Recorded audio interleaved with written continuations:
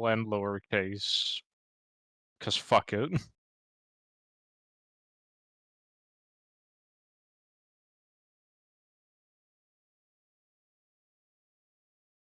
And let me run and go potty real fast, and make sure you got your notes out.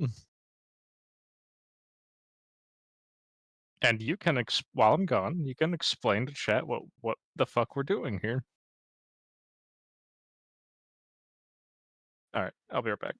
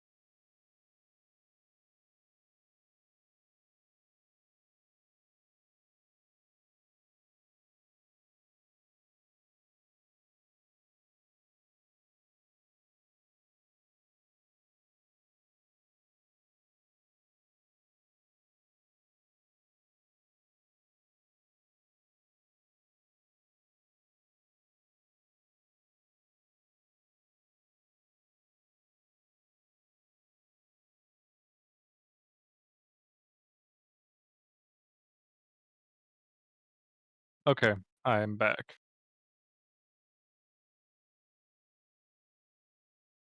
Hello. Hi. Okay.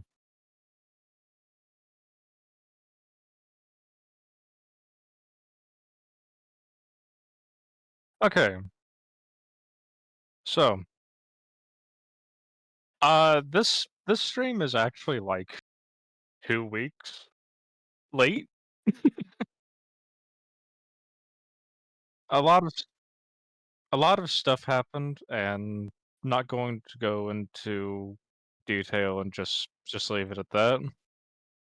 But I think it's about time that we just kind of shut our brains off and well, more like uh targeted autism to where it matters.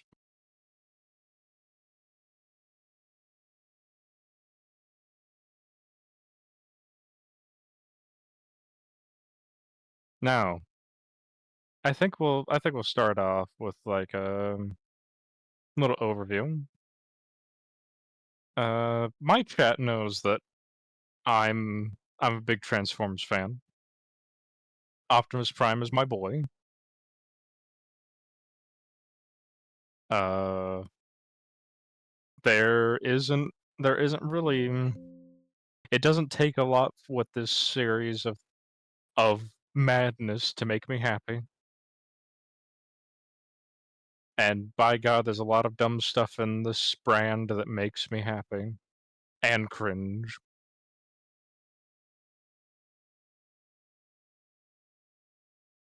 What about you, Ghost? I can hear you. Can chat? Can you guys hear Mr. Ghost? Yeah.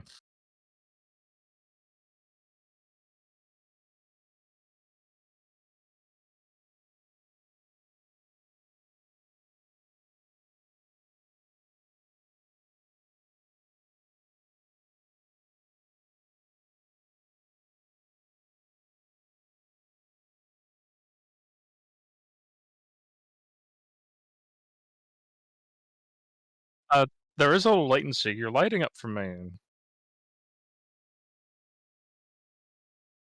I think you are too loud. Let me fix that. Yeah, my apologies. You see, I'm the quiet one, so I have to turn myself all the way up, and I forget that everyone else is louder than me. Mm. Yeah, you got one of those fancy mics.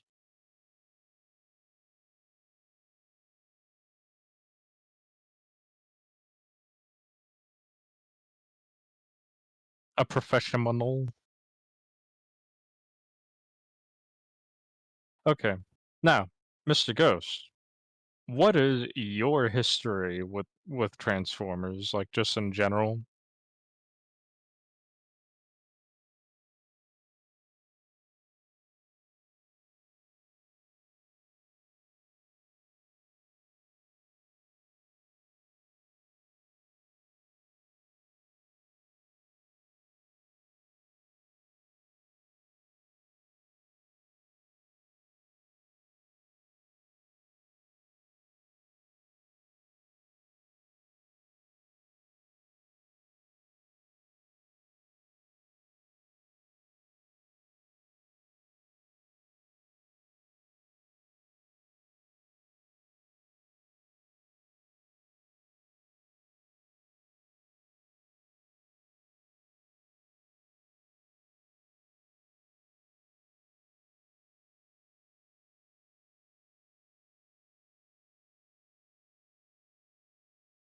Peace be upon it.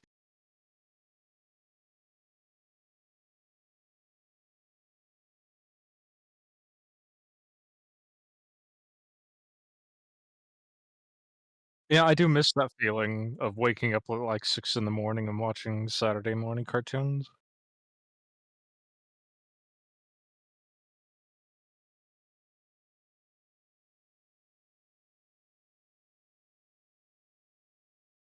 Bowser says that Armada was their first Transformers series. It was mine too, actually. Yeah, I mean, Armada was good. Armada was definitely good. From my personal opinion is that uh, Beast Wars was Beast Wars wasn't necessarily the absolute peak of Transformers, but it was definitely up there. Mhm. The mysteries that you had going on, the just everything about it was super good, and there wasn't a whole lot about it that really needed to be changed. And the fact that they near the end of the series, spoilers for a series that's probably like pushing 30. It's older than me, isn't it? I think so. Like, Hang on. that came out in '95. 96 and ended in 1999. Okay. So I I was was I I was was born 1 9. year. Yeah, I was 9 years old when Beast Wars first showed up. So 9 years old and having a solid understanding of where Transformers came from. Um, when actually, yeah, no, next year, next year, Beast Wars will be 30 years old. Oh my But, god. but yeah, yeah, Dang. Bowser, I'm that old, kid. Um, yeah, yeah, no, like I said, I I feel old. I am old.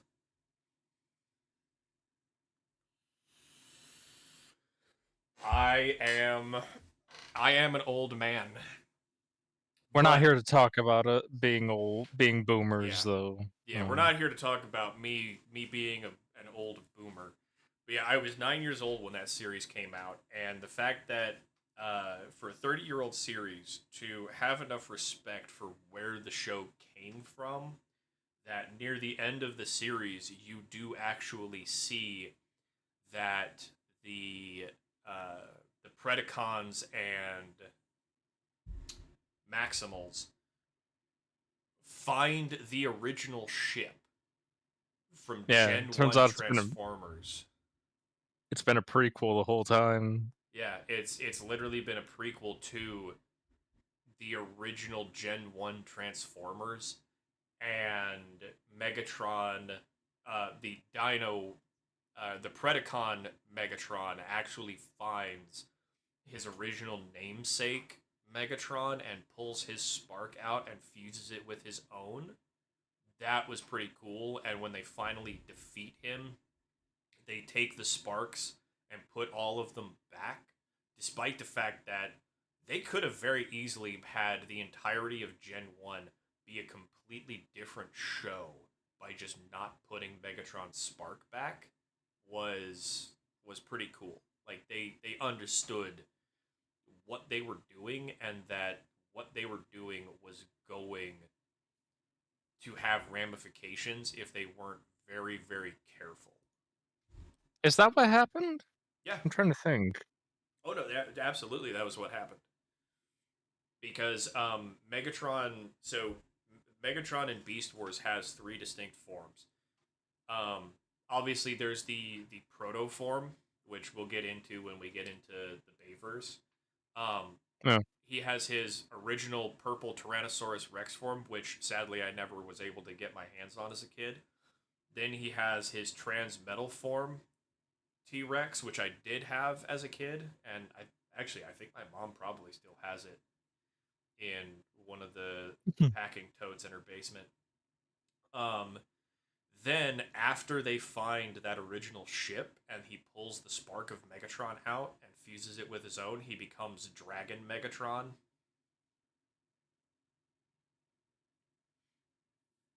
And then they finally managed to defeat him, and they left Waspinator behind, but they managed to get all of the Predacons either defeated or locked up, and they traveled back to Cybertron. And then you got Waspinator got his happy ending. he did. He got his happy ending, and then he got punted back to Cybertron. I forget what the sequel series was called, but that was kind of where that series. Yeah, they just left him. They just left him behind on Earth. It was That the sequel series was Beast Machines, and that's I right. just didn't want to watch that one. I did not have any love in my heart Yeah, to watch it just looks so ugly, man. yeah. I mean, it did it. The show was Beast Machines as the characters were designed wasn't bad, but just a lot of looking back on it, the reason I wasn't a big fan of it even as a kid was just straight up Optimus went from being a basically a commander and leader to his small little team to just straight up a preacher. An annoying one. Yeah, like I get it because they have this whole scene where they give a eulogy for Rhinox, and it's like, okay, I kind of understand. You're literally giving a farewell last rites to one of your oldest friends, but bruh, this is this is not the first time, and I can tell this won't be the last time this happens. Can can we just like can we just have giant robots beating the shit out of each other, please? That's what Michael Bay did. Our Lord and Savior. Yes. Despite what everybody's gonna say, like I'm going to give Michael Bay his credit in this stream when he has earned it. Um, Now, when he screws up, I'm absolutely going to call him out for it, and so is Jake. We're going to give him credit when he deserves it, and we are going to call him out when he doesn't deserve it. Which is pretty much which I Uh, think is a pretty good way of starting us off right here. yeah. Um, Just gonna find some doodads to put on the yeah. PowerPoint presentation. Okay. Um, so, uh, we could start with the beginning of the movie, I guess. Hmm. Yeah. The opening Or narration. we'll go off just summarizing the entire plot of the movie. Spoilers for a movie from 2007. Yeah. I mean, so Transformers is one of the Michael Bayverse Transformers are some of those movies that I have no problem going back and watching. To me, it's the same thing as going back and watching the original Arnold Schwarzenegger Predator film. Like, sure, I know exactly what's going to happen, but it's such a fun ride that I don't care. It's like hopping on a roll. It's like hopping on your favorite roller coaster. You know every hill and every turn, and it doesn't matter. You're still gonna have a blast.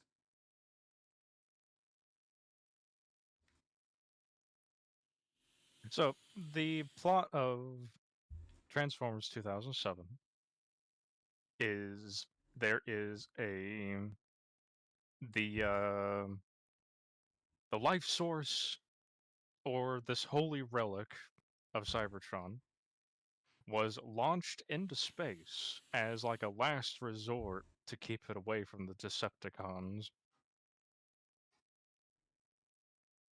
And it miraculously crash landed on Earth at some point. Yes. And action ensues. Flash forward to modern day, and now after seemingly a century or so of silence, it is alluded to, or no, it's basically not alluded to. It's explained that the Autobots lost the war on Cybertron, but Cybertron is now a dead planet, and both sides want the Allspark because it has the ability to create life.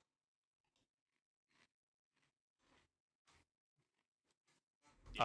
Megatron wants to use it to make an army, and it's not really stated what the Autobots want to use it for, other than to keep it safe.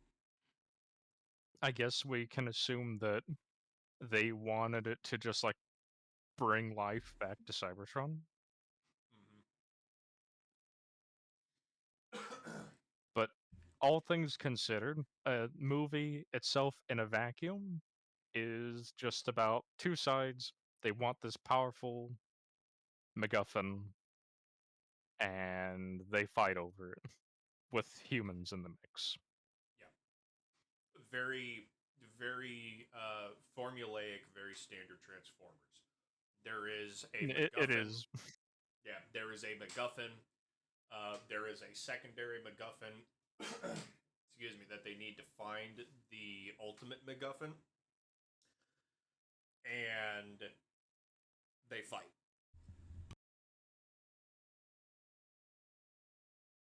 And the secondary MacGuffin is where the humans kind of get thrown into this. Yep. So it's a good movie. It's a good popcorn flick. Uh, kind of Bowser. It's more a thing of we accidentally nuked our planet. Excuse me, Jesus. It's more a situation of we accidentally nuked our planet into oblivion, and we need the magical MacGuffin to recreate all of the sentient robot people of our planet in order to restore the planet.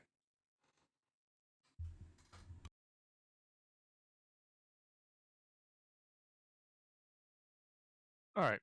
Uh, Now with that out of the way, we can kind of go ahead and start with, what were your notes for the very beginning of the movie? So, the really the so okay to kind of like I said to give Michael Bay his credit, this first movie, um, we didn't really, or at least I didn't really have a lot of notes on this one. Uh, hang on. You know what? I need to give me a quick sec, Jake. I need to go grab a drink. I've got Dorito lodged in a very uh, inconvenient spot in my throat.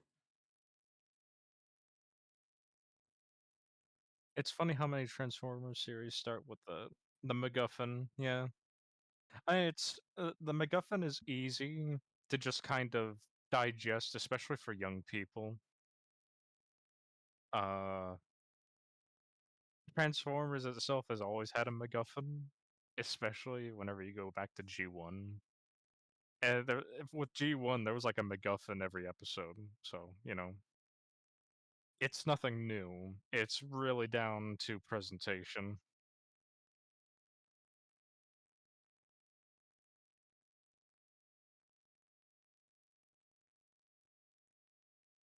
Peak Saturday morning cartoon for G1. Yeah, definitely. Hmm.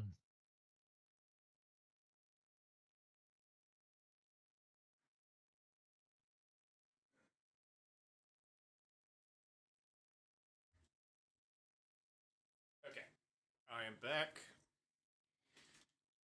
So the as far as so the opening monologue, the only real thing that I have to say on it is uh I don't mind the Allspark.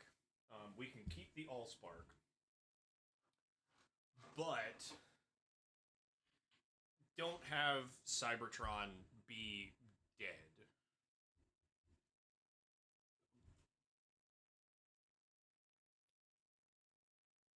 Um, Don't have Cybertron be dead.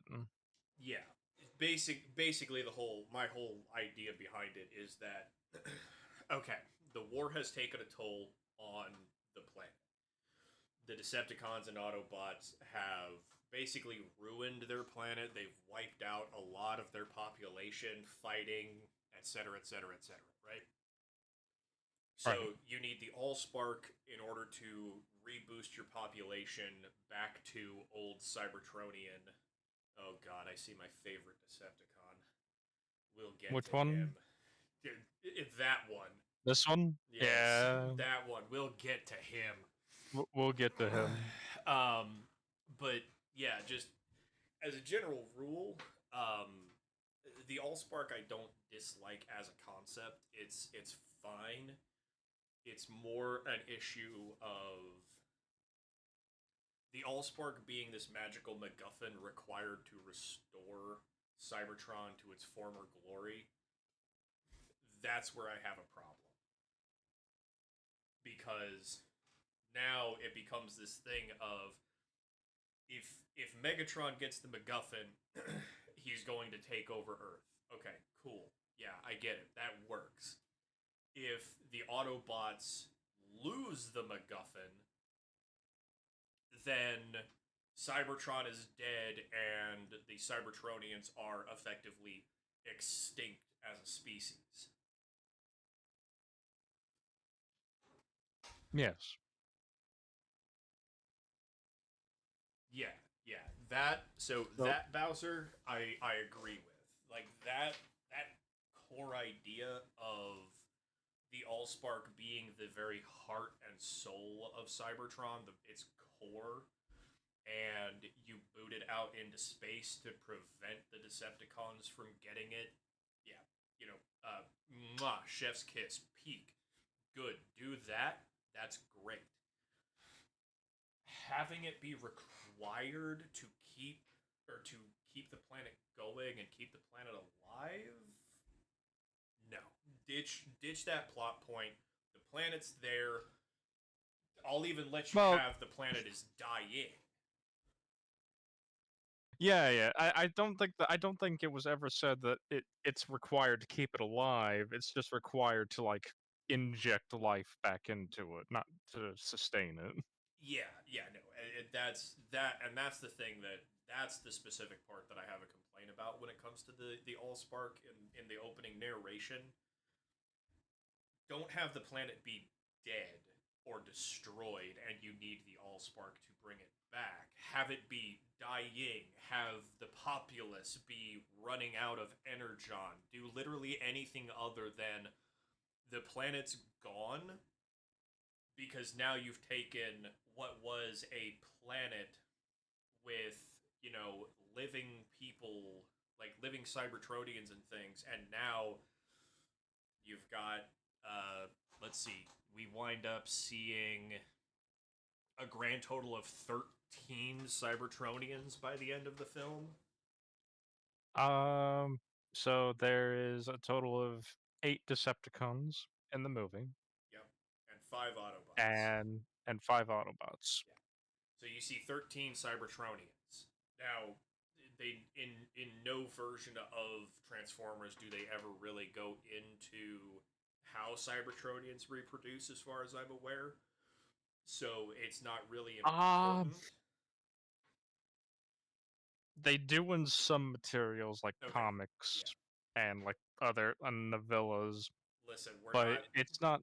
I We're know talking about the movies. yeah, I know exactly what comics you're all referring to. We're not going down that road. No, we're not talking about Fred Perry, our Lord and Savior. Yeah, Peace be upon him. yeah, Fred Perry, peace be upon him. yeah. No, we're not going down that road. We're not invoking the Fred Perry degeneracy. Peace and blessings be upon him. Um, Peace be upon. yeah. But yeah, no. Like I said, it's more just I always have a problem when any story, it doesn't matter what it is, any story that basically says here's this magical MacGuffin that's required to revitalize a dying or dead species. Like if you're gonna go that route, you had better give me a god, not just a MacGuffin. I mean, you could argue that the Allspark is something that is culturally to them Mm, a god, sure, but that also sort of like worshiping, I guess, in a crude sense, comparing it to like a Buddha statue. yeah, like the Allspark better transform into Primus himself. Otherwise, I'm not going to accept that the Allspark is required to bring the Cybertronians back. Well, you see, the planet is Primus, Yeah, so exactly. I get. So I guess what now that I'm reminded of that, I can't believe I forgot that. So with that out of the way, how about this, right? Uh, Now Primus created the planet, but he used the Allspark as a tool to create life from there, I'm gonna. which I like that then idea. makes the Allspark a holy icon that I'm, is super valuable I'm within gonna. their culture. I'm gonna tweak it. I'm gonna tweak that ever so Okay. slightly, Jake. The Allspark is literally Primus's spark. Mm. Mm. If you make the Allspark Primus's spark itself, now I have less issues with the magical MacGuffin being needed to bring life back to Cybertron, because you're now no longer trying to revitalize a planet and a dying species. You are literally trying to resurrect or bring back basically the Cybertronian god from the dead. That's not a bad idea, really.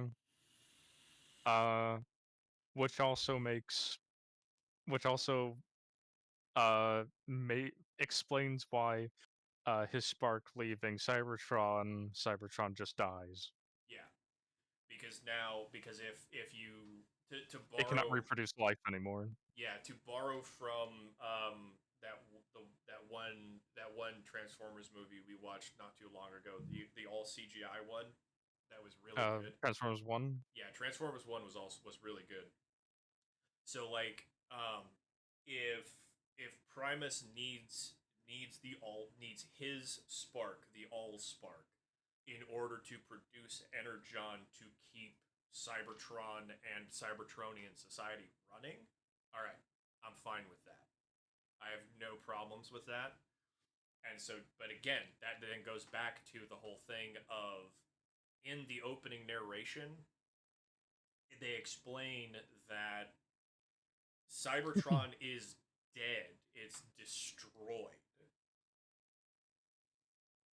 Like, not Cybertronian society is failing. It's having to ration energon. It's having all these issues that are going on. It's not that. It's gone. It is a Well, it's wasteland. that they destroyed it themselves. Yeah. They used all the planet's resources Yeah. to destroy it themselves. Yeah. But like I said, like that's the problem I have. It's not like if the planet is dying, it's less of an issue. If it's dead, your MacGuffin, your like the entire thing kind of becomes an exercise in futility. So how about this to add on to it being Primus's spark, right? Mm-hmm. That it's you know how in the movie they kind of explain that this is where modern technology comes from by re-engineering Megatron, right? Yeah. But also why not actually have it be from the humans re-engineering from the Allspark?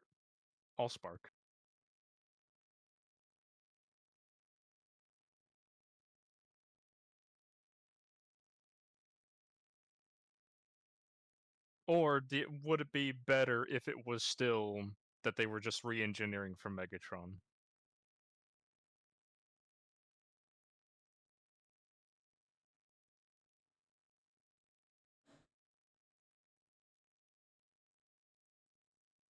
Sorry, I was having a fit.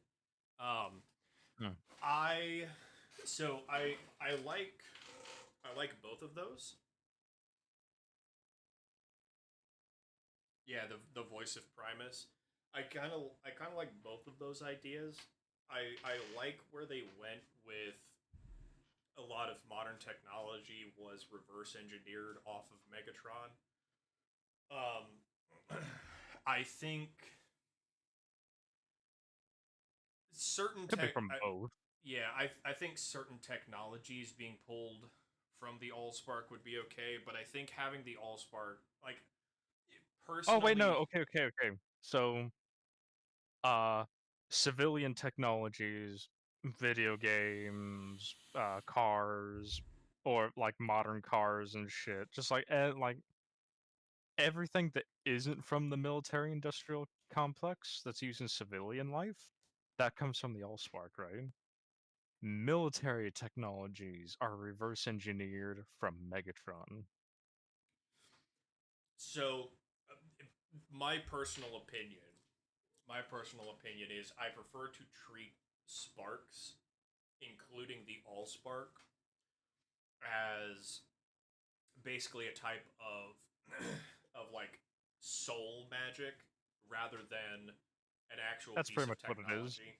Yeah. I do like the idea of Bowser's idea of the voice of Primus helping lead their technology. I think the Allspark being able to provide like hints of where to take certain technologies to improve them is a good and valid and solid idea. Um,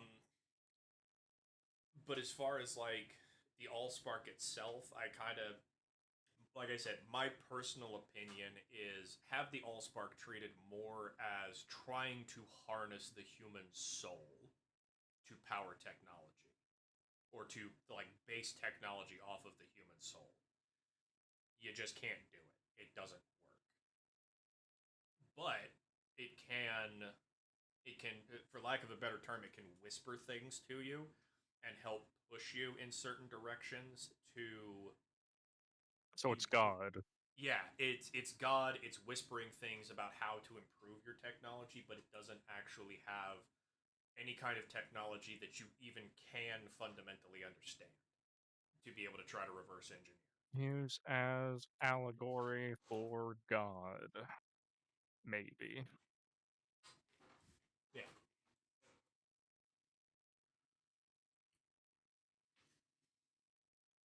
I can spell.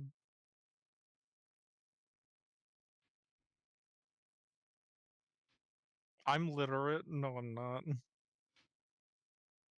I must make people mad all the time. Yeah. Okay. So, um,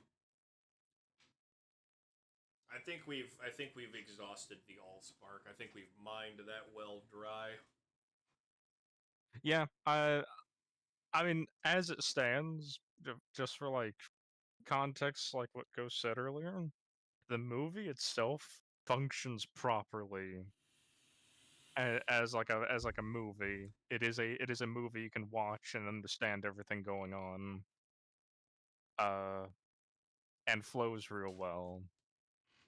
Everything that we edit here is literally just like really scraping at what could be changed to make Mhm. things work just a tiny bit better. Yeah. As we kind of work through it, when we get to the end, I'll give my kind of rating on this thing. It's this first movie is solid.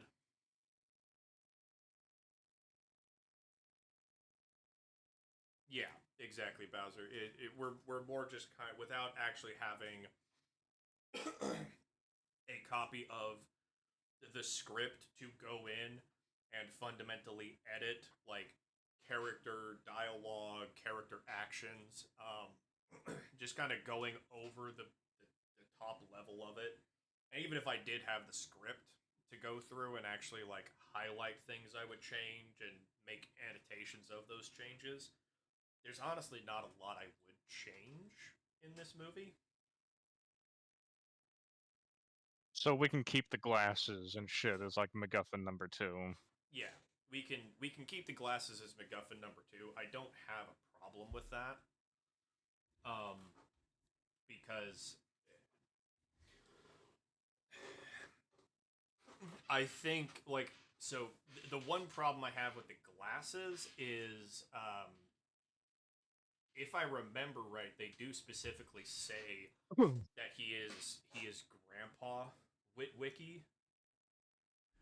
I would have him be like great grandpa or great great grandpa. Yeah, the egg McGuffin sandwich. Yeah, yeah. We'll get to the egg McGuffin sandwiches here before too long if we when we show back up to do Transformers 2. Oh my god, there will be so many McGuffin sandwiches. We that one's gonna be a much bigger PowerPoint sheet. Oh yeah. 2, this movie there's not a lot. The next one I am going to have so many things to complain about. Yeah, I think with the second one we would just be remaking it from the ground up, Probably.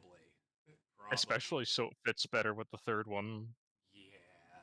We'll get to those when the time comes. For right now, Yeah.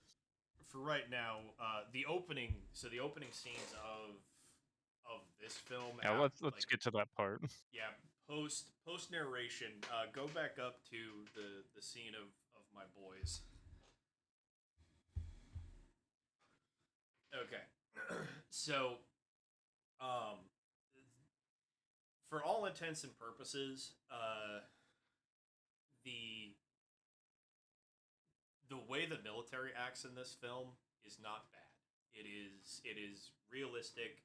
There are a lot of actions that are taken. There's a lot of the banter and the communication on issues that are solid. The only real complaint that I have as far as this stuff goes, there's a couple of things. The first one is move move the Air Force base uh, out of Qatar and into Iraq proper. That's really about it. Um, and just I general I uniform complaints. real fast. I invited Riza. She might pop in. I don't know. Okay. So so just the uniforms. Yeah, the uniforms and the global position of the Air Force base um, that they're operating out of. Um, Blackout Blackout showing up as a downed um, a downed military helicopter, and the fact that they're immediately ready. The military's immediately ready to shoot him out of the sky before he ever sets foot in the base. Completely reasonable. Soon as they figure out the tail number of the bird, and they're like, all right, let it onto base. Security forces roll out as soon as he touches ground. Um, Completely reasonable.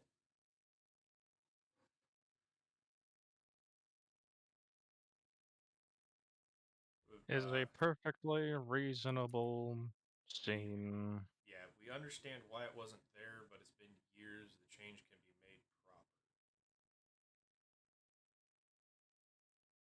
I'm Uh, afraid I don't understand, Bowser. we understand why it wasn't there.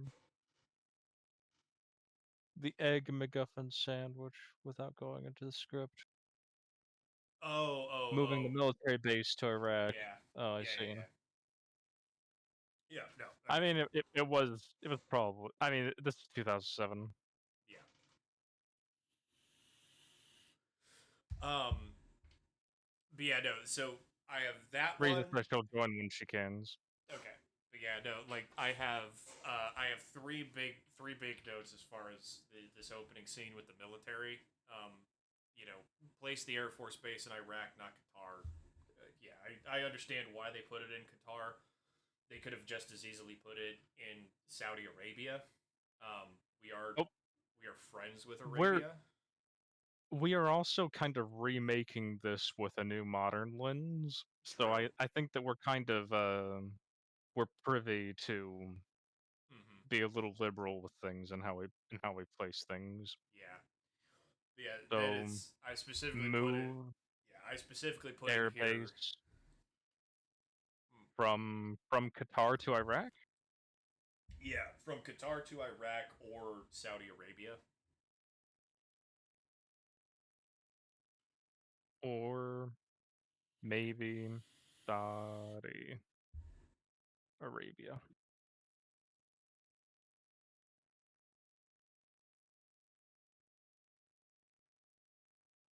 Um, my Maybe next Saudi Arabia. my next my next note is literally this. I'm going to read this verbatim for everybody. Fix the uniforms for the love of God. What is wrong with the uniforms for those that aren't educated? Okay, so it By you that I mean me. yeah, so you have to know the uniform in order to like really understand why this is a pet peeve. So when you watch the film, you see basically three military uniforms, and only two of them are actually viable uniforms. The first one is that you so the guys that we follow both leading up to Blackout's attack and after Blackout's attack through the rest of the film, they are they're basically a team of U.S. Air Force Joint Tactical Aircraft controllers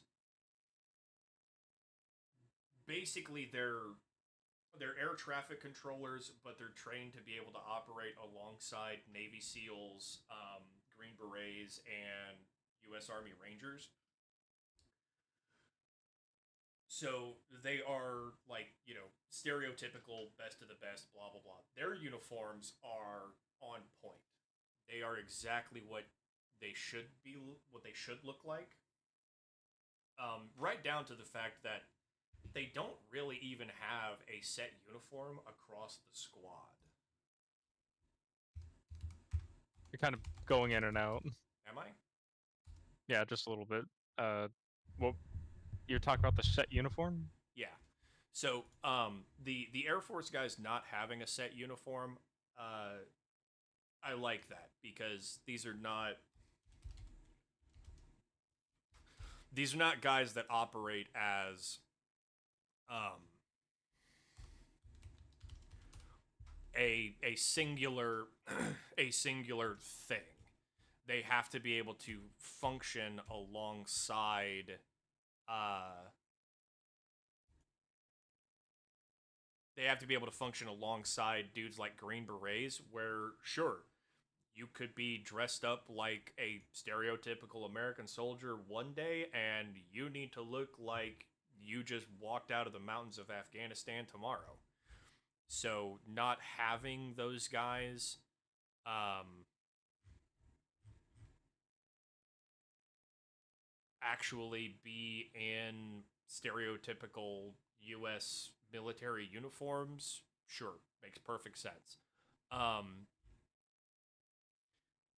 the guys working inside, operating the radios and everything, you actually see two different branches. The first one is that you see a U.S. Marine Corps colonel, and you see a bunch of Air Force officers. Now, the Marine Corps colonel, he is wearing Marpat, specifically Desert Marpat. His uniform works. It's on point. The Air Force guys around him should not be wearing that camouflage pattern. They should either be wearing the same thing, just cleaner, as the guys with the rifles that we follow throughout the movie, um, or the U.S. Air Force Tiger Stripe, because that's when that uniform started being rolled out, and the officers are usually going to be the first guys that actually get that uniform.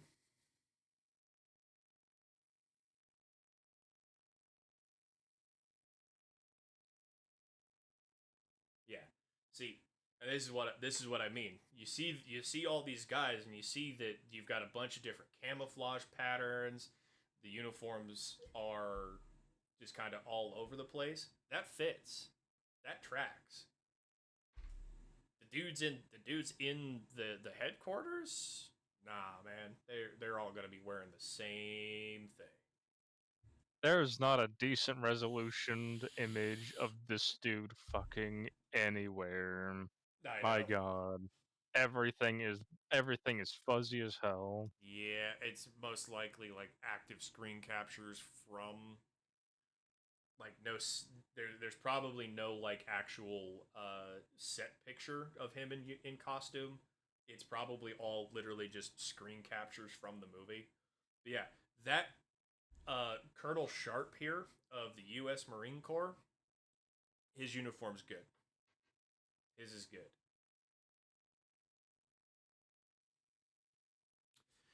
Um, but yeah, that is always a pet peeve.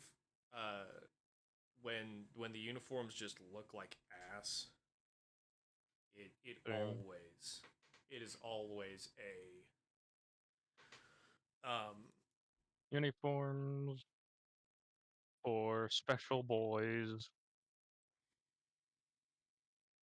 uh are perfect for their roles as special forces. yep. Special We forces, spec op. so we have where while we are waiting on Riza, we do have special guest.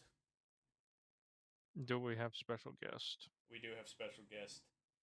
Tubby Is it Cat that damn cat? demands. Yeah, Fuck her. Tubby Fuck Cat. that cat.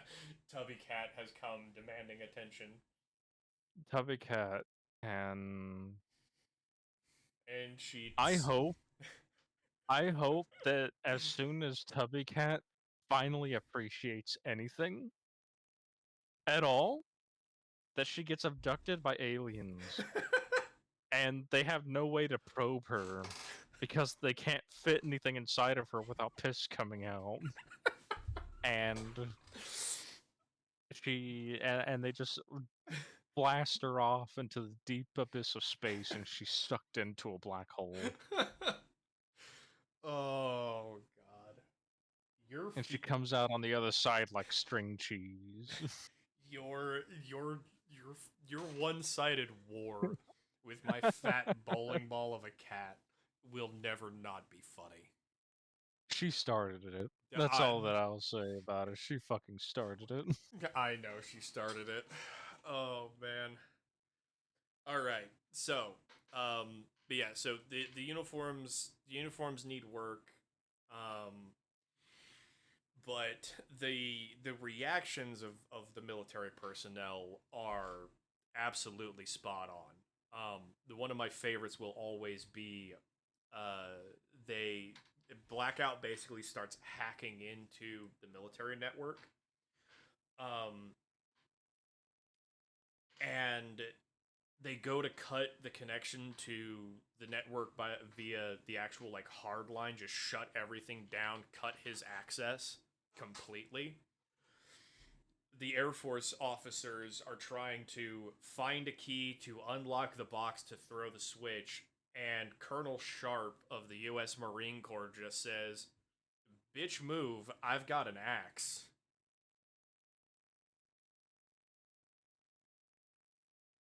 Like that. That is one of those subtle details that there was somebody working on this film that understood how the different military branches think and react to stuff based on that thought process. Uh, Colonel is spelled Colonel. Oh no. Yeah, Ah, there we go. I Colonel is French. Why is it said Colonel? I don't know. Colonel. I don't I know. hate I know it's one of that is one of those. English language fucking sucks. Hang, you know what? Hang on. We're gonna go down a rabbit hole. No, no, let's stay on track. Come on. Come on. No, no. We're. I'm gonna. Ba ba ba ba ba ba.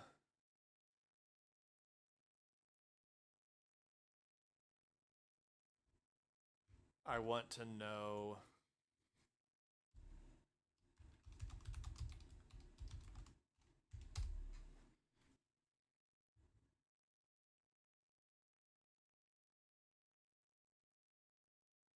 So it's safe to say the first like 15 minutes of the movie are fine.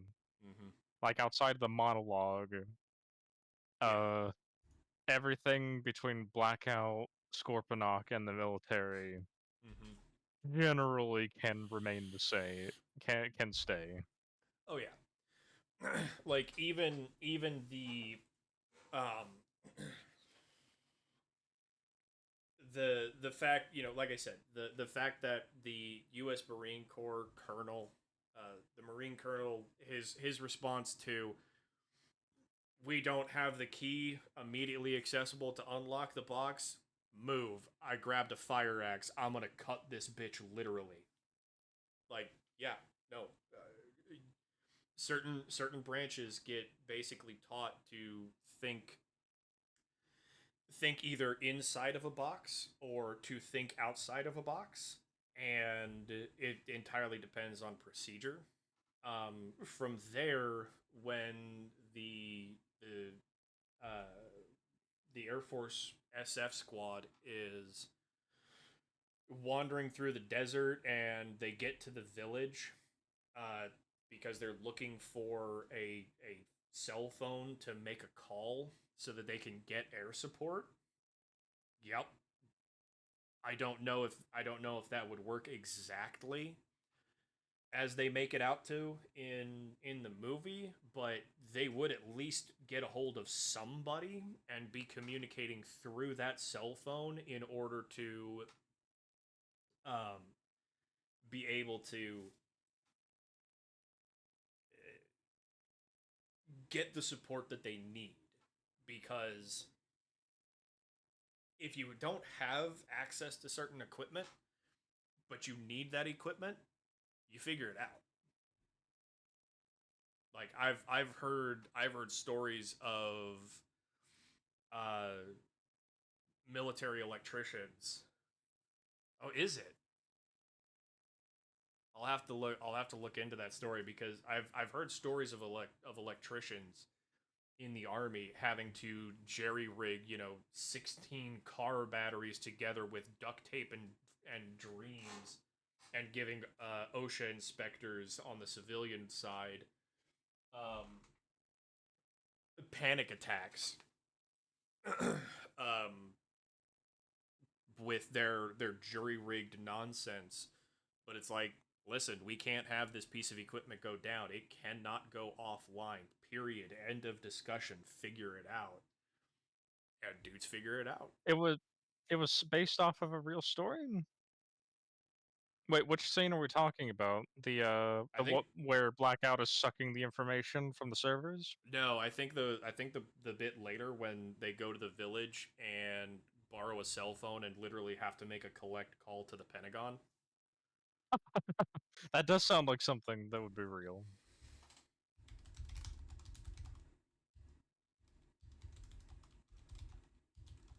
I didn't know. Let me see.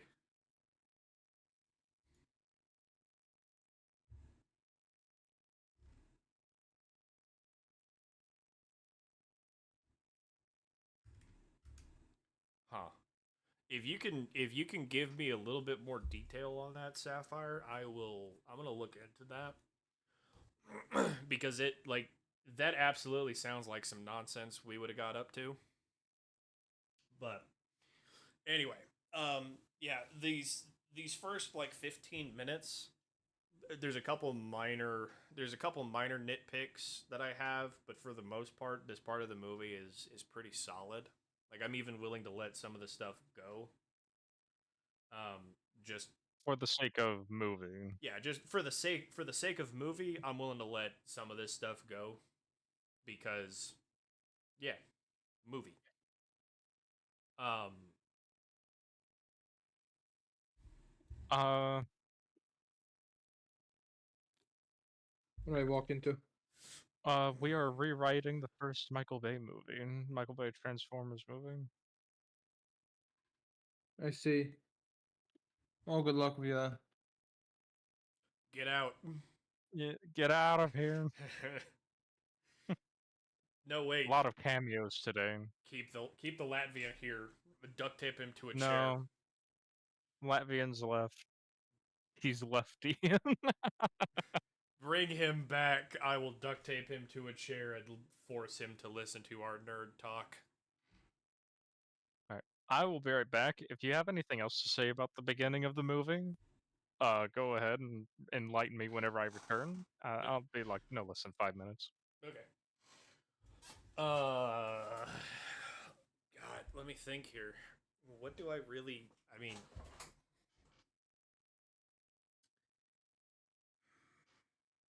I haven't really met a lot of Air Force Spec Ops guys in the past, so I don't really know exactly what kind of tactics and procedures they use.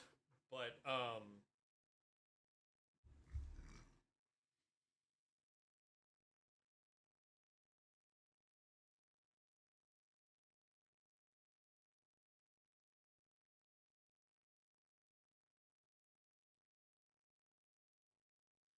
but for the most part, hello. For the most part, I don't really see anything in these first 15 minutes of the movie that really says to me, um, you know, oh, they didn't get a hold of anybody from the military. The military just kind of loaned out equipment and personnel and said, "Yeah, have fun." I didn't really get any kind of vibe like that. I mostly got, "Hey, this is um,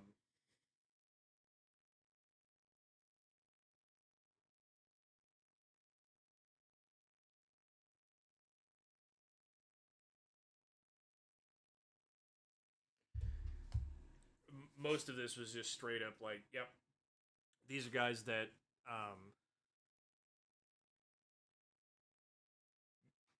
yes, that man, I'm just gonna call you Nash because trying to actually pronounce your name is going to twist my tongue into all kinds of shapes that it's not supposed to go into. But yeah, we're kind of doing a rewrite, a tweak of um, the first Transformers movie. Yeah, I did hear that, Sapphire, that there were a lot of military personnel actively involved in the film, just kind of doing military things, which that's honestly that's the best I'm way. back. Welcome back. That is honestly the best way to do it because one of the things that's been pointed out to me over the years and that I've noticed myself is that you can tell who's been in the military because they stand a certain way, they walk a certain way, they talk a certain way. Like there are things that we do that we never really get out of having a habit of, and just the body language, the way we carry ourselves is so vastly different from the average person on the street that if you just grab an actor and say pretend to be military, it ain't gonna work.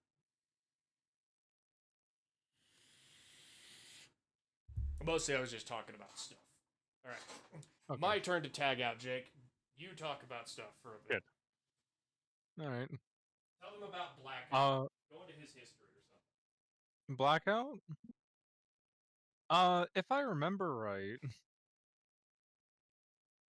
If I remember right, Blackout was specifically made for this movie, wasn't he?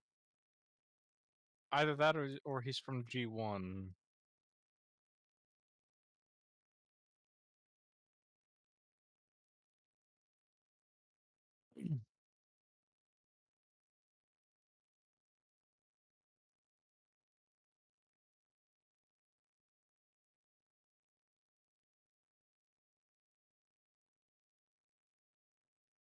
Okay, Blackout is a completely different character in G1.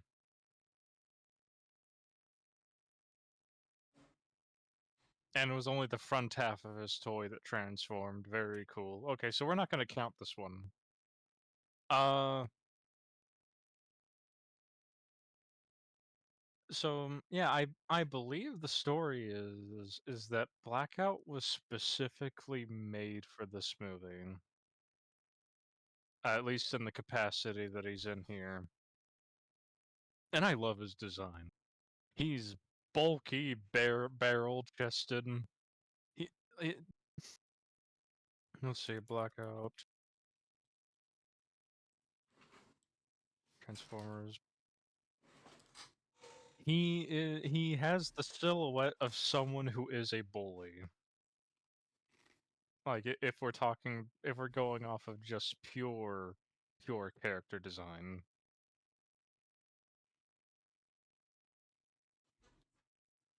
Oh yeah. Um,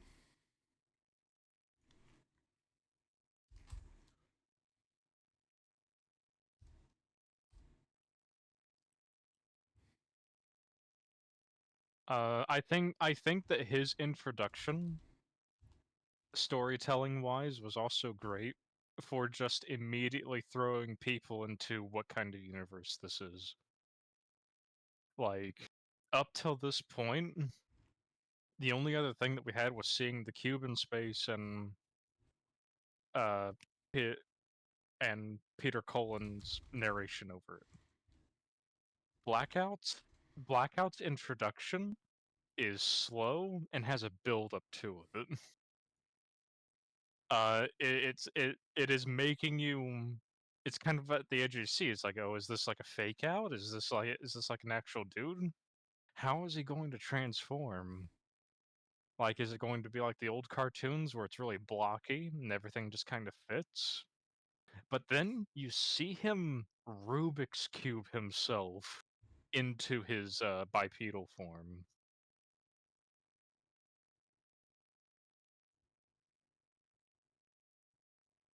He is an absolute unit from the sound of it. Yeah, he's big. Let's see. There you go. I just sent you a picture, Jake. Kind of give an idea. Like, Blackout. Actually, here's a better one. Here, throw this one on there. Some random dude No, off of Google, next to the helicopter that Blackout uses as his disguise. He is a like he is a beast of a helicopter. like yeah, I'll put this one in there. For some reason didn't. And if you look at my stream, actually look at this one. Um, why is nothing? Oh, I see. Very cool. Gray over gray. Like here's the actual size of the lad. He's the biggest one there.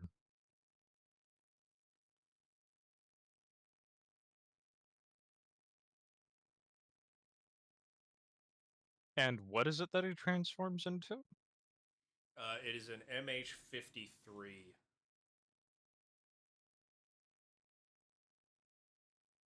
Hmm.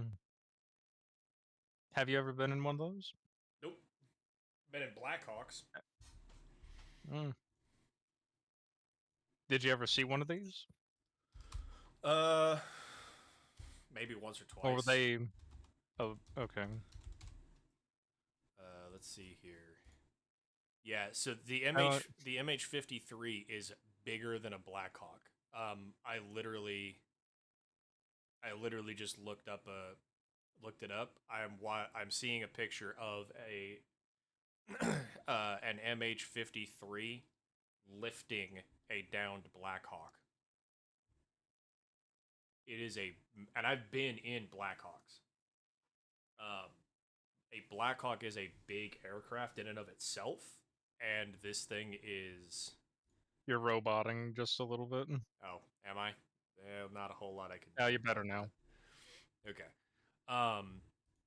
But yeah, an MH-53 compared to a Blackhawk is a big ass bird. Like, it's not the biggest, but it is pretty beefy. Here's I guess, quote Yes. unquote, uh, screen accurate scale chart.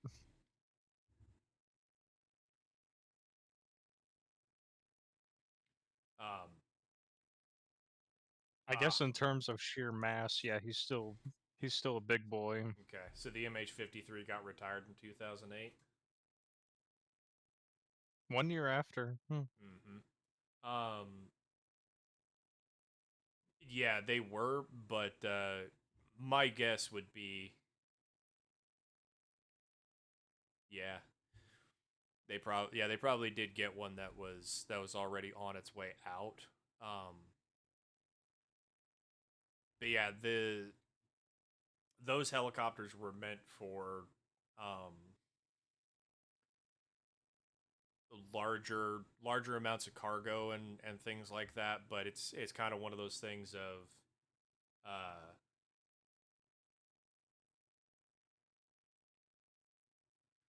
they you have the CH-47 Chinook. You don't really need the MH-53 because the Chinook can carry even more than the 53. So decommissioned. This guy must be a scrapped one because I don't remember who this one is. I don't think he's in the movie.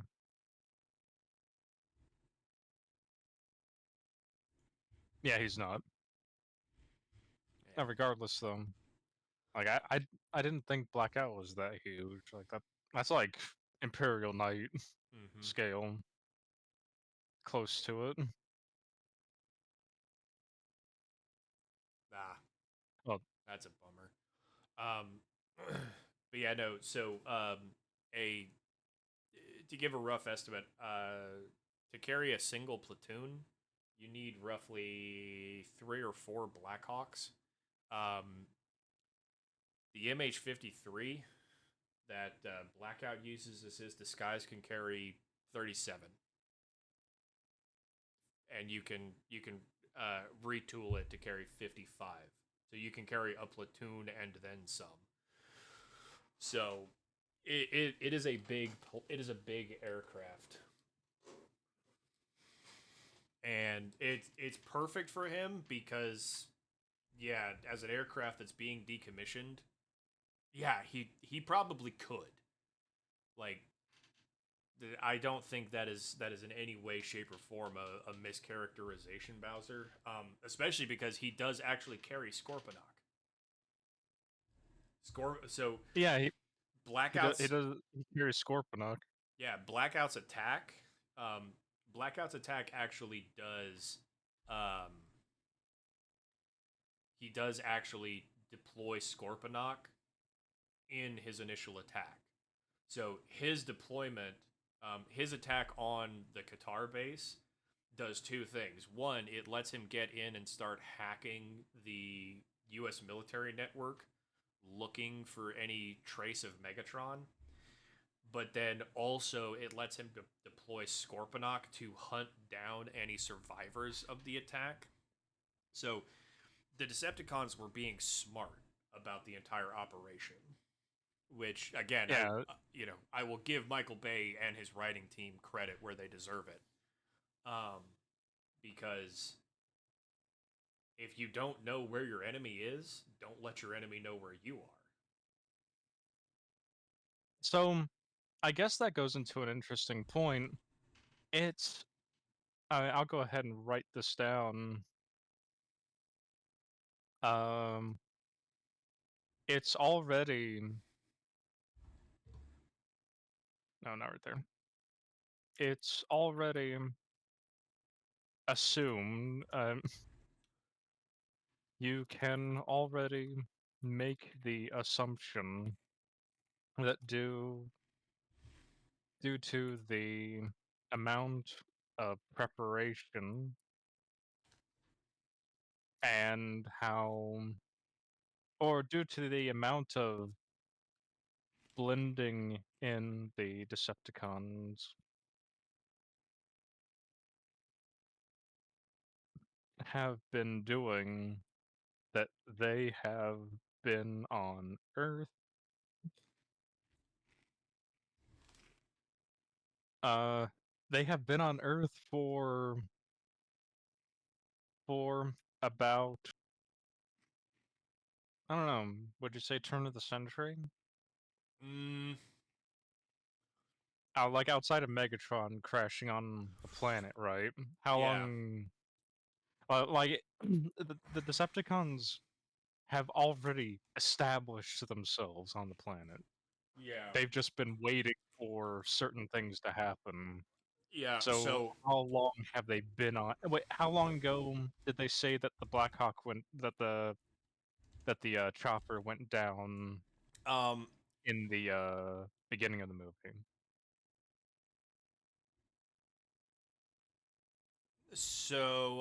I forget exactly. I forget exactly how long they said that specific Blackhawk went down, but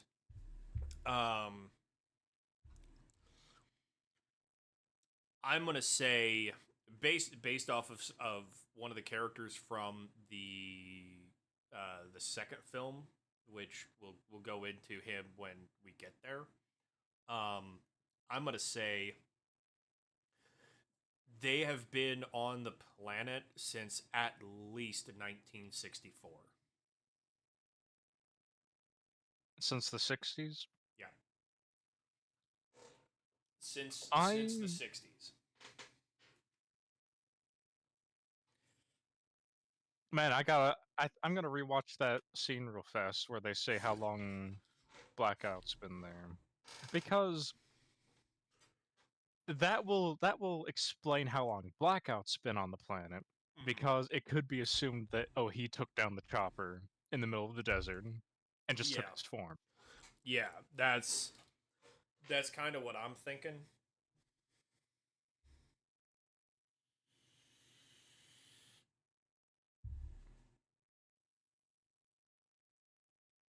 Let me see. Yeah, it wasn't a long time. Um,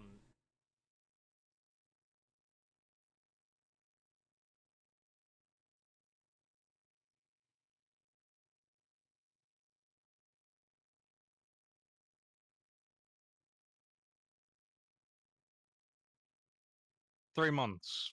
okay, yeah, So yeah, Blackout is confirmed to at least have been on the planet for 3 months. yeah. I based off of something we'll find out when we get to the second film. I'm gonna I'm gonna say that there's at least been recon elements from the Decepticons and Autobots on the planet since the 60s. It's about 3 months going off of Blackout's vehicle form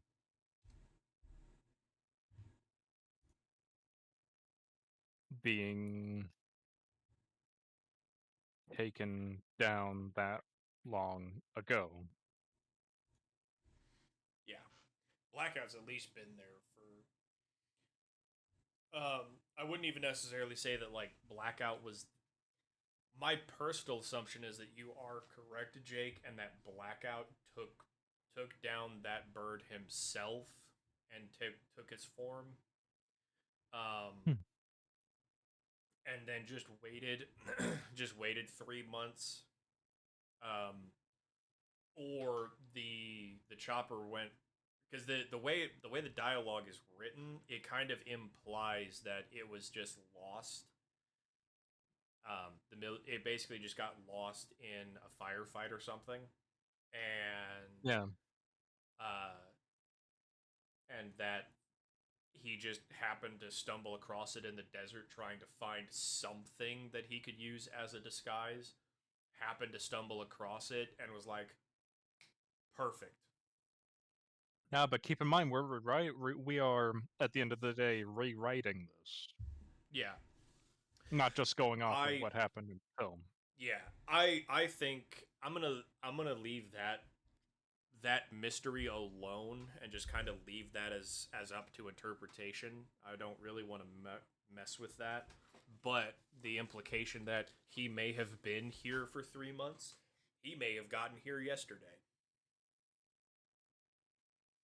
right? I think, for you know what? I guess we should go ahead and start off. Should we start? That's kind of going. All right, we've already agreed. First 15 of the movie, first 10, 15 minutes of the movie, don't change a thing outside of very small things. Yeah, Uh, and we are already established that Blackout is best boy and doesn't need to be changed at all. yeah. Now he's beefy, he's Uh, big. He gives that aura of um, I he am does aura here to fun. bully. I am here to give wedgies, and that is it. I mean, Uh, he just annihilates an entire base. yeah. So, Like that Sapphire. probably wasn't even necessary. Yeah. To answer your question, Sapphire, for right now, Jake and I are planning on just doing the first three. I think we should do all six and just really lay into Michael Bay in the God. later films. Just really let him have it, but Oh, you can hear I the pain in his voice. 4 and 5 are just. You mean 5 movies? Bumblebee's not a Michael Bay Oh no, directed there were movie. six. There's 6. There were six, not including Bumblebee's movie. 1, 2, 3. Age of Extinction, The Last Night. There are 5 Michael Bay Rise movies. of the Beasts. Rise of the Beast wasn't a Michael Bay movie. Doesn't matter. It's part of the Michael Bayverse. It's more like a soft reboot, Y- but I think we could go into Rise of the Beasts and probably see how we could fix that one as well. yeah, I we could. There's a lot that we could do. Base four was kind of meant to be the start of a new trilogy. Five was a soft reboot, and six was a soft reboot again because four didn't do great, so they tried to do a soft reboot for five. That didn't work. So six, they did a soft reboot again to try to get the numbers back, and that didn't work.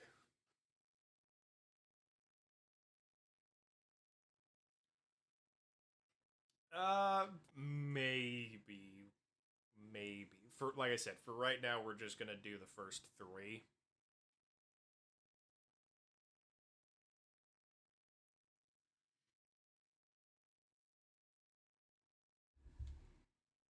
Um. Oh, there. Okay, there is one thing. There is one thing about the first 15 minutes of the movie. One major change I do want to make that I just remembered. Um, Okay. because it's a little bit lower down in my list of stuff in my notes. The force field. The force field. Yeah, they kind of make a big deal out of it at the beginning of the movie, and we haven't rewatched the second or third ones yet, so I don't remember if it becomes a big thing. Oh yeah, it never comes back up again. Yeah, like just drop that whole thing. Yeah. All right, I'm Um just gonna put down drop the force field thing. Never comes up again.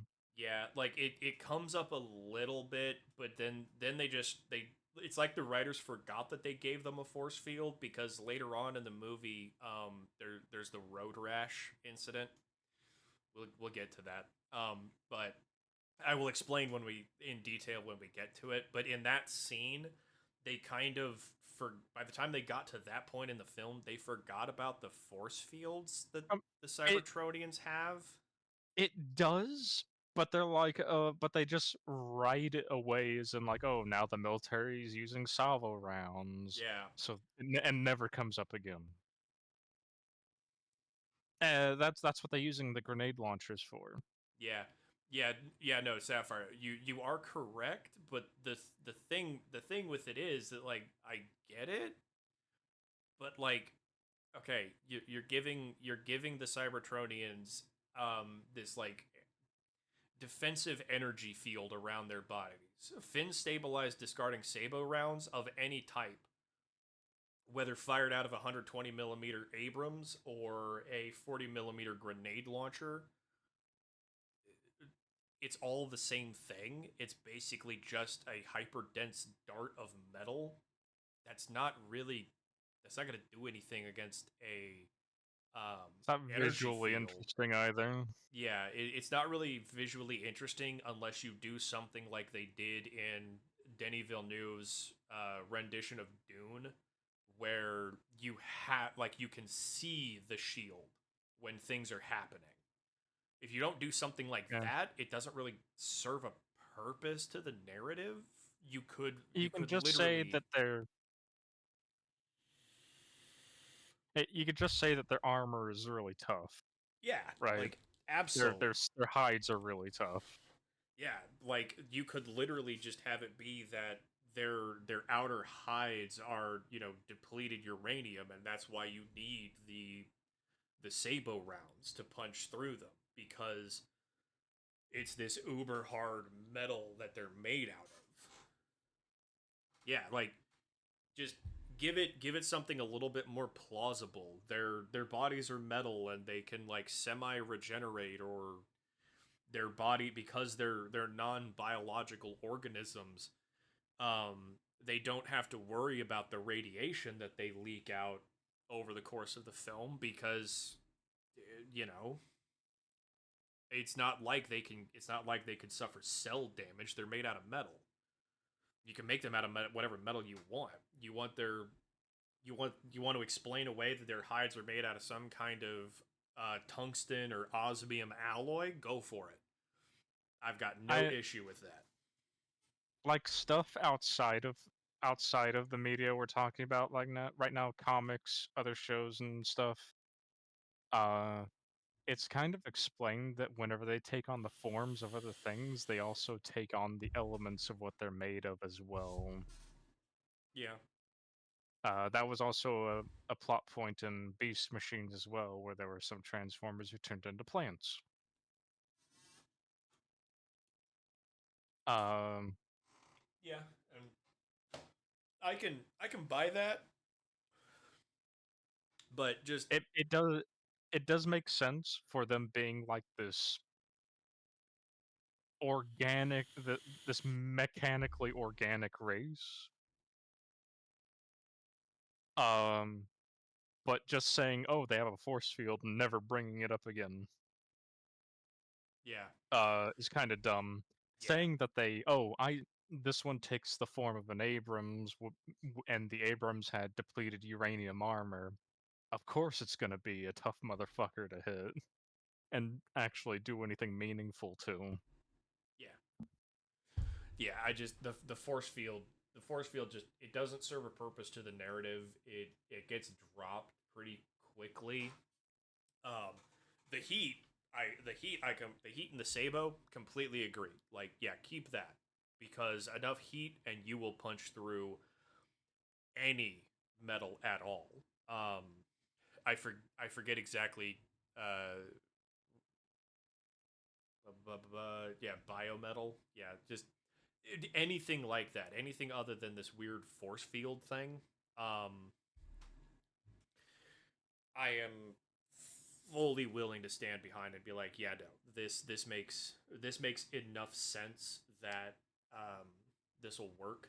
Uh, but I forget exactly what the full nomenclature for it is. But basically, there's a the way like RPG 7 rockets work is that um, there's a funnel of copper at the back of the shell, and when that thing hits, it produces enough heat in that explosion that it will basically turn the copper molten and reshape it so that it turns into basically like a spearhead of superheated metal, and that shit will absolutely melt through um, armor plating. So the heat combined with the Sabo makes perfect sense for armor, not energy, force field, shield nonsense. So this next uh, just for moving on sake, Yeah, this next section is going to be called the build up, right? yeah, Where the plot starts. yeah, Because this was an introduction, it's the hook. yeah. Uh Blackout's invasion of the military base was the hook of the movie to keep you in the seat. Mm-hmm. Because the first 15 minutes of the movie are the most important. Uh if you're not in the chair by then the movie has failed to do its job. Yeah, it's like going back and watching. Um, it's like watching any Godzilla film. You want to see Godzilla within the first 5 minutes, but the guys behind the film know if they don't give you Godzilla directly, um, Ah, Firestarter, boy, child. I missed whatever happened because groceries, but in my suggestion, Glinda and Neo, that's all. Okay. Moving on. Very valid argument, but no. um, Moving on.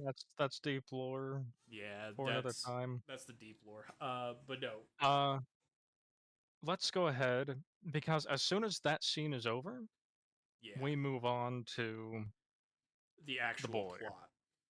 Yeah. All right. Sam. So we started out with Sam LaBeouf and his love interest, Megan Fox. fucking Megan Fox. Yes, Just Megan Fox. That's they hired Megan Megan Fox. Fox to play Megan Fox and do Megan Fox things before she and her husband got weird. Yeah. Let's keep it. Let's just keep it in regards to the movie, shall we? Let's keep it PG-13. All right. So one thing, so there's a couple of things here that like I made notes of to actually keep in the film specifically because I know these are complaints that a lot of people have about this first film. Um, I like the I like the eBay plot point because William. yeah, like because when you stop and think about it, it actually does make sense. Sam has no idea what his grandfather's glasses are actually worth. He just thinks they're glasses with weird stuff carved into the lenses from his grandpa who went crazy. Like, yeah, it's he's trying to get money. He's trying to get money to get his first car. Like, he's gonna sell anything he has that doesn't have sentimental value to him. He's gonna try to sell to get money to buy his first car. Like, yeah, makes perfect sense. Um, it also gives the Decepticons and Autobots a way to start looking for the MacGuffin to lead to the next MacGuffin because later on they establish, the reason the Decepticons have never found the Allspark is because of how the Allspark was hidden. Okay, so we need to have a way to discern or to figure out for the Decepticons and Autobots where do we go to try to find the Allspark? Ah, well, there's this kid. He is selling his grandfather's glasses. Um, the the U.S. military network has his grandfather in a file related to Megatron. Therefore, makes perfect sense. Very roundabout, very Hollywood, very movie mystery type of situation, but it at least makes sense as opposed to just some of the stuff that comes up later on in other films. This plot point actually does make sense. The other thing I like is um, keep keep a lot of the dialogue between the characters the way it is because yeah, exactly. It does also kind of disarm you because it's so goofy that it's a very goofy way of getting the plot going, but it's valid. It's not crazy or wild. Um, So, introduction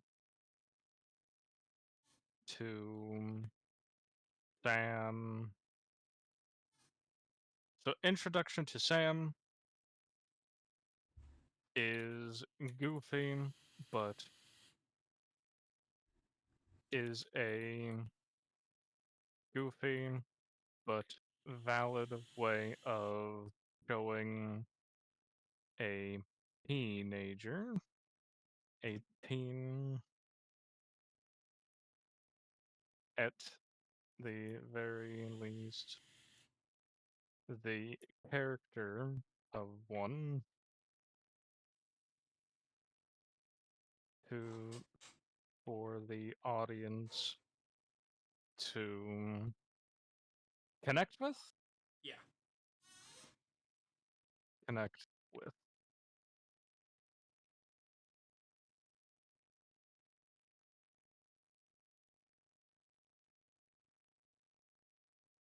Um, eBay or MacGuffin number 2, and it's eBay, and it's eBay product placement. Yeah.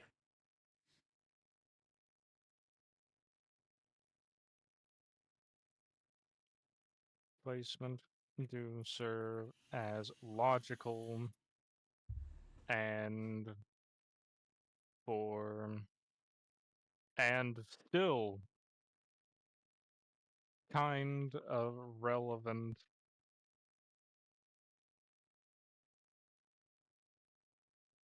so kind of relevant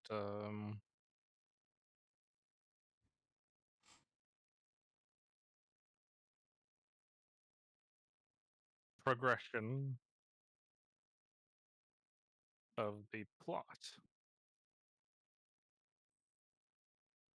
Of the plot, and still remains a good way for the Decepticons and Autobots to end up finding Sam and getting him involved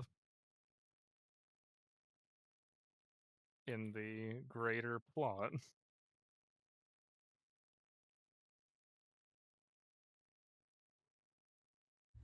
in the greater story. We'll just do that. So I'm Yeah. not saying plot like 40 times. Yeah. Valid salad. Yep. Oh, thank Valid you. salad.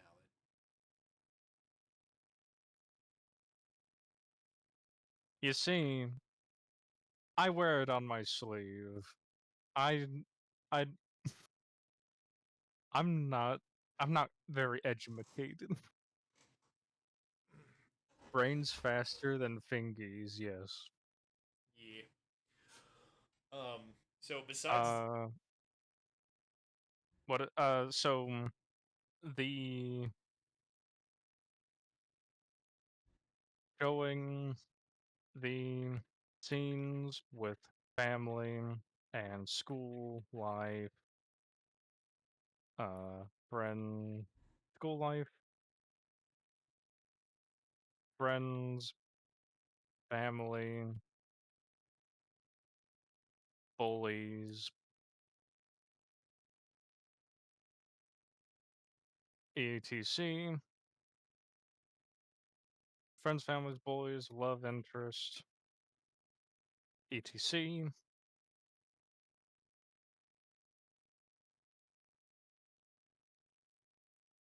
Their dialogue is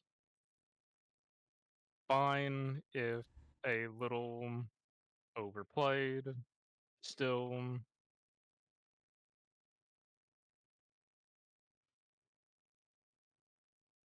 all still reasonable and can stay.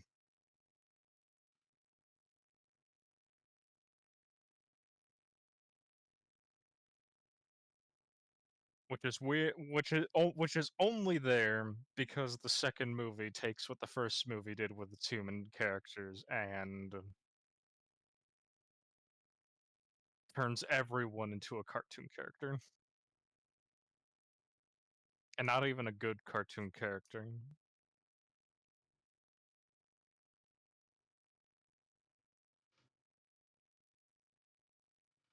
Okay,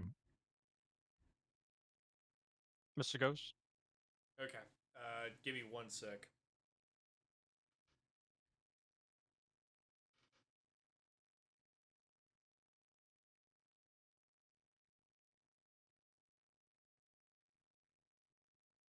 This is fun.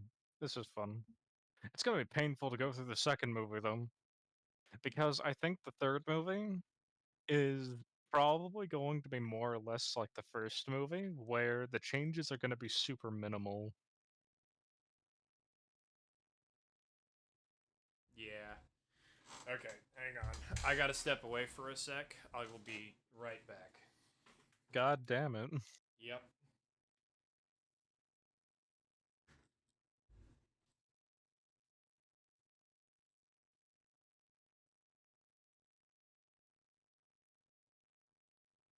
Yeah, it really is just gonna be the second movie. The second movie, 4 and 5, that are gonna be absolutely painful. Absolutely painful.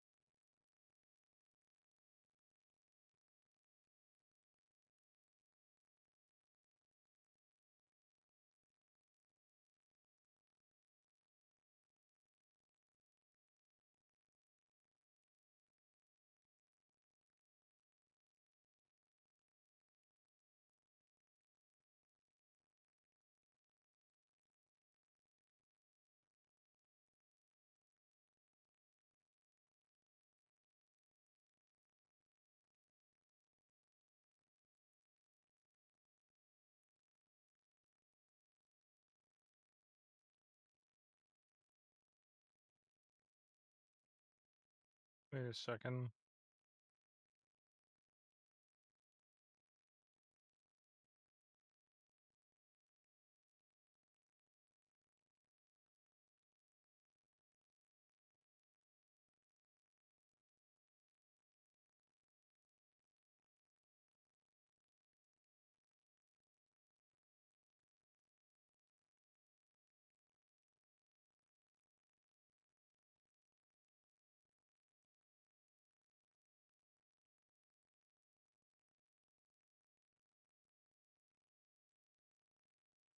It helps that I've never seen these movies, so I got no real frame of reference, and I'm discovering as you guys go along. Well, I'd argue that the first Transformers movie is probably like one of the top 10 movies you should see before you die. At least top 15. Like it is still an impressive movie.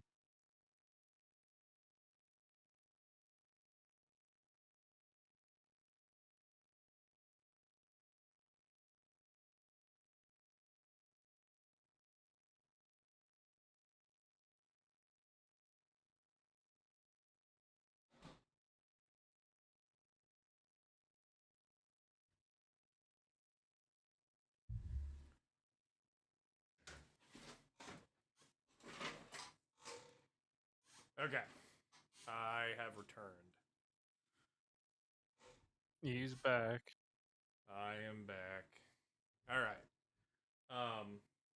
Yeah, just the eBay plot point, the dialogue, um,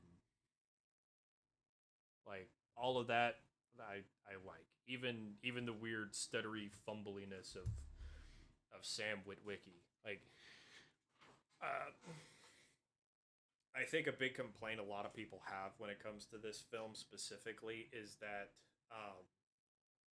they kind of want Sam to be the the hero. They want him to be like stereotypically heroic, and it's like,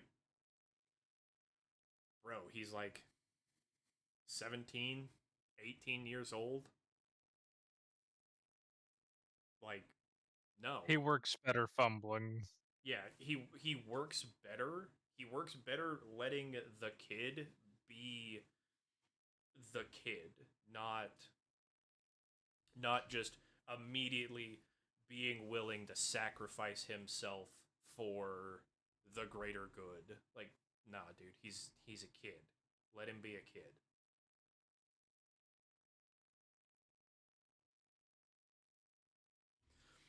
Um, his dialogue with his parents, perfect. Like the first time you meet his parents, and his dad's complaining about Sam walking through his grass that he spends all this time having this perfectly manicured lawn and going through this whole process of hand laying a brick path to go from the driveway to the back door of the house, like all of that stuff. Like, yeah, no, like that's what people talk about. That's what parents talk about to their kids. Um, the first time like they have the discussion about the car and his dad's driving him to the dealership and he pulls into a Porsche dealership and Sam starts freaking out and losing his mind because he thinks he's getting a Porsche and his dad goes, "Yeah, I'm messing with you. You're not getting a Porsche for as your first car." Like that is the exact kind of shit I would do to my son. Like I'm not gonna buy you a Porsche as your first car because one, it's your first car. It's gonna have some sentimental value, but you're not really gonna take care of it, and you're probably gonna get into a wreck within the first year. And I'm not gonna buy a Porsche just for you to wreck it within the first year. Maybe on your third or fourth car, I'll help you buy a Porsche, but not your first car.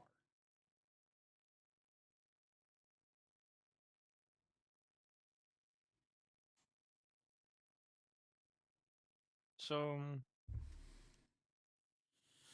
so yeah, uh, that basically sums up everything that I typed right here. Yep. Um, Um, and now we can kind of move on to the hackers because they have a subplot too, they do. albeit it's smaller. Yeah. It's like this is subplot number 3. Yeah. There there's three subplots that all like so over the course of the film there's actually like four subplots and we slowly get introduced to them. And this I'm going uh to go ahead and well, I'm going to go ahead and throw something out real fast. What they what I'm going to do for this rewriting, like as like the first actual bit of rewriting, right? Sam and the two hackers, they already know each other. They they should already know each other. They should have been like a quirky group of friends or whatever. These two were like tech nerds. She gets like a he has bro has bro on the bro has yet to graduate, so he's still living with grandma in that awesome scene, by the way. Uh, and then English lady, who I don't Aus- remember the name of. I Australian. don't remember the name of Australian lady. Okay, I don't remember the names of anyone outside of Sam at all. I don't even remember military dudes at all. So you people have to forgive me. So they all know each other. She goes off to get a government job. He stays he stays here or he stays at home. Has yet to graduate, but these two are like the sciencey tech nerds, and Sam is kind of like their trio, right? They are that trio. Uh, and then Megan Fox's character sort turns it into a quartet. Mm, Uh, so I will go ahead and write this down. yeah, go ahead. I'm going Wait, to who- disagree, but um, I'm I'm gonna I'm let saying I'm I'm gonna let saying you this. have it. Yeah, I'm saying this purely because um their subplots do mean something, especially the hackers one, because their subplot is important. Yes. But other than that, these characters don't really have any connection to each other. There's a lot going on, and we do get everyone in the same room by the end of the movie. But with as good as it was already in the film, because it was serviceable, it was enough to go ahead and get everyone in the same room together. It could be a little bit more stronger. Yeah. Like you could easily have these three characters in the same room with each other in the in that where he's showing off his eBay stuff, right? Yeah. And not even not even very high details, not detailed interactions, just showing that they're his friends. Yeah.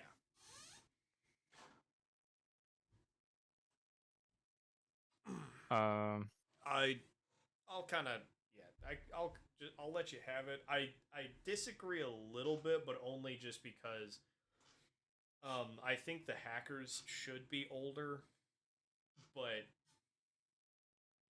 it, it's like a lot of things. It's a minor nitpick as far as this first movie goes. Like there are some things that we can that we can dig in on, but like there's other things like the which of the characters know each other. It's kind of a minor nitpick. fair, fair. And then what were you going to say? I was gonna say, have the two hackers, be older, like, she's like 22, 24, maybe even like 26 to 30, and have him be the same age, where it's like, the two of them know each other, they've been friends for a really long time. But Sam is like 16 to 18. Megan Fox's character is 16 to 18, and that's basically the long and short of it.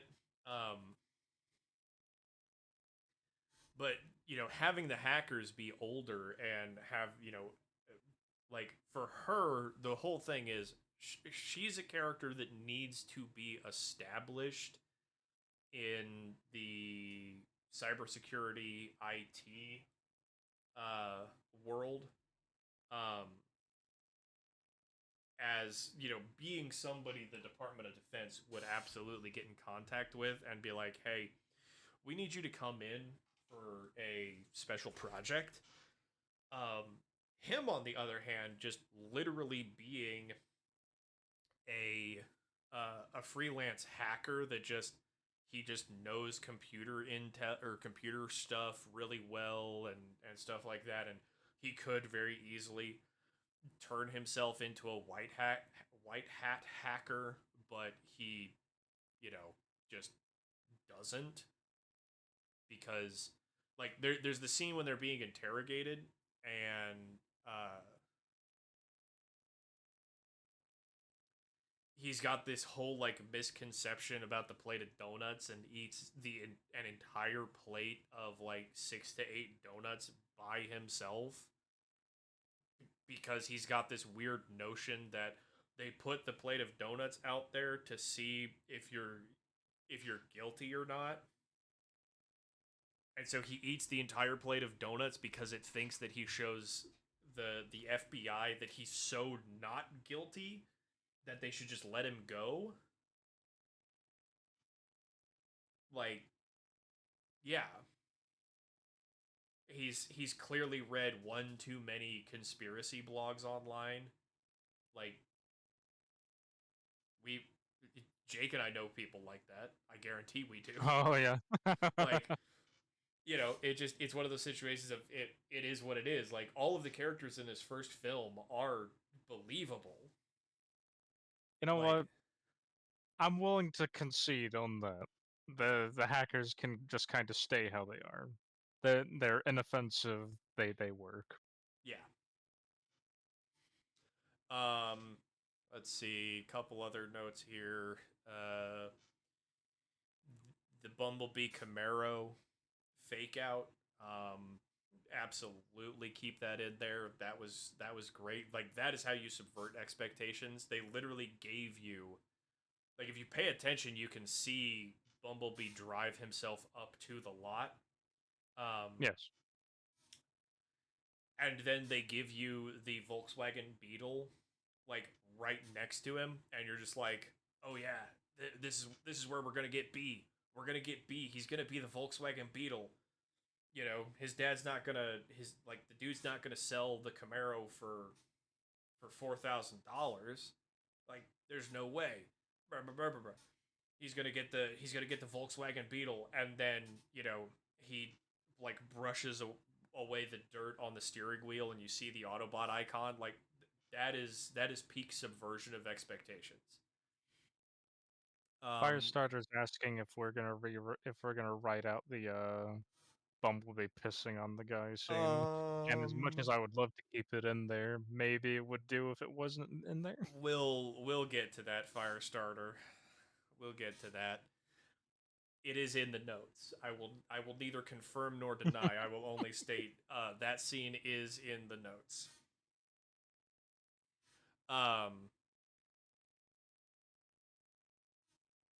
but I yeah. guess. Okay.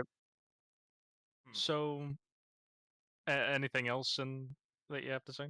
Uh, so for this specific section, before we really start getting, actually no, because uh he is part of that. Bumblebee? Well, Bumblebee and my favorite. Um, Oh yeah, yeah. so yeah, the Bumblebee Camaro swap out. Here's the bit where they actually start talking about the force field, because they finally get the Air Force guys back to U.S. soil for a proper debrief, um, and that's where they start talking about it. Bumblebee being a wingman for Sam is great. Like, and then his reaction to, listen, I've got no control over the radio. Shut up, shut up. I'm not trying to seduce you. Please don't tase me in the balls. Like, all those scenes are great. As much as I know it rubs people the wrong way, like, I like when the couple of times when they kind of treat the camera as as though you are looking from Sam's perspective. Like, I like that because it does really ground you into that mindset of, no, this is a story about like a 16-year-old kid. Like, period, end of discussion. This is a movie about a 16-year-old kid who suddenly has to save the world. He's really only concerned about getting the hot girl in his class to go out with him. Okay, crackhead. Now, what do you have against the little crackhead whose name escapes me? I think it's Uh, Frenzy. Yeah. maybe. Um, Um, Let me see if it is Frenzy. it is Frenzy. Frenzy needs to be less crackhead. Just end of What's wrong? discussion.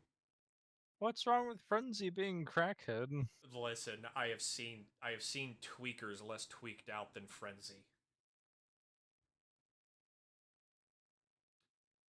Frenzy as a character, twitch, like his mumbling to himself. I don't mind that. The kind of frenetic pace that he could move at times, I don't mind. It's the twitchiness of him. It makes it look like he snorted a bunch of cocaine, downed some amphetamines, and hit it with like a 12 pack of Red Bull Chaser. Okay. So I will go ahead and show you uh G1 Frenzy. So you either get Twitchy Crackhead Frenzy Uh huh. or you get Military Industrial Complex Frenzy. Military industrial complex frenzy. Of Let's go. course you would say that. Let's go. The thing is, Frenzy's problem is that he belongs with Soundwave. He is one of Soundwave's cassette tapes. Okay. Um, Soundwave has Frenzy, Ravage, and fuck, what's the other one? And Rumble. Yeah, there we go. So Frenzy being in this movie without Soundwave there is very odd. So here's where I would probably make an adjustment. You remember Police Car from the movie, right? Yeah. His name was Barricade. Yes. So Barricade, I think, is a pretty cool idea for a character. He's a police car who is a Decepticon. I think that's a pretty killer concept for a villain in the in regards to this. Uh, but I feel like it should have been Soundwave. Yeah. At least have a short little cameo or something from Soundwave to kind of establish that he's there or something. I think it's one of I think so I think that's one of those situations of a bad subversion of expectations because when they first introduce Frenzy, um yeah, yeah, Sapphire, he does. But like with Frenzy, it's like they literally show you a boombox. I had that exact model when I was a kid. Well, not a kid, but when I was younger, I had that exact model. Um, Yeah, Frenzy just appears, doesn't he? yeah, he is the portable radio, and I think they did that specifically to invoke the idea of Soundwave being in the film, but then it turns out to be Frenzy. It's like, okay, I get what you guys were trying to do. You were trying to subvert our expectations again, like you did with Bumblebee as the Camaro instead of the Beetle. But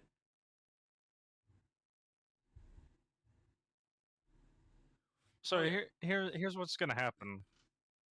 One of these two characters has to go or be changed. It's either Barricade is no longer in the movie and it's replaced with Soundwave, so Frenzy oh, can stay, keep or talking, Jake. I'll be right back. Frenzy, or Frenzy's thrown out of the plot, and we just keep Barricade as the undercover cop, literally undercover cop, undercover bad cop. There we go.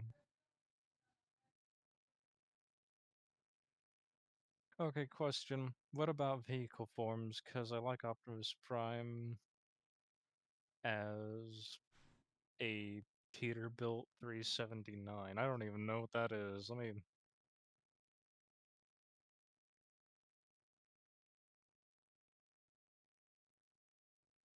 No, he can stay. He can stay that way. I think it's iconic.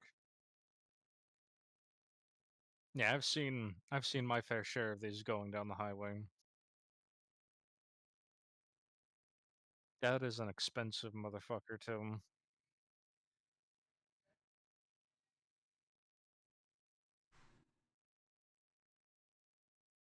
We will get to that, but I'm not really opting to change any designs or anything This is more so just changing the plot of the movie because stylistically the movie works. It's fine. Everything functions as a movie.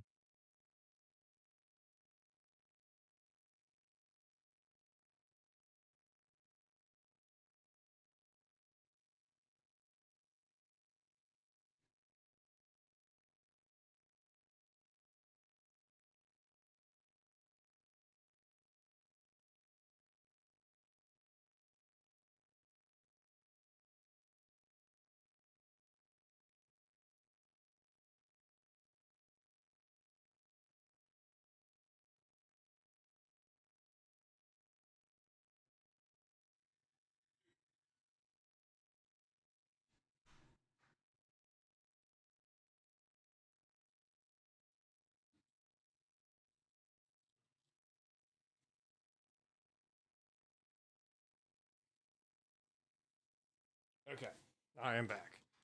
Um, is Jake here? Yes. Okay. Uh, so essentially, like I said, we have two options right here, and I Mhm. think this is probably one of the things that I will opt for rewriting if possible.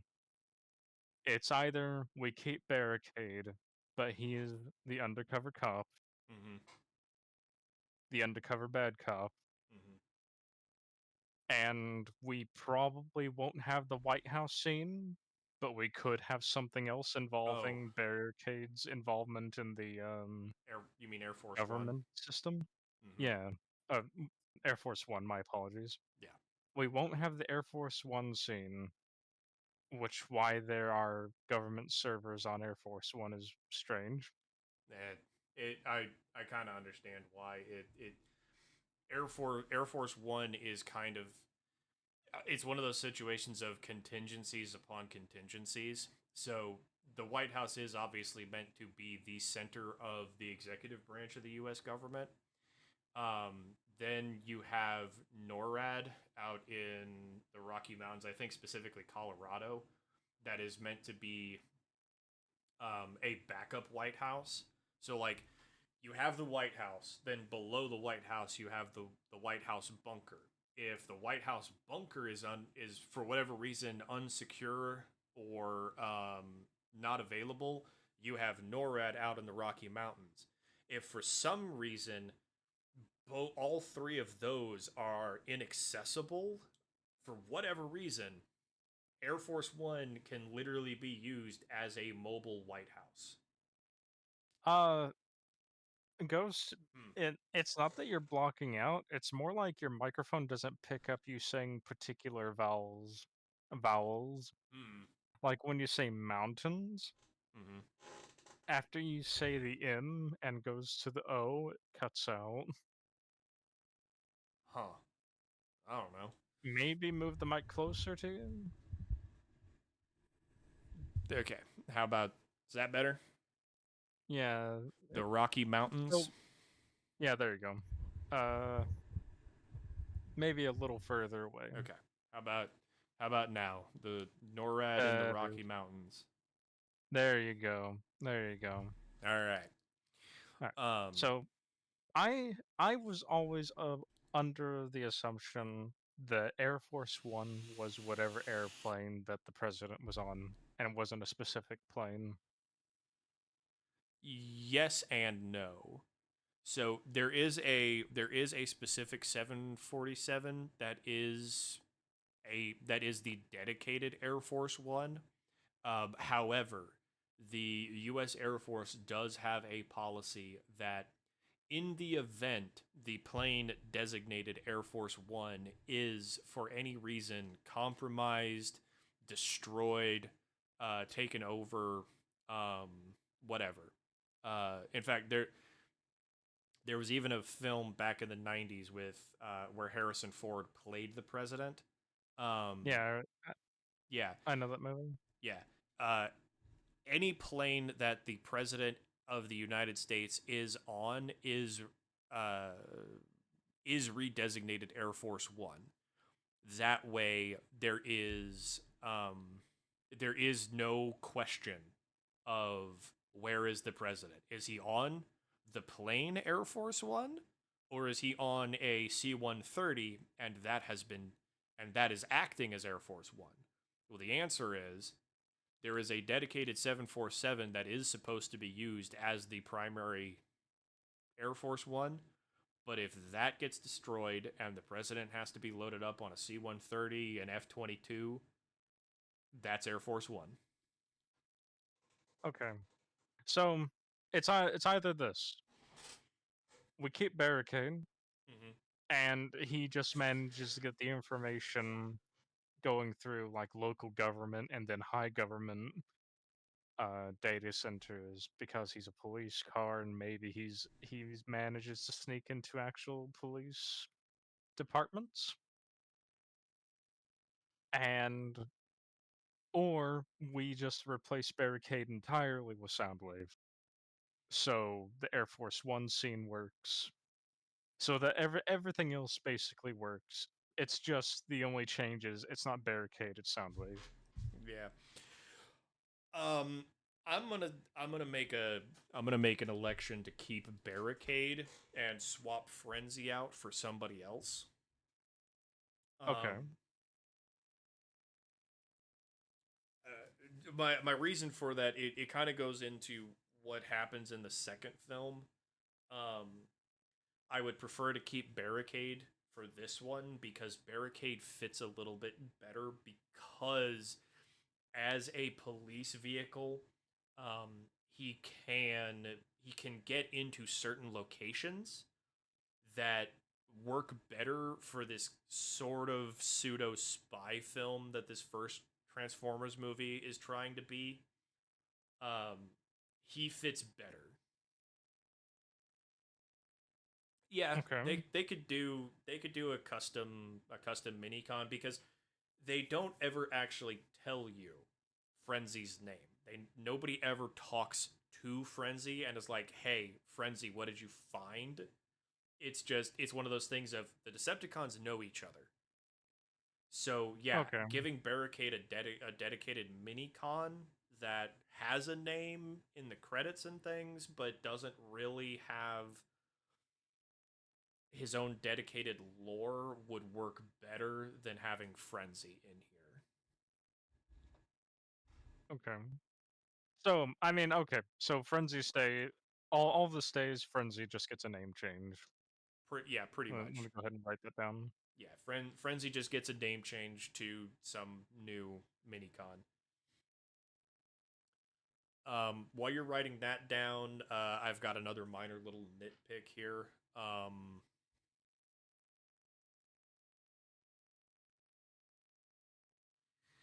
Uh, the Predator drones are not jets; they are turboprop aircraft. It's a minor nitpick. That's a minor nitpick. Yeah. So like getting to that, I suddenly realize we haven't even like with where we are, we've kind of been jumping forward and backward. Um but that's partly because that's what the movie does. The movie jumps to suburbia with Sam and his parents, and then it jumps Yeah. back to the Air Force guys in the desert. And the Predators don't come into the situation until they finally make the phone call to the Pentagon and get the air support. And the Predators are immediately followed up by the AC-130. I got an idea. Huh. I got an idea. Hmm. Instead of just going through the movie beat by beat, Oh no. let's just go through each of the plots instead, because they all kind of go to the same place anyways. Yeah. I mean, I've got my notes laid out more in line with the plot beat for beat, but I can kind of jump back and forth across things. And Um, if you already have your notes like that, I we'll just stay on that. Yeah. I kind of like that idea too, Sapphire. I think they kind of establish without directly saying it. It's like it's one of those show don't tell things that because they do it later. where Megan Fox makes the comment about how if Bumblebee is this, super advanced alien robot, why does he choose to take the form of a beat up old Camaro? So he kicks them out, does the side wheelie thing, and snaps a photo of a 2008 Camaro, and then takes on that form instead. So long as Barricade can get close enough to basically do a quick scan, he could very easily change from a normal police cruiser to a government police vehicle, like an FBI vehicle or a Secret Service vehicle. He just has to be able to get close enough to do a scan of one. So that. So, oh, sorry. So they do establish that that is a possibility. Barricade can blend in with whatever government police force he wants to. He could very easily just become an FBI SUV. He could even off the guy in the previous vehicle and then use a hologram to take his form. Yeah, like So there are several times where you see Barricade has this. Um, the actor looks familiar. I think they actually had the actor pull double duty. He's one of the Sector 7 agents, and he also is the hologram that Barricade uses so that oh yeah. people don't have this suspicion of, man, that police cruiser doesn't have a driver, but it's driving down the road better than most drivers.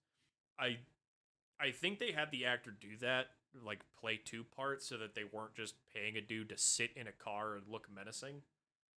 That makes sense. Yeah. That makes sense. The next thing I Oh, have is what I go ahead. uh What do you got? tell me what's the next thing you got? So the next thing I got is the faces. Oh, the faces.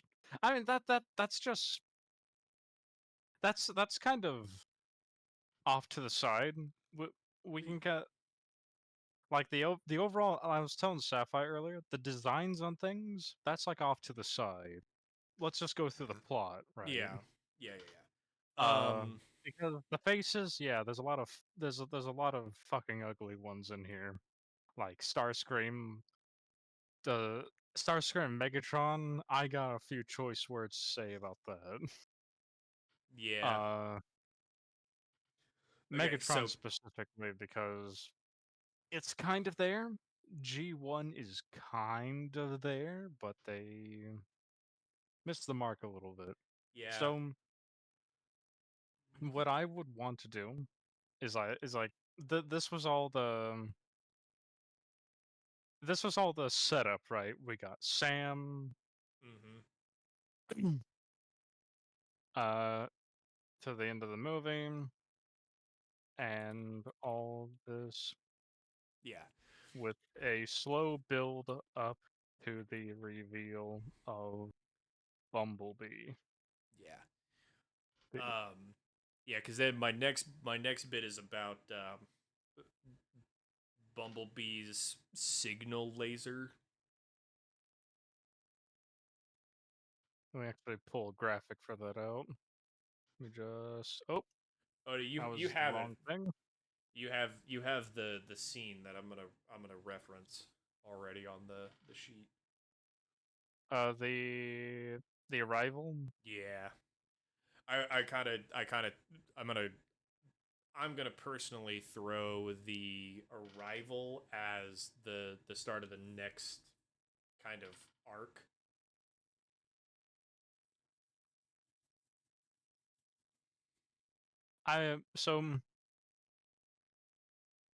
What I would actually say that we do right here Mm-hmm. in between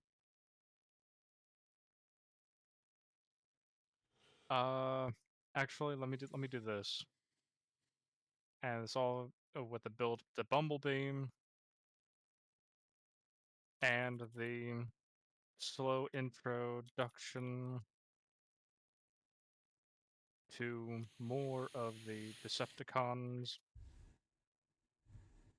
with Barricade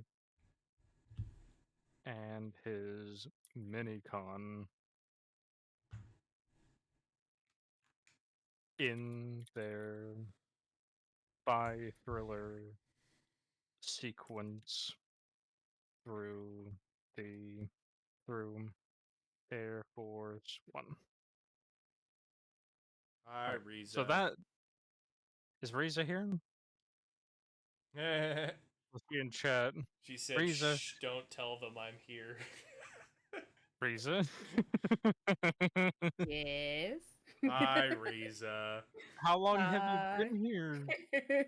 um. When you were talking about the faces, I came in at that point. Ah, okay. I didn't. Discord didn't even tell me that you popped in. You might I have it can- set for streamer mode. I don't know. I think I have a separate stream remote. I feel stupid now. Don't feel stupid. It's just what it is. What it is.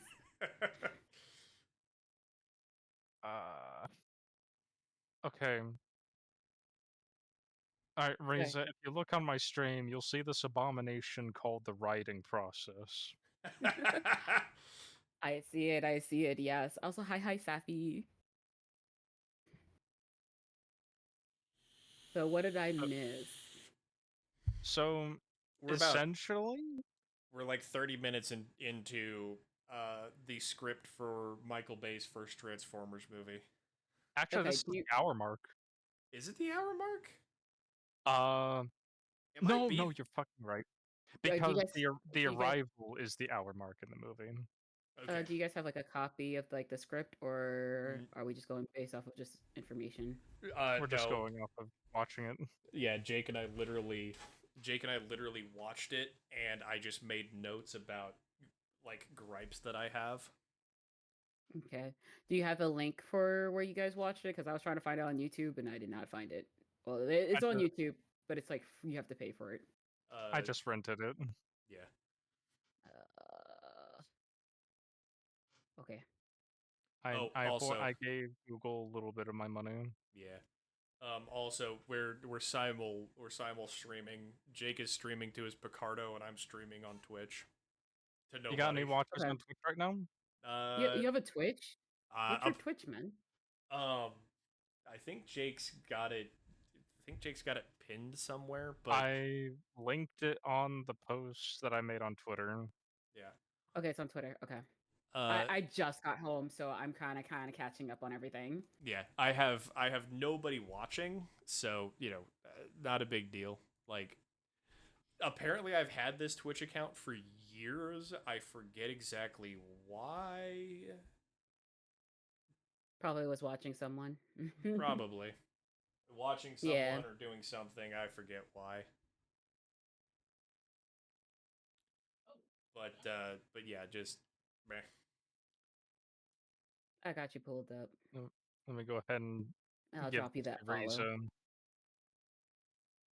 Yeah. So, the overall consensus for the first movie that we have so far is that a lot of it just works. Yeah. There's just a lot of it that doesn't need to be changed. It's more like the small details that that could be better. Like things that are disappointing they didn't expand on and could have been better. That's kind of the general consensus. Would you say, Ghost? Yeah, so like for like with where we are now getting ready for the arrival of the rest of the Autobots team, it's mostly been like there've been two major plot points that we've really wanted to change. The first one is just the whole thing with the Allspark and Cybertron being dead, like that needed to be reworked and rethought out. Mm-hmm. And rather than have Frenzy be in the film without Soundwave, we decided keep Barricade in the film because he works better where the film or what the film is trying to be as this pseudo spy thriller deal. Um, and instead just kind of create a mini con that's like barricades assistant so that we don't have to get rid of the Air Force One scene. But Yeah. You want to know what should be an attack dog, like a German Shepherd looking thing, kind of similar to Ravage. um yeah, I so when we get into the second film, I have that ties into a major complaint that I have. I think like personally having something like Frenzy works better than having something be like a cyber German Shepherd or something like that. I guess so.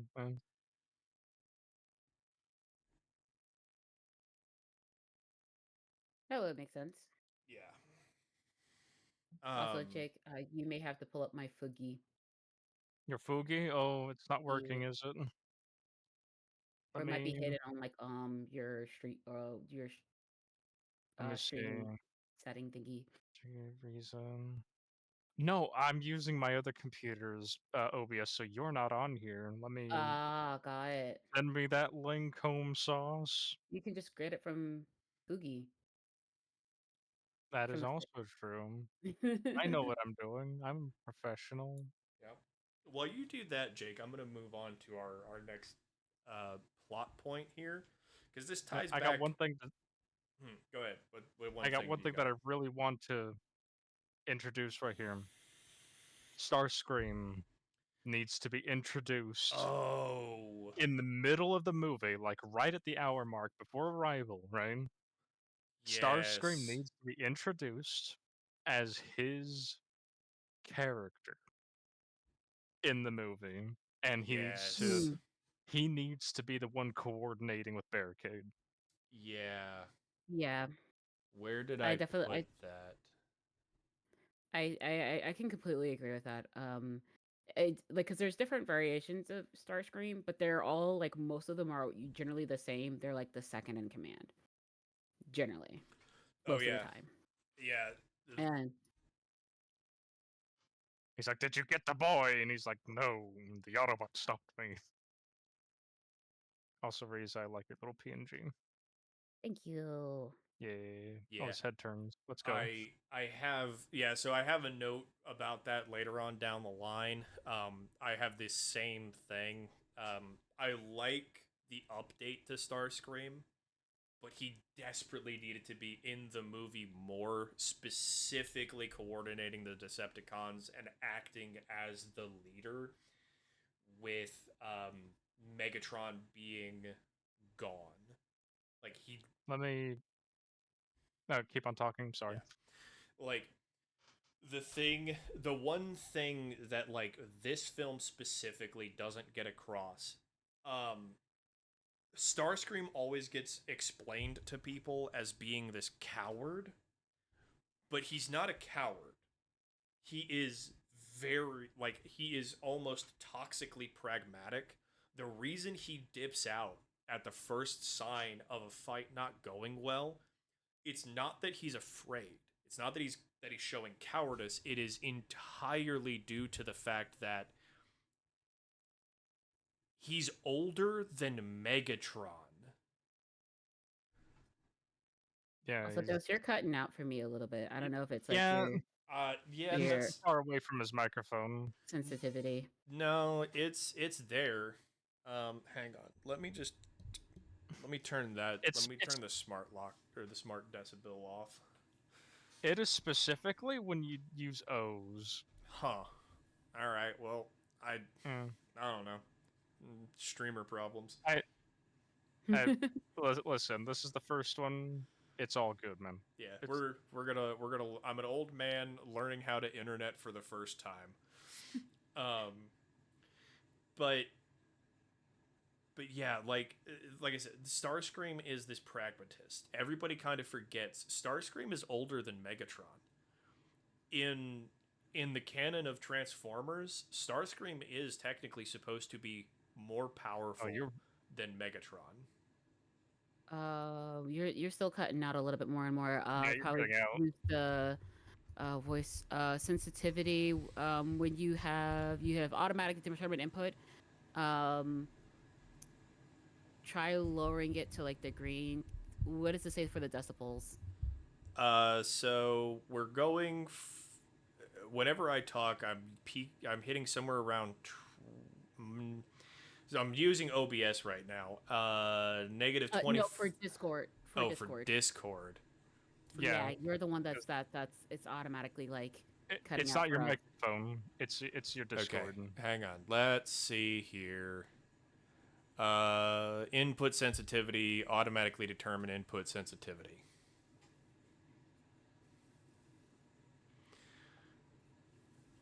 And I have crisp turned on.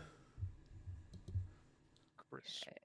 I don't think that would cost. No, input sensitivity you have like automatically set. Yeah. Okay. Probably turn that off and maybe Okay. lower it a little bit All right. because I think Lower. yeah, try like around minus 50 dB. Oh, I was at minus 60. Yeah, try minus 50 for now, and then like if there's anything, we could just tell you to like boost it or change it. Okay. But I think you're good now Okay. because I don't hear any bips. But try again for the beginning. Starscream is older than Megatron. Yeah. Yeah, Yeah, basically so- go back to the beginning of what you're saying. Yeah. So, Megatron is actually older than Starscream. So by the laws of It's the other way around. Huh? No. Starscream's older than Megatron. Yeah, Starscream is older than Megatron, and so by the rules of the Cybertronian, like basically by the rules of the Cybertronian breeding system, every new generation is supposed to be weaker than the previous generations, which is why Megatron is such an oddity among Cybertronians. He is somehow stronger physically than the older generations, which doesn't make any sense, and part of why Starscream is always trying to overthrow him, because Starscream's older, Starscream's supposed to be stronger, and yet here's this young whippersnapper. But the other part that comes with that is because Starscream is older, he's been in this war a lot longer. He can kind of tell if a fight starts going sideways on him. He can kind of tell, even if we do this, even if we change to this strategy, even if we implement this tactic, the fight's lost. There's no reason to stay in this fight. We might as well pull out and come at this from a complete fresh start, as opposed to Megatron's tactic of just keep hitting him. If we hit him hard enough, we'll come out on top.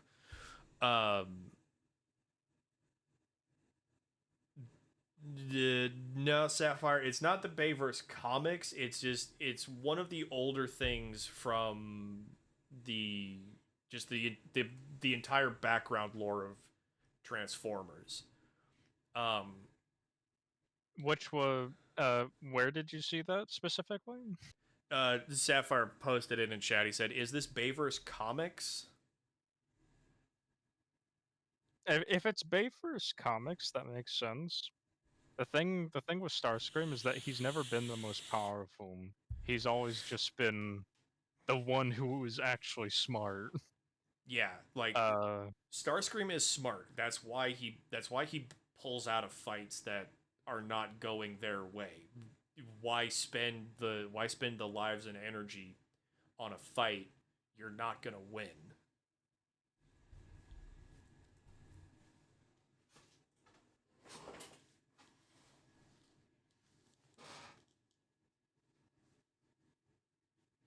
Yeah, And like bullying barricade.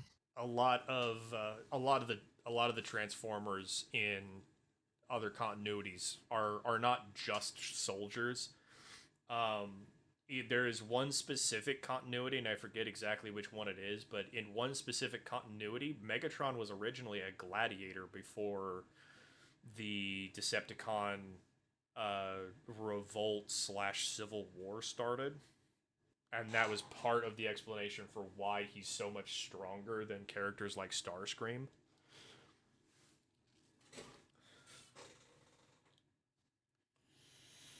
I think that if we just use that kind of logic in universe to this movie, ha- and have Megatron be that anomaly in the background, then then yes, in that movie that works. Yeah. Um, and which is why all the other Decepticons rallied behind him. Yeah. I also kind of like the. I'm even willing to argue that like the thing that makes Megatron, that like it's not even a thing of, even if we kind of rewrite it where we do away with the generational system from older media and just kind of go with the characters are as they are. Starscream is smart and he knows when to suck up and when to take a situation to his advantage. And the bigger problem is he's not like Megatron is just more ruthless. He is absolutely willing to throw away a perfectly viable soldier in his army if it will better serve uh his own ends rather than rather than necessarily keep a perfectly good soldier in his army. Whereas Starscream is like, no, no, no. This soldier's perfectly good. I know he stabbed me in the back, but it's better to keep him around than.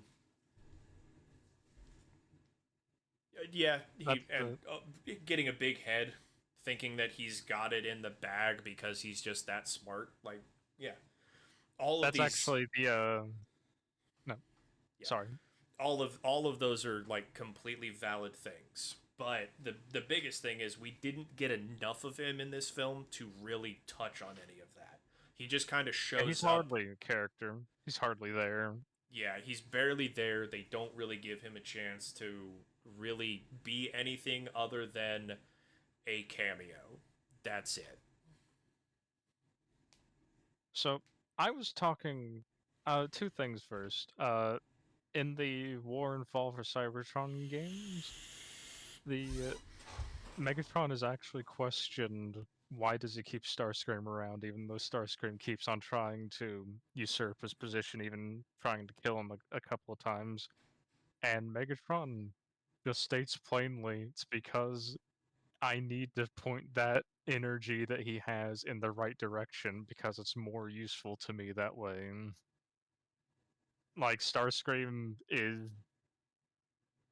so ambitious that he just winds up ending up still being the perfect tool for Megatron, even if he doesn't know it.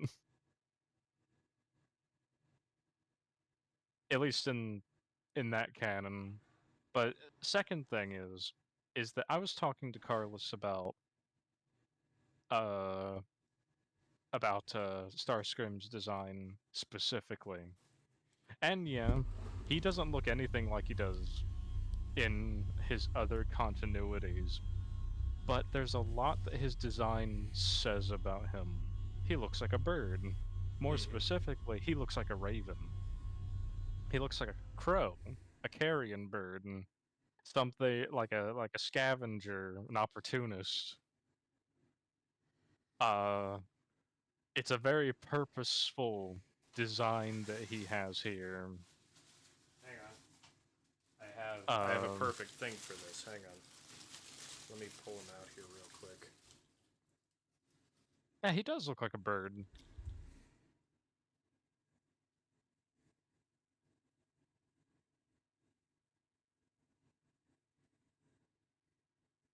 Yeah, I can see it a little bit.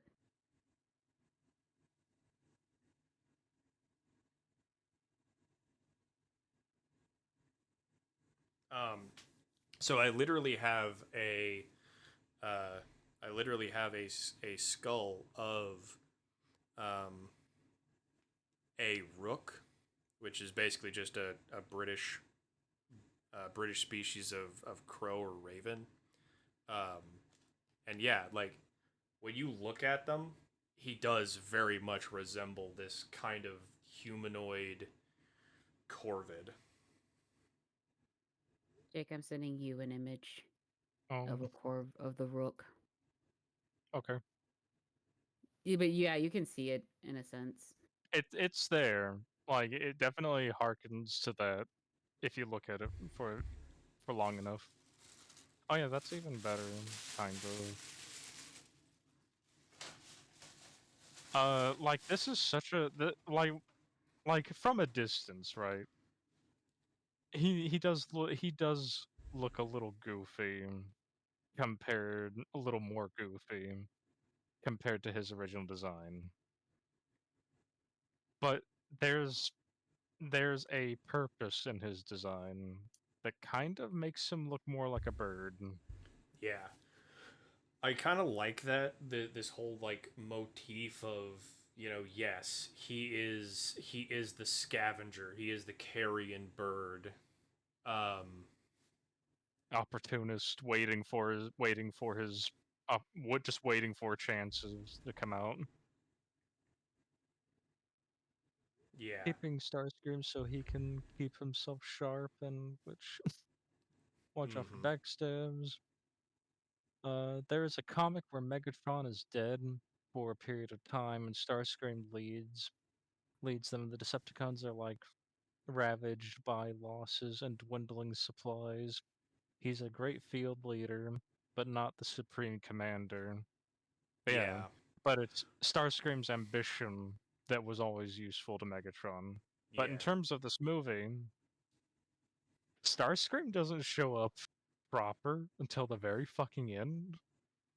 He says one thing and immediately Megatron's like, "You failed me." Yeah, like we really don't get Starscream until basically Megatron wakes up and the Decepticons figure out where the Allspark is and that the Allspark is being moved. That's when And Starscream shows up, and then we've got Megatron. So what do we need Starscream for, except as as cameo bait?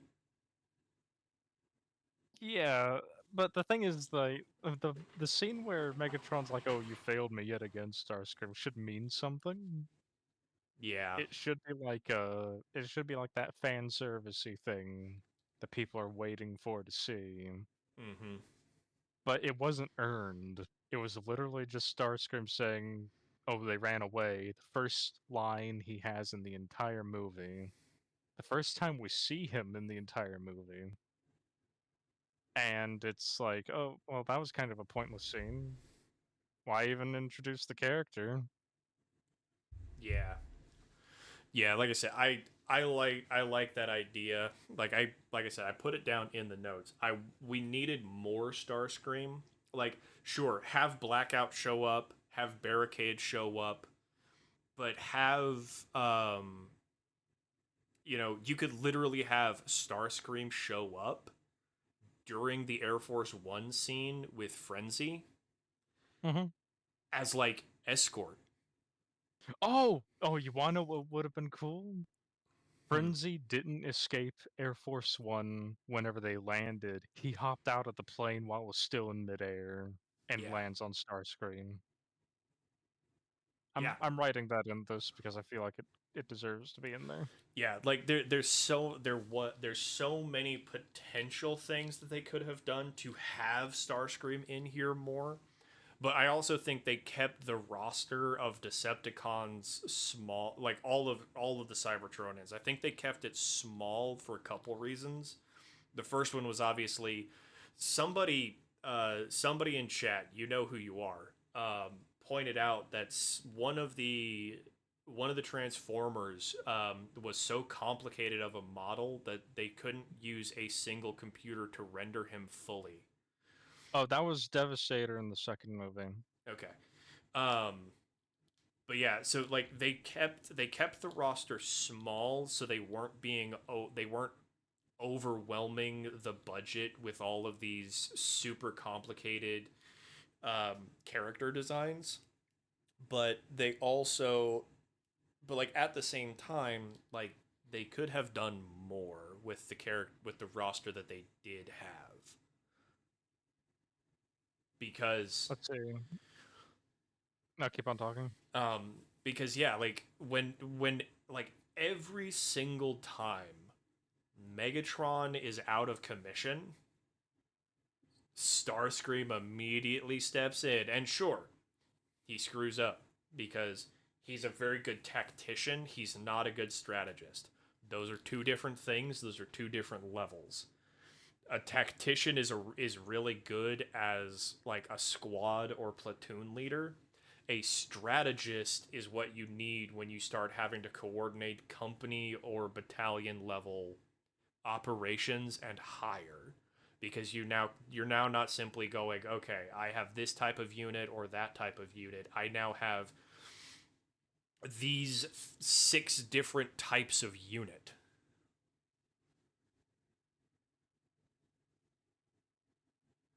Yeah, just the 20-minute long montage of Megatron is dead, all hail Starscream. Narrowly lands on Starscream pretending to be escort. Escort who is chased off, who is chased off, who is then chased off by the US Air Force. So you still get that military propaganda in there. Mm-hmm. Actually, no, I've got an even better one for you, Jake. Um, keep typing what you're typing because I like that. Mhm. But here's another way to do this. He jumps off and narrowly lands on Starscream, just like you said. But instead of chasing him off, or instead of Starscream being chased off by the Air Force, they all land at the Air Force base, perfectly normal, nothing out of the ordinary.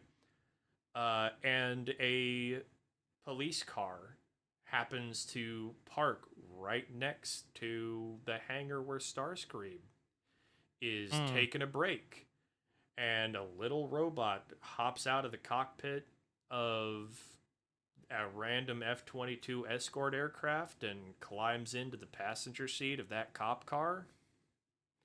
And then starts looking for a guy named Sam Witwicky and finds his eBay account of Ladies Man 42069. Like, Okay.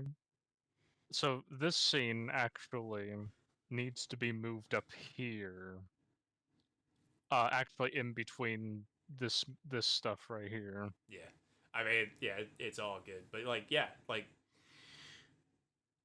all these, like, there's ways they could have done this differently to give us more Starscream. Yes. And Starscream really is it's like they get Optimus Prime right. They get Mm-hmm. the Autobots right. They are fine. Yes.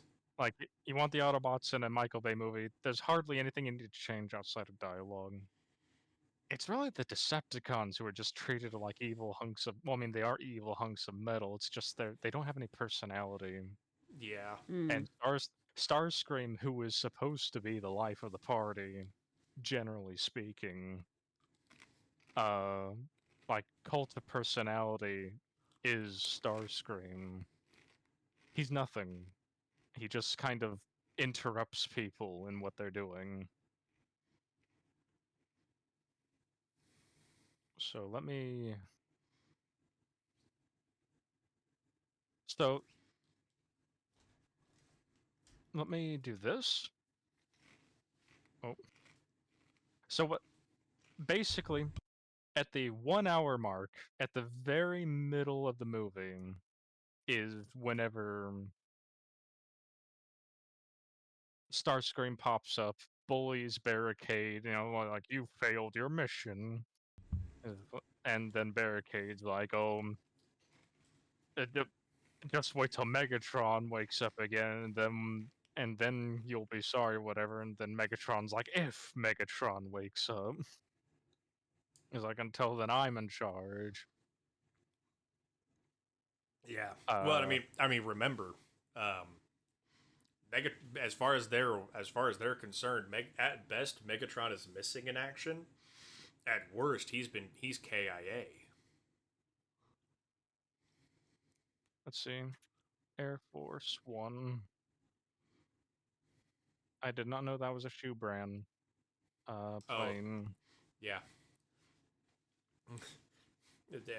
yeah, Black Air Forces. Gotta Uh, gotta have that Black Air Force energy, dog. All right. Well, you're looking for that. Megatron is dead. All hail stars scream. Cue the 20-minute long YouTube montage of him doing that in G1.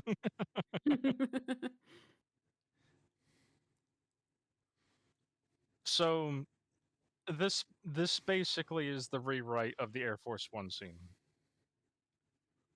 and I feel like this is fair.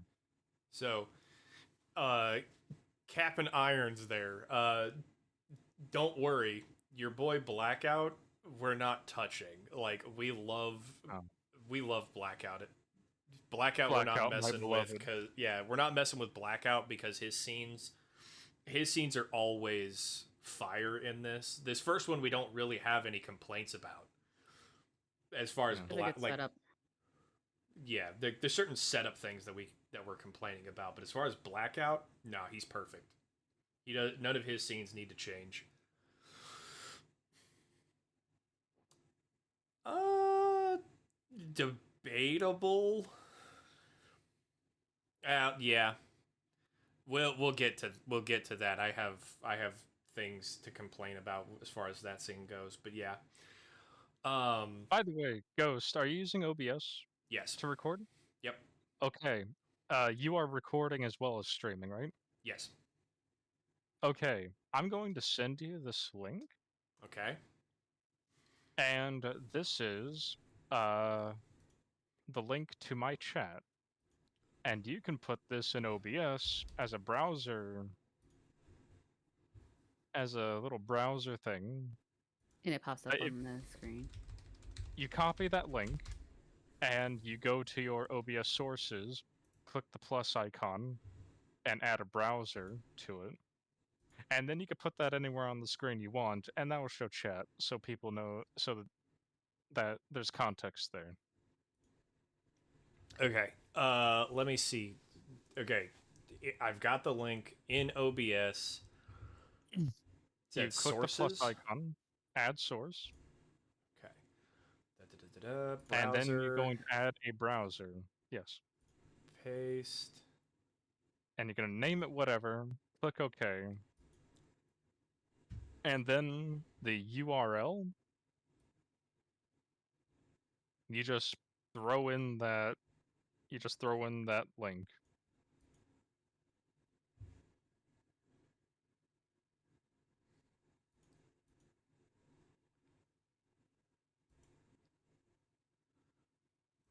Brawl gets fucking bisected like crazy, and he's still alive. I know. They call him Devastator in the movie. That is something else we're also going to be rewriting in this. That his name is Brawl, and yeah, he's a tank. It took a bunch of dudes to take him out.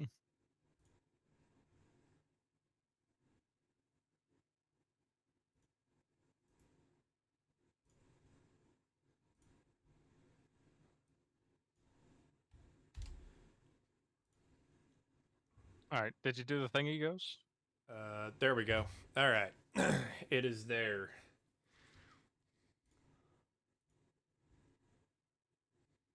You know what? That shouldn't be a picture of Bumblebee. That should be a picture of the Camaro.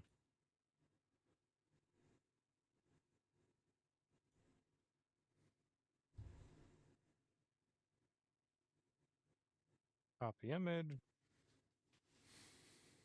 we're just gonna slide this little guy down here. Okay.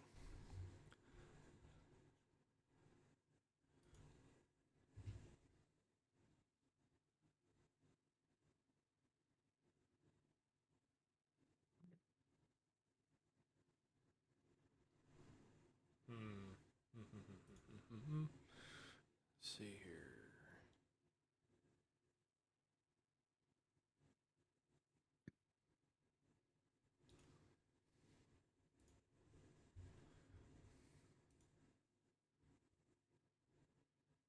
Burr, burr, burr, burr, burr, burr.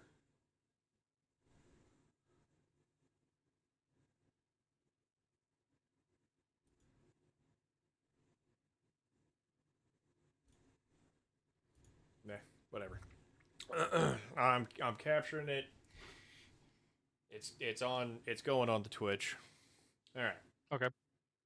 I'm Uh, going to call this part raising the stakes.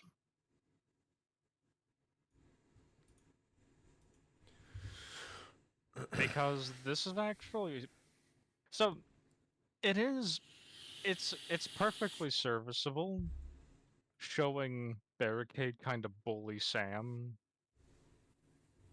in the scene we'll talk about after right after this one.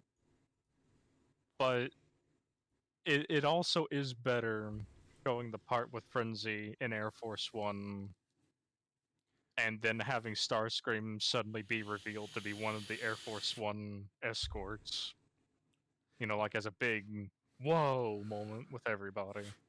oh yeah, no, like the do a similar thing with like what they did with Blackout, where it's just like, yeah, uh, we've got this whole. Are you username ladiesman217? Yeah, but yeah, But just have that this. scene needs to stay. That has It to stay. stays. Um, Yeah. but yeah, like the whole thing with Blackout, like you can't trust military aircraft because they might be, um, they could very easily be uh, a Decepticon. And it's just like, yeah, no, like they're even guarding the president of the United States with Starscream. Um, Yeah. yeah. Then after this, we get the whole thing with Bumblebee and Oh yeah, that's right. yeah. So like yeah, this is what I was talking about though with like Starscream lands, lets Frenzy off because everybody's going to be focused on Air Force One and figuring out who infiltrated. We've got several dead Secret Service agents. What the hell happened? Nobody's going to be paying attention to one of the F-22 escorts that had to land for refueling or whatever, right? And he's probably able to make his codes all perfect and shit because he's been there for a while. Yeah. And so, you know, Frenzy can just hop out of Starscream and get into a random cop car instead of doing the thing that he does where he's walking along trying to be, you know, don't be suspicious, don't be suspicious, don't be suspicious. Like instead of that and doing the That's whole very like true. hides face with hand and looks away from the Secret Service agents and cops that are walking right past him and should see the 5 to 6 foot tall spindly robot that just walked away from the landing gear of one of the most important planes in the world.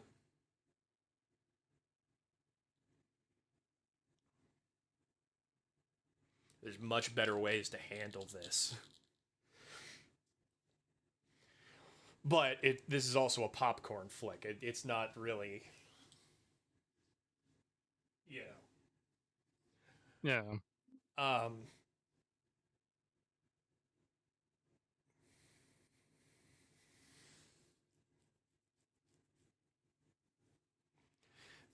But yeah, so then we've got so the arrival of the Autobots ties back into my problem with the opening monologue of the film because it's like it begs the question: where were the guys? Where were they hanging out? because it makes sense to have Bumblebee on the planet because, one Autobot hiding out, um, just kind of keeping an ear out for the Allspark. Okay, makes perfect sense. The Decepticons knowing that Megatron's last position was passing by this little mud ball called Earth makes perfect sense. They're probably going to focus it on that area because um,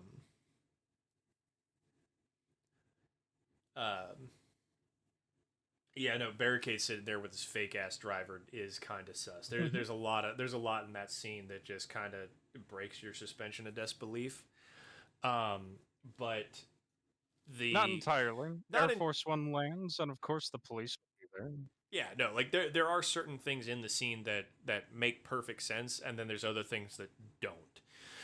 Um, but yeah, the Decepticons being on Earth looking for Megatron and the Allspark at the same time makes perfect sense that you'd have Starscream, Barricade, Frenzy, um, the others. Makes perfect sense. A joint operation, if you will. Yeah, having this larger team looking for the Allspark and Megatron and trying to infiltrate the most powerful government's military network to try to find clues makes perfect sense. B hiding out on the planet, just kind of keeping an eye out, keeping an ear to the ground for any sign of the Allspark or Megatron makes perfect sense. Um, Optimus, Ironhide, Ratchet, and Jazz showing up after B puts out a laser call. Yeah, exactly. It gives them a sense of like actually looking for their boss, not whereas B is just kind of like, we kind of have an idea of what's going on, but not really. Um, but like, where were Optimus and the guys hanging out that B could blast a laser and then within a few days be at Earth, dropping into the planet? Yeah, because they just drop in like asteroids. Yeah. Like, I don't have any problem with them dropping in like asteroids like that, but like, where were they hanging out? Did they get launched from Cybertron? Do they have a ship orbiting Jupiter? What's going on here? What what's the deal Yeah. here, guys? Give me a little bit more than just B shines his chest laser. They were on the light side of the moon. Oh. Listen here, you little smartass. We'll get to that movie. Yeah, we'll I believe in The Dark Side of the Moon, they hooked a Autobot spaceship up with a NASA's ship. something like that. I forget. We'll get to that when we get to it. But um like I said, just if Cybertron is still there and it's still like the fighting may have died down because the Decepticons are basically ruling over a ruined planet. Okay. Now it kind of makes sense. The Autobots are on board, they're on one of their ships. They got the signal from B, so they launched a small strike team to back him up. Okay, I'll buy it. But where were they? Give me Yeah. something. Um, I mean, I even made a couple of notes here, like because this ties back into Optimus Prime's opening monologue. In Beast Wars and Gen 1 Transformers, everything made more sense because the Autobots had their ship on Earth, the Decepticons had their ship out on the moon or whatever. So it made sense where the reinforcements were coming from. In Beast Wars, these were like colony or explorer ships, and they had a bunch of the crew basically in stasis pods. And when the Maximals and Predacons started fighting each other above Earth and crash landed, they had to jettison a bunch of their pods. So the reinforcements are all literally asleep in orbit and occasionally crash land. Like, that explains where the guys are coming from, as opposed to just, magic plot hole. Right. I think it would be I think this would be like a good point to like add Trans Am in there. Like it's like that ship, but like it's like it's in stasis above Earth, like conserving energy. And then like you said, when B sends out his beam, it's going to Trans Am, and then it drops the pods. Yeah. Are you talking about Teletran 1? Yeah, Teletran 1. I don't know why I was like Trans Am. I don't know. I'm tired. Listen, a Trans Am is a pretty sweet car. Bumblebee, instead of a Camaro, they could have made Bumblebee a Trans Am, and I still would have been happy. I'm not much. Trans Am. I'm not much of a car guy, but some of them old That is sports a pretty cars, cool man. car. Yeah. You know what? Throw whatever picture of a Trans Am you just found into the spread. Oh, you know what I'm thinking of? I'm thinking of probably my brain is like recently because I talked to a couple of friends about Red Line, and that's probably where my brain is coming from. Oh, Like Need for Speed? you watched Redline? I watched it when it first came out, Oh and no man. one talked about it. And like when it first aired, I watched it like when it was released, and I was like, "Man, this movie is great. I can't wait to talk about this with other people." No one watched it, and I thought I was crazy. I And then, know. like years later, people started talking about it, and I was like, "Where were you years ago?" I know. I'm sorry. I'm sorry, Riza. I watched it way later. Um, but yeah. I'll have to show you Redline sometime, Jake. It's a really good movie. I think it accidentally bankrupted the studio behind it, though. It almost did it, but they were able to keep above their water. I forgot what anime happened afterwards, but it brought them back, and they're still Okay. going. All right, good. Yeah. Because they poured their heart and souls into Redline. Redline is so good. But Oh. Jack, the force field we're talking about is kind of a forgotten plot point in the first one. Yeah, they get a picture with like a thermal scope of Blackout, and he's got some kind of weird force field around him, and that's why their guns don't work. But then they figure out that like superheated and Sabo rounds are able to punch through and harm Scorponok, and then they carry all of that knowledge forward into the movies. But the force field kind of gets forgotten about, and like I think that's why that's It's kind of just why you're having trouble remembering. it's a throwaway plot Yeah. device that never came up again. Yeah, like if you go back and watch and pay real close attention to what the soldiers say specifically, you'll pick up on it, and then it just disappears. But Blackout's EMP, like that's another one of those things of like, no, like we're not we barely touched that scene at all for this rewrite because it makes perfect sense. One, his name is Blackout. Two, he fires off an EMP that cuts out radio communications and fries a bunch of electronic gear before he starts hacking into the mainframe. The Decepticons knew what they were doing. Oh, that's why we jumped back to it for you, because Yeah. it's a weird plot thing that they did, and then just disappears like 45 minutes into the movie and never gets brought back up again in any of the other films.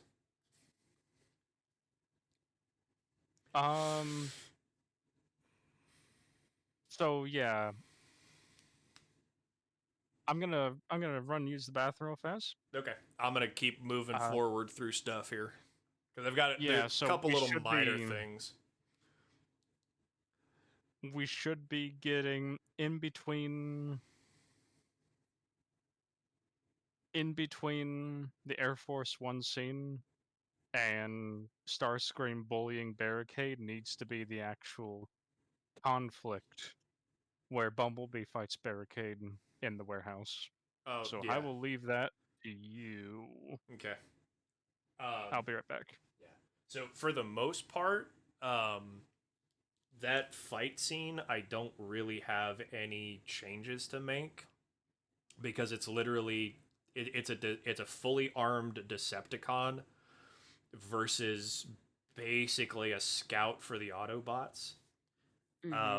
And and B is also trying to actively protect Sam. Sam and Michaela, that's her name. He's trying to actively protect Sam and Michaela as opposed to beat Barricade. So it's like, yeah, no, his first priority is not beat Barricade, it is get away. Escape Barricade with Sam and Michaela. Right. Uh you know, yes, I would. I would like that in the raising the stakes scene, with how we kind of rewrote it, that so Frenzy isn't in this movie. Instead, he's just a mini con that Barricade has, and he slips into Air Force One. He jumps out onto Starscream. Starscream lands, and they swap Barricade off to, or they swap the minicon over to Barricade, and he finds Ladies Man 217. I would absolutely uh like a scene of like in Starscream being more involved as the leader of the Decepticons.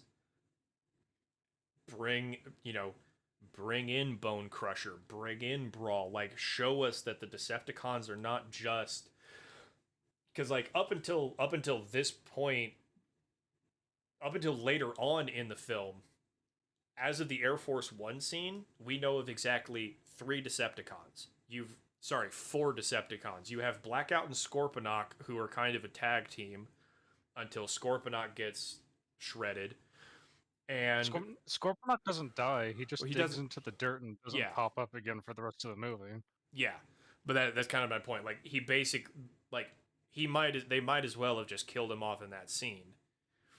I could Um, probably say like with the point with like the minicon getting like the information, finding the lady man's, he goes but like they all get back together and it's like, hey, this is who it is, and this gives like a chance for more screen time for Starscream, and it's like, okay, so we know who this is, and then you can show Bone Crusher and Brawl and like, hey, so this is who we're looking for, we're after this human, this is our plan of attack, have like that tactician introduce more like that interaction between the characters. yeah, yeah. No, I love that because like I said, the thing is For we only some see reason, at this point in the film, we only see four Decepticons, and with the exception of Scorponok and Blackout, who act as just a tag team, and Frenzy and Barricade actively talking to each other, or well, Frenzy talking to Barricade, we don't see any interaction between the Decepticons. So, I feel like this one scene right here, where Starscream is sort of rallying the others together behind him specifically, would fix the one problem with the movie. This one scene right here. Yeah, I would say like have them rally together in like an abandoned warehouse somewhere, and then like have them have like like sort of like a war meeting of like, okay, we know where this kid is, we know where this ladies man, blah blah blah blah blah. We're gonna go find him, and again like have like that introduction of like to have more of Starscream being the presence that he needs to be for the group, and then like you can also have like small interactions of like the other Decepticons, get more of their characters as well. So it's not just like, I know they're supposed to be like a blank slate evil threat, but like you could still give them a little bit more of what they are and who they are. Yeah. So I mean, hell, Scorponok dies at the beginning, right? Is that what we agreed on? What we're yeah. I agreeing mean, on? if he's not gonna be in the film, you might as well just delete him. All right, then it should be right here actually, because it's. No, we'll just put everything up here with the Yeah, military. yeah. Like I said, like it, because like they do a similar thing with Barricade at the end of the film. Um, like if you're not gonna have the character either live to the end of the film or have them uh, have them in the later films. Like if Scorponok doesn't show up in any of the other films, why'd you bother to leave him alive in the Kataran desert? Yeah. He's Right? just having a good time in the desert playing in the sand. He's Yeah, built his own pyramid. yeah. I mean, like yeah, like if at least give me something as to what happened to him. Like if you're gonna leave him alive in the desert in that scene of the film, then in the second one I expect to see like traces of him having been rounded up and oh, does he? Okay. Wait, and yes, he just fucks off for no reason. Lamau. He Okay. jumps. Does he jump Jetfire? I I don't when I we don't remember that in the slightest. neither do I, but Like, I'm going to take your word for it, Jack. And if he does, then leave him alive. Barricade shows up for the final fight and just straight up disappears. Like you see him roll up with Brawl and then just poof. He's just gone. Rise of the Fallen. Did we watch that one? I don't remember. no, that's Uh Revenge of the Fallen. Revenge of the Fallen. No, wait, he does. It's in one of the deleted scenes. oh, that's why. It's Okay. a The it's a Revenge of deleted the Fallen is scene. kind of like a blur for me sometimes. Yeah. Jake and I are going to That's actually. Jake and I are going to watch that one next and I'm going to make I'll notes. I know for a fact we're going to have a lot more to complain about. Like right I'll now put we're in the doing like Transformers campaign because it's actually a pretty killer scene. It is just skip to 30 seconds in. No. Yeah, 30 seconds in. Oh yeah, that's right.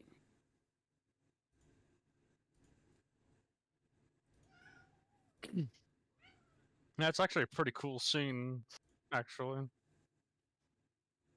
oh, okay, yeah. But it doesn't really pop up in the movie up until this point. Yeah. Like I said, You could have like Starscream be like, "Hey, Scorponauts, you took damage from the humans. Lie low until we can get you better repairs." yeah. Okay, so Scorponok, not dead, Just but very heavily damaged. just very heavily damaged. Okay, so Scorponok can stay with the boys. Let's go. That way, Yeah. and then you can have Scorponaut come into like that warehouse, like he's really badly beaten. He's like, Starscream's like, Mhm. okay, you need to retreat, stay like low to the ground, and if we need you for any emergency, and then like when it comes to the Revenge of the Fallen, he can make his appearance again. Kitty cat. But we would have a So reason for that. let me I mean, run something if past it's you. necessary. Let me run something past you. What happens if Blackout really does care about Scorponok and is actually carrying Scorponok because he's hurt and shit? Oh, yeah, And no. Starscream's like, pathetic win. Yeah, go You for know, it. it's stain. Do anything that gives the Cybertron anything that gives the Decepticons more personality other than just Megatron bad guy, Starscream sniveling weakling. And Yeah. everyone else just a blank slate. Except Barricade. I think Barricade's the only one that has personality outside of the yeah, Barricade is the only one that shows any personality in the Decepticons, isn't he? Yeah, and his personality is basically just aggression. Bad cop. Yeah, just That's bad cop. his personality. Which I mean, it fits. Um, I was gonna say I don't remember it. I don't remember being a deleted scene. I mean, I don't remember that. I mean, I looked up the scene. It's there. I don't care if it's deleted or not. I don't remember it. I don't think it's deleted either. It's just it's Revenge of the Fallen. Like I can remember the Repressed first memory. Transformers movie fairly well, but like anything else after that, it kind of goes into a blur. yeah, No, I I mean can that's I can remember Dark Side of the Moon. I can remember the first movie. The second movie is just blah. Let me know when you guys watch the second movie. I'll watch it, and then I'll also have like notes. Oh, probably next Saturday if you're down. yeah. Next Saturday I'm gonna be out for an Asian festival. God damn it! All right, how about Friday? You weeb. No. Okay. How's Friday?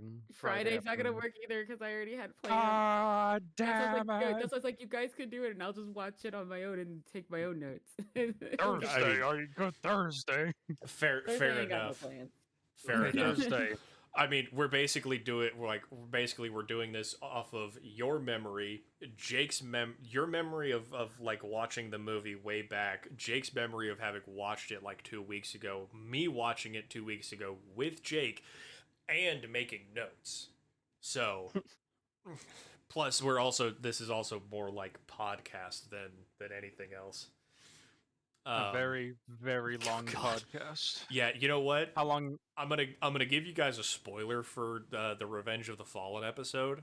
We're Oh, keeping that golly. keeping that line, Jack.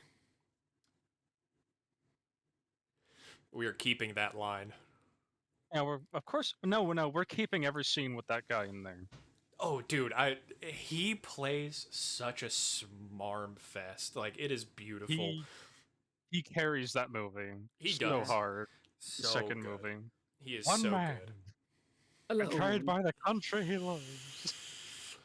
He is so good.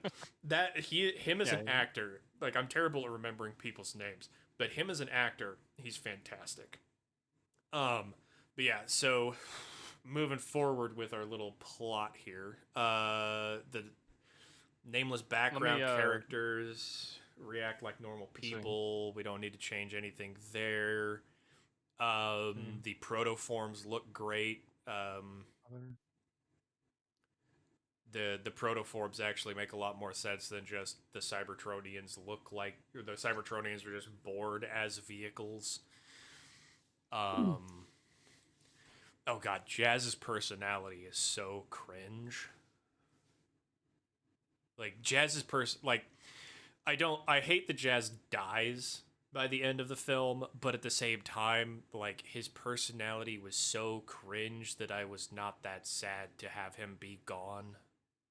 I'm gonna be real with you. He was in an early 2000s movie, and he was the only Autobot played by a black guy.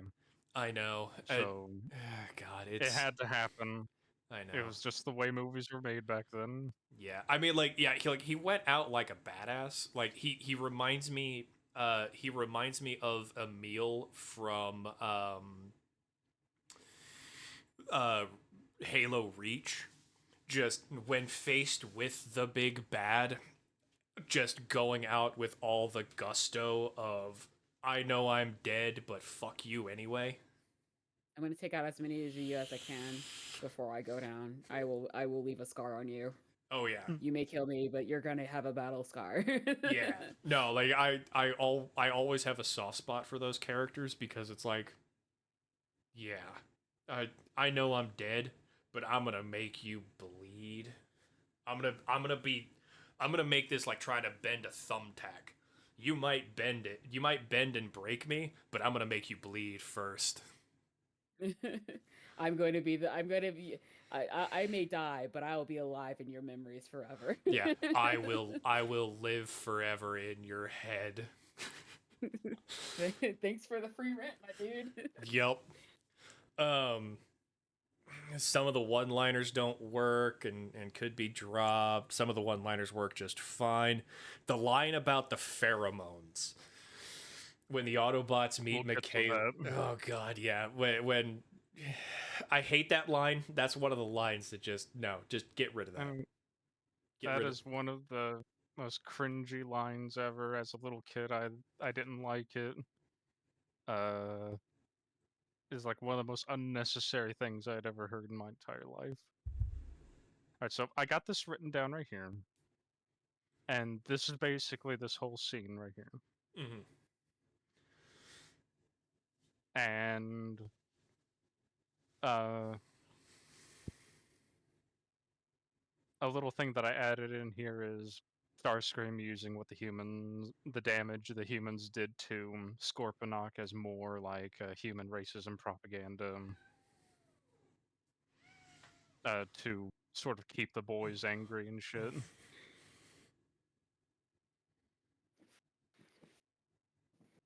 All right. See you, And Bowser. then, yeah, see you. Uh, Ghost, you're basically going to be posting this on your Twitch, right? Oh yeah, As like a no, like VOD? yeah. Yeah. It's I basically have it that anytime I stream on Twitch, it'll automatically just become a VOD, so people can go Okay, back and good. watch it whenever. Yeah, Good. but the VOD will be deleted after a few days, depending on the time frame. I forget, like for mine, it's set for like 2 weeks. So I will advise to like if you want to download the VOD just in case if you want to like upload it somewhere else. Oh well, so I'm doing this through OBS, so it's streaming and recording. So I should Okay. have Okay, a recording that I can then upload to YouTube because I also have a YouTube. I will. Yeah. Do you also have a YouTube account? Yeah. Okay, good. All right, moving that way on. I can Moving on. that way I can actually like subscribe to different creators that I like. YouTuber. Yeah. Yeah. So, Like Markiplier. now, Good choice. now we have the scene. What did we agree on with the scene that was Bumblebee and Barricade fighting each other? Oh, Uh, for the most part, I don't want to touch it. I think Jack made Jack or Riza made mention of changing, dealing with the weird time change like halfway through the fight. Like the time of day? Yeah. yeah. I don't. It wasn't me. I think it was probably Jack. I think so. Okay. Hang on, I can go back and look. Oh yeah, it was Jack. Probably fixed the weird AF change of time in the middle of that fight between B and Barricade Lamau. Not against that. I don't. Maybe it did. No, It did. It did. I think there were two different fights. I think the implication was, and they didn't actually like explain it. They didn't have the characters talk about it, and they didn't really show it. But I think the implication was supposed to be that Barricade found Sam, and B had to jump in to save him. And he literally had to basically spend the entire day driving around, trying to avoid him, and then they got cornered. Or it's actually two separate scenes because yeah, Sam does tackle Michaela off of her her scooter, and she starts freaking out at him until Barricade is literally charging them down, and Bumblebee jumps in. The scene where Because I think Bumblebee gets them into the car, and then he had to convince Michaela to ride along. Yeah. And then they drive off somewhere, and then like it does seem like a weird shift, because like it goes into nighttime, and then he lets them out, and then he fights Barricade again, I think, and then he calls the Autobots down. Can remain the same. Unless I'm remembering the wrong spot. No, The yeah, transition in time of what is it? so there's two different. Sam has two different run-ins with two different police cruisers. There's the first one where B runs off, and he sees him and records him with his phone and everything of B shining the laser.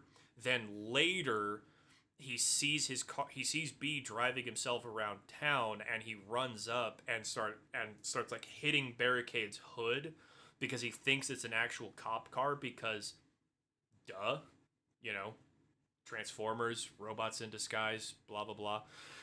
And Barricade starts harassing him and throwing him around a little bit, and then like transforms in front of him, and that's when we get the infamous Are you ladies man? front wheel fist slam into hood of car. Are you ladies man 217? Let's see here. Jack posted a link. Let me see. Let me go to this real quick. Okay. So yeah, there is Barricade chasing B.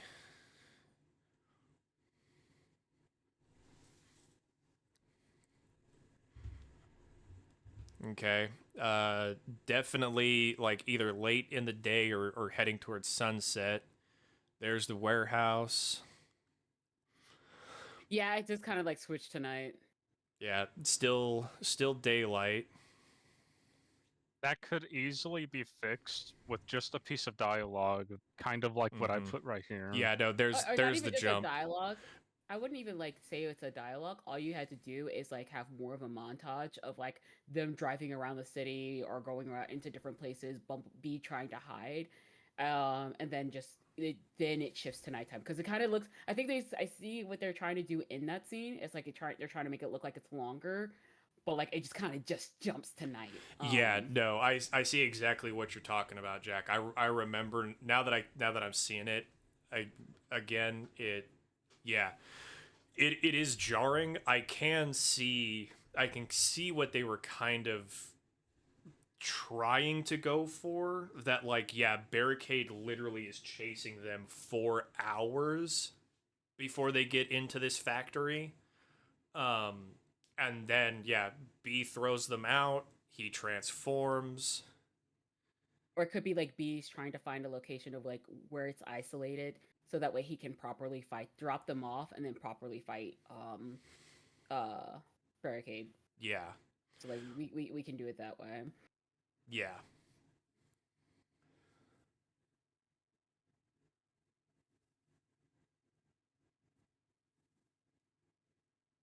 Oh, I just noticed It- Captain Jack has Gabora as the profile picture. I was like, that looks familiar. 10 out of 10.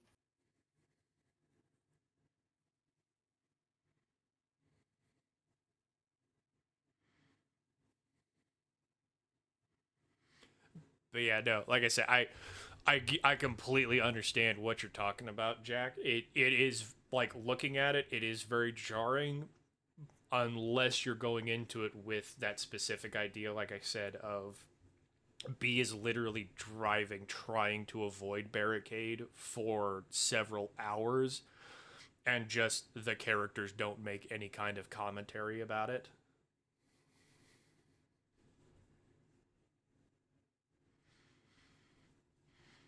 It is that is a poorly thought out scene. I will absolutely give you that, Jack.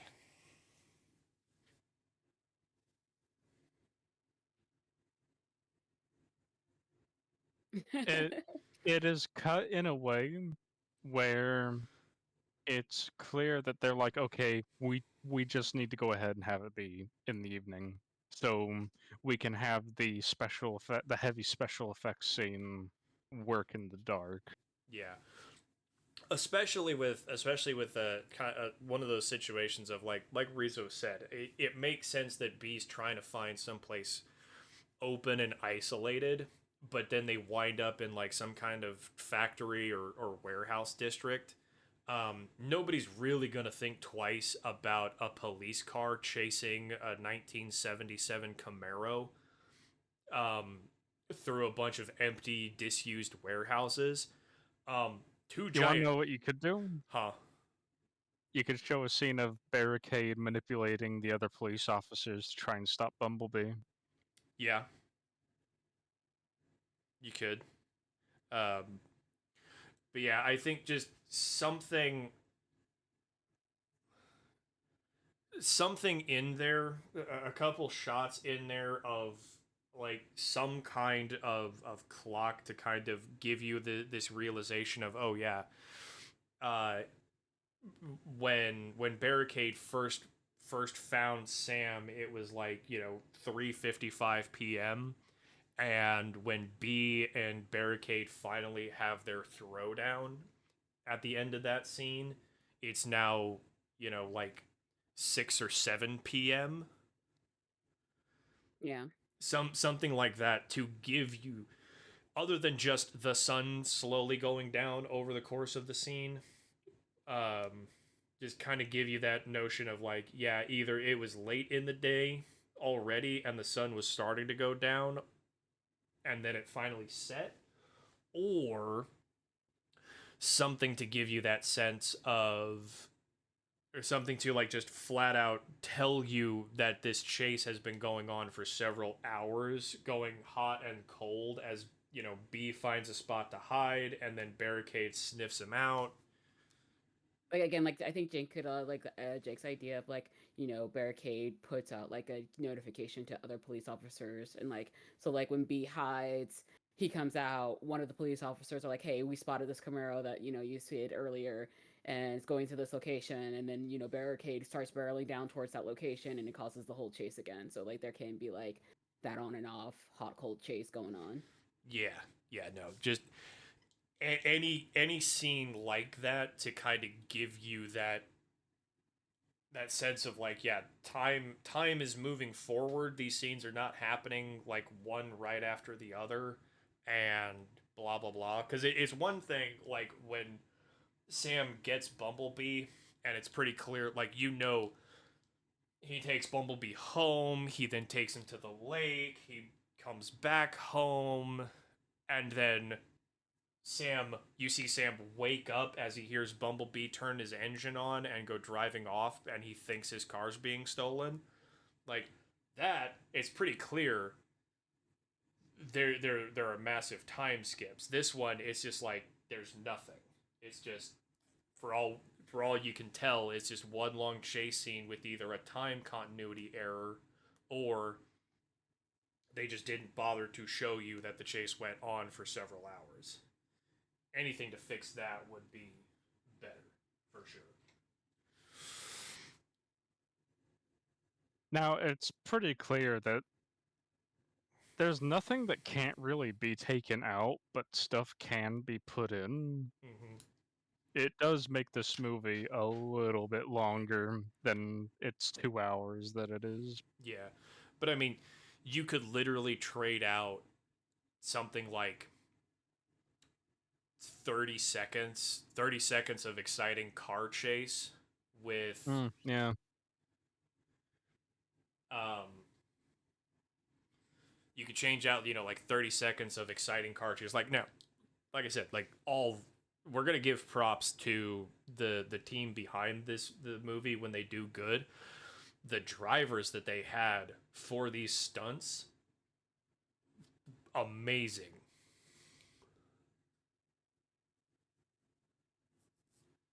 Oh, definitely. Like, But you could easily take, 30 seconds to do anything to establish. I was like, you could just have like the montage and then like have voiceover of just like the police chatter of like, and like you could just quick, in and out, like be hiding and again, like, over the comms, da da da da da. It's really quick. I don't think it's gonna be too much Yeah. to add. Mm-hmm.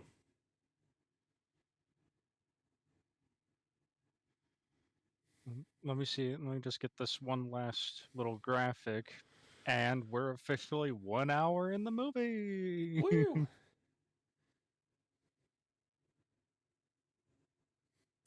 Oh yeah, that too. They do cut away from B and Barricade beating the crap out of each other and focus in on Frenzy, um, which was another thing.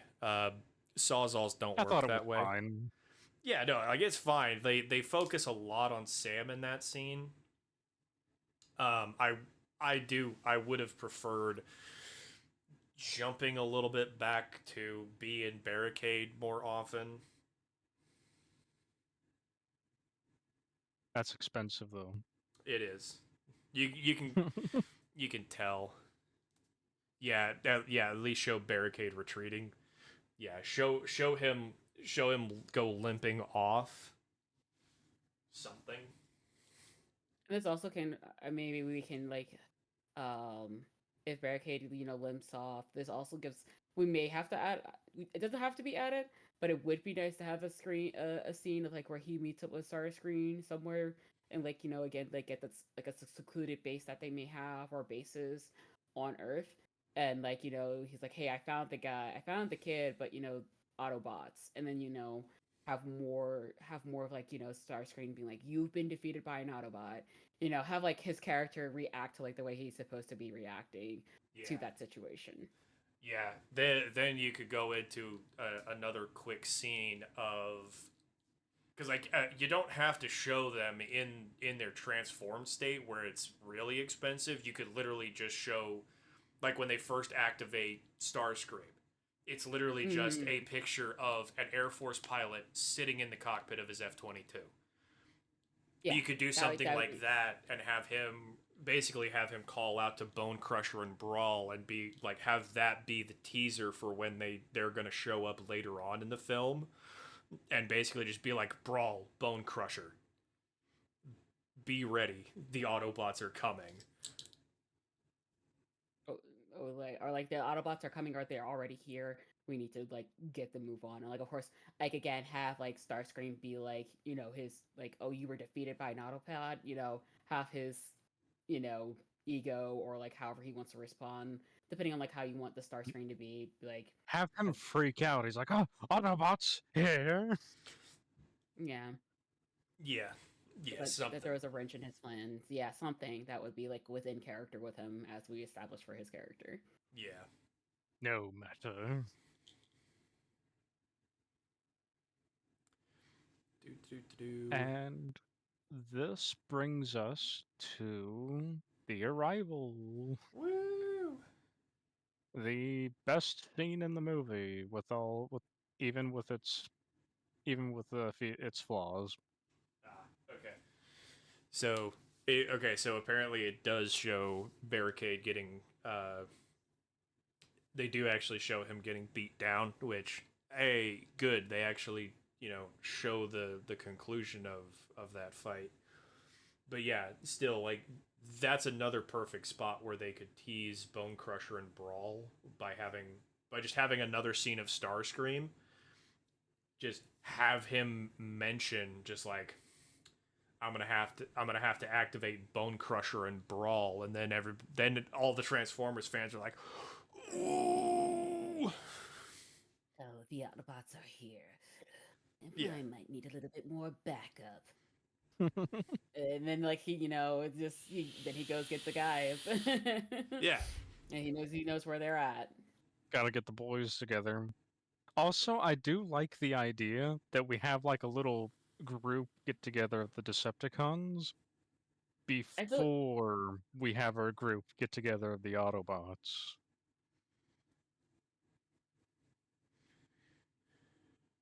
I do yeah. yeah, like that. yeah, Because the Decepticons are kind of there looking for Megatron. So like they're on their mission, and the Autobots are there kind of like trying to figure out what's going on. Like why are they there? They're hiding. They don't really have much of a for reason to get together as of yet. yeah, Well, at this point, the Autobots aren't even on the planet outside of Bumblebee. yeah, Right. And now with this scene right here, we get that little sneak peek of Starscream freaking the fuck out because it might be alluded to that Optimus is going to show up, which might make him freak out even more.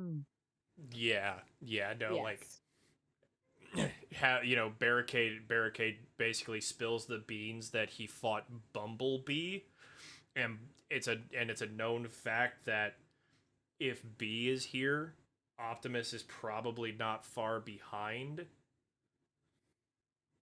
Yeah, you could hear like it could be like I don't know why for like this version of the movie I'm thinking of like Prime Transformers Prime Starscream would be kind of like his voicing and everything would be good for this role, but just essentially being like how snively his voice is and everything, and it's just like you fought an Autobot. Oh, whatever, it's fine. We can handle them. Oh, it was Bumblebee. That means Optimus is not too far behind. Oh, I'm going to need some backup for this. And then he calls the others. Yeah. He has to have his overly dramatic, like, oh, Yeah, he yeah, could be yeah. here. Oh no. The Autobots? I think it was Steve Buscemi that did Steve Starscream in Bloom. Prime. Yes. Steve Bloom. Steve Bloom. Steve Buscemi is the one who did the one in Transformers One. Hank Dempsey from Call of Duty Zombies. He voiced Starscream in Transformers Prime. Or fucking dude from Cowboy Bebop. Okay. Spike Spiegel. See, Spike Spiegel. Yeah. yeah. So Spike Spiegel is great. Love that voice for Starscream. I kind of prefer Steve Buscemi for Starscream. I'm not gonna lie. You do? Yeah. Like he just there was something about the vibe to Steve Buscemi being Starscream that just it tickled my brain nice. It is a fun little concept. Let's see. Let me go ahead and add that in here. Yeah. Although I kind of have a soft Okay. spot for Steve Buscemi because he is genuinely just a great man. He's Steve Buscemi. So like to go off topic here, just to kind of gush over Steve Buscemi. So Steve Buscemi, before he became a big famous actor, was a firefighter in New York. And Wow. when 9/11 happened, he was already a big name actor. He went back to New York, went back to his old precinct, or his old firehouse, and volunteered. And there's like 2 pictures of him at most because he didn't want to have this whole big show of, oh, Steve Buscemi being a hero coming out even though he is an old man and a rich famous actor. It's like, no. Listen, I was a firefighter years ago. I'm gonna come out and just help. Please, no photos. Like, I have a soft He didn't spot for want it to Steve be a Buscemi. He didn't want it to be a PR stunt. He wanted to focus on like the real thing of the tragedy. Yeah, exactly. Because I mean, like, you think about how many actors are out there that just they get famous and they use that fame to sell you crap, and then there's Steve and he's just like, nah, man, like this is a tragedy, and I'm just here to try and help, not get my name out there and get sponsorship deals. Plus, So he did a good job as Starscream. yeah, he Transformers One Starscream is perfect. It's like the most perfect that I had ever seen him. But sort of going back to the little project here. Mm-hmm. So, Mr. Ghost, Yes. you don't have necessarily a problem with the actual landing itself. It's the entire setup to the scene Yeah. that The is the issue. Yeah, the landing itself is not the problem. The problem I have is where are the Autobots headquartered out of? Like it doesn't necessarily need to be like a set ship, but just where were they prior to Bumblebee giving them a phone call? Like, that's the big issue for me.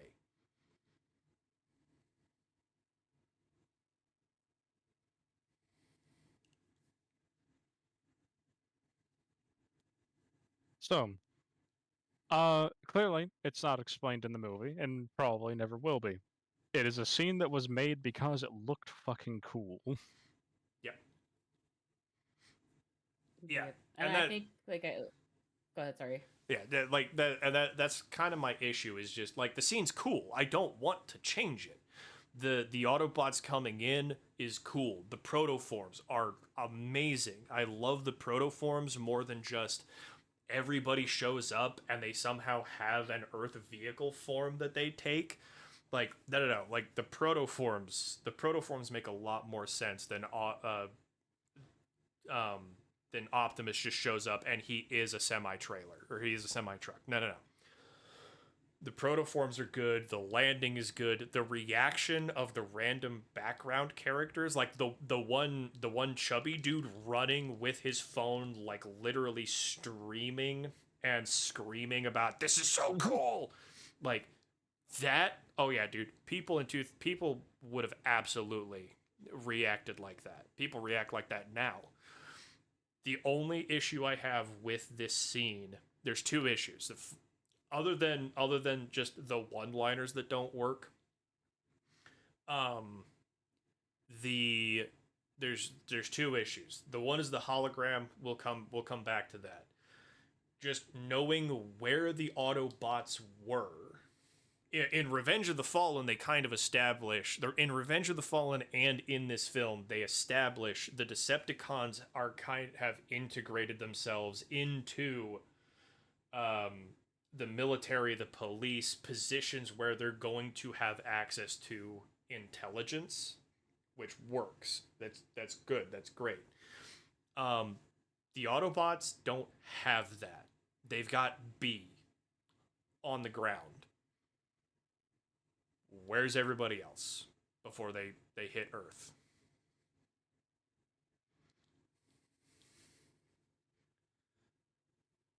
What's the word I'm looking for where they're falling from the sky and Descending.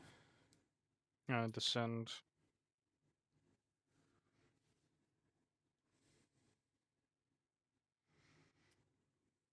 Now, in there? I do kind of like Orgo. I do like Reese's idea of their ship is out there somewhere kind of in stasis waiting for some kind of signal.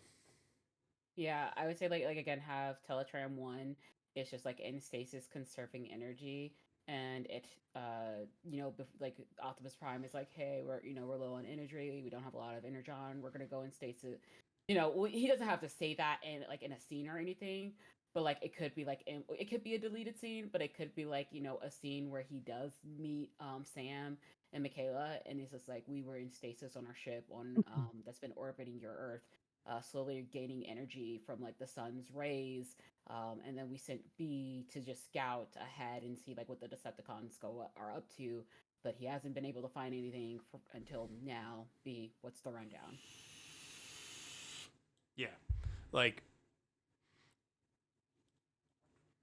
you know, anything like that. Anything like that to give me this sense, this idea of where they were before the landing would fix one of the two major issues I have with this scene. Right.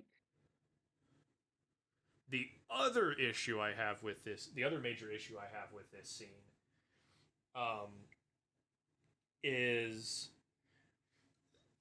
the whole like hologram thing Optimus does to show Sam and Michaela what happened to Cybertron.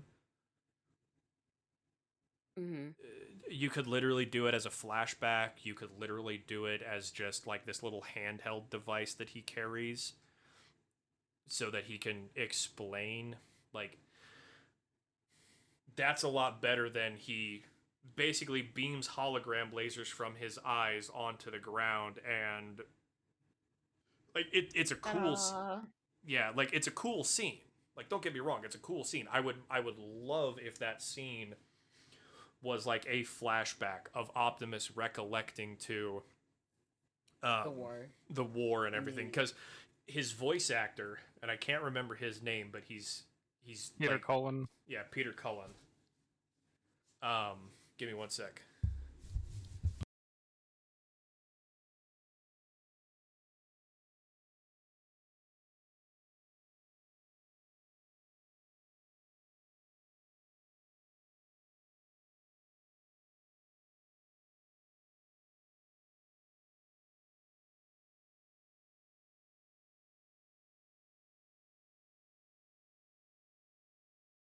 How's your Sunday going, Jake? Oh, you're looking at it. It's been a good time. That's good. That's good. This is actually really fun doing this. I love doing shit like this. Oh yeah. This is like my first time doing something like this today. Well, I think there's only one show that I sort of did this with, but it was just like me myself. Um, I don't know if you remember, there was an anime that was going around called Goblin Slayer. Yeah, I remember Uh, that. yeah, I didn't really think the first episode established really. I like Goblin Slayer and I don't like Goblin Slayer at the same time. The first episode I have problems with, and I'm like, I would rewrite this whole entire first episode to make a lot more sense because I feel like the characters died very stupidly.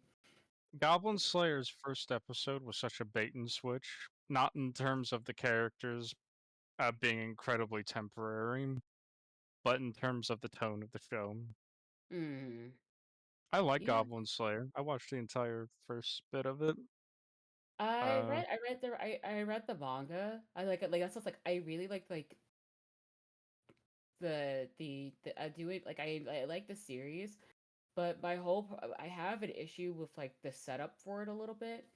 The adventurers go into the beginning adventurers go into like the cave, um, like like they like, oh yeah, goblins, it's whatever, they're easy, ha ha ha ha ha ha, and then the terrible stuff happens to them, and then like the girl narrates of like, oh, this happens almost every day when the adventurers go out, and I'm like, you guys have like school, like the magic girl goes to magic school, one of the girl gets trained by a previous adventurer, and like the other boy gets trained by a previous adventurer, and then the girl goes to preschool.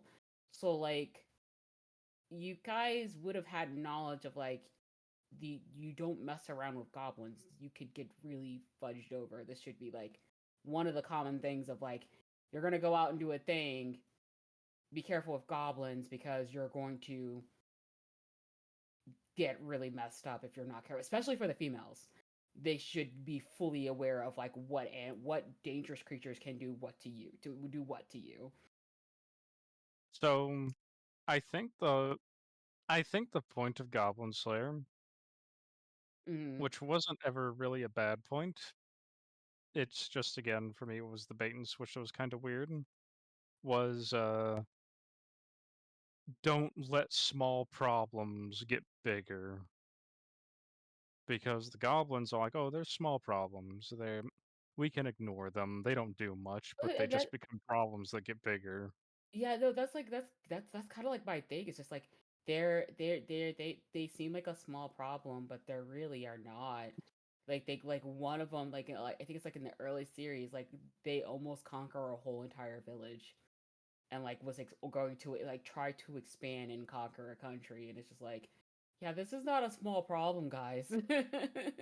Like if they can do this, there should be immediate exterminations for all caves. Like if you see one goblin and you see three of them and there's a group, like, okay, we need to like get exterminating right now because they can take over villages. Like this is not a and it's not like and this is where like I have a trouble with like the world building, is because everybody takes it like, oh, these goblins are nothing, but then you have people all the time are like, my village was destroyed by goblins. Like the NPC, the tavern lady, I guess she's supposed to be NPC, so Yeah, she's an NPC.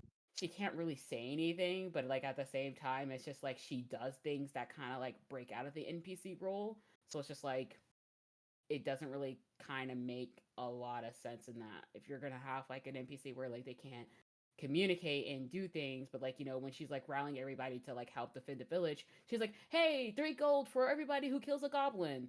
that seems that would be like out of her programming. She's like breaking, you know, Hey, the it's sort not of a video game they're yeah. in terms of their setting, but they're all supposed to be archetypes, right? Yeah, Specifically Dungeons and Dragons. like yeah, it's supposed to be literally like dungeons, and this is where like I kind of like having like a hard time of like understanding the world and like the world that is built, because like it's supposed to be like Dungeons and Dragons, because I think they like somebody's like they one of the characters mentioned, oh hey, may the dice guide you, or let the rolls guide you, something like that of that nature. So it's kind of just like it's a little odd to me that I mean it's just me. um but like that's like for me it's like the world building kind of breaks a little bit for me. But other than that, I still enjoyed it. Yeah, I like Goblin Slayer. I tried making memes for it back in the day whenever it first came out. It's supposed to be for shock value. Yeah, I mean, you can still have shock value, but not break the world, the world that it's supposed to be in. Yeah. Like yeah, because like you have like an ogre who is leading an army of goblins to take over a city, and no, but adventurers won't take it because oh no goblins. But it's just like everybody should know, like if the goblins get too far out of control, you have a huge problem. Like I know there's like someone like brought up like there's the adventurers are taking on bigger things like a minotaur destroying a city, but I'm like but the goblins can do the same thing if it snowballs out of control. Like, yes, take the small problem and defeat it early, but I think you said like you said, Jake, it's supposed to be a cautionary tale. Don't let small problems become big. But I just feel like they kind of executed a little bit Oh, badly. definitely. Yeah. I think what they could have done was probably say like the goblins are a new thing, and then I can understand of like okay, this makes more sense for me. I would say yeah, they multiply like rats. Yeah, I would just say like the goblins are new and this is a new problem, but and since adventurers are like not really fully aware of what they did, and this is where Goblin Slayer he becomes obsessed of like learning all this stuff, and like that's why people are shocked of like by his knowledge of like oh hey, so that's what happens, this is what happens. And that would make elevate Goblin Slayer's character a little bit more, and then also fixes a lot of the problems of like why these young adventurers weren't taught to not go into a cave with like the majority of team with females. I'm just saying. So, yeah. So on Damn that, femoids. yeah, on that, before we jump back into Transformers. So, one thing that I got told by somebody that kind of makes a lot of Goblin Slayer make sense in light of the stupid that happens, um, is this the Goblin Slayer is literally like watching a stream of a bunch of friends taking a break from like their Matt Mercer big professional production D&D campaign and doing just like a fun side campaign thing real quick.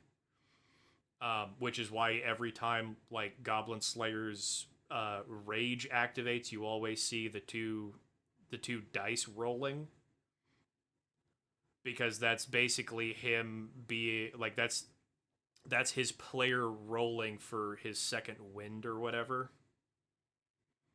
Yeah, and again, like everything else is fine. I just felt like the world building for like the Mm-hmm. goblins and like for me, it's just like again with the first episode where like like I guess I know it's like a side character thing, but like what happens with the female characters is everything is just like but um one of like the priest girls, she was like oh yeah, this happens all the time, and this should be like because it's like oh there's girls that are sent to like churches and stuff or what is it called recreation, not recreation, but um Recreation.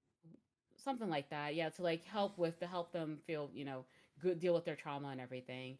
uh it happens all the time, and it's just like okay, if this is happening all the time and the goblins are a known issue, if you're trained by these adventurers, you've gone like again the mage girl goes to mage school, The fighting girl, she gets trained by a warrior. If you're going to be having like some of these characters have like these background experiences, the they would know, some of them wouldn't come across stories and know stories about like the goblins and being like, hey, when you are dealing with goblins, be careful because this can happen to you. Um, so like, but they go into these caves thinking like they don't think about that. They don't take that precaution. They're like, oh yeah, they're easy. Da, da, da, da, da. I just feel like they would be a little bit more cautious. Even like just like for me, from like personal experience, uh, you know, group of young girls, even just going to a movie theater, stick together. The reason why girls go to a bathroom together, and we always have like that one friend that watches out for everything. Uh, I feel like that would also still kind of translate into Goblin Slayer as well. Just Yeah. considering like even that time period, I would also feel like the women are even like across history, women would be like in knit type groups and be wary of certain things. Yeah.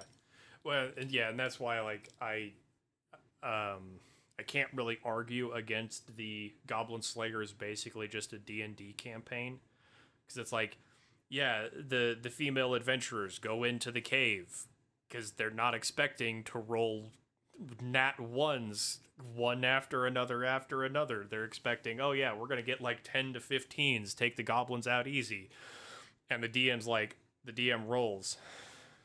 Shit, that's the fifth nat 20 the goblins have gotten in a row. Okay, this has to turn around at some point. Rolls another nat 20. Shit.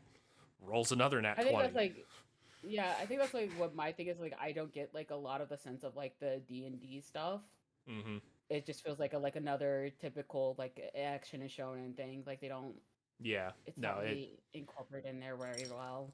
yeah, and like I said, I don't even necessarily know if that's actually what it was meant to be, or if that's just something that people have kind of um Try to use to like, I mean, like even if then like you still have like dungeon and you got like Fenrin and Dungeon and Mashi, you could still make good D&D.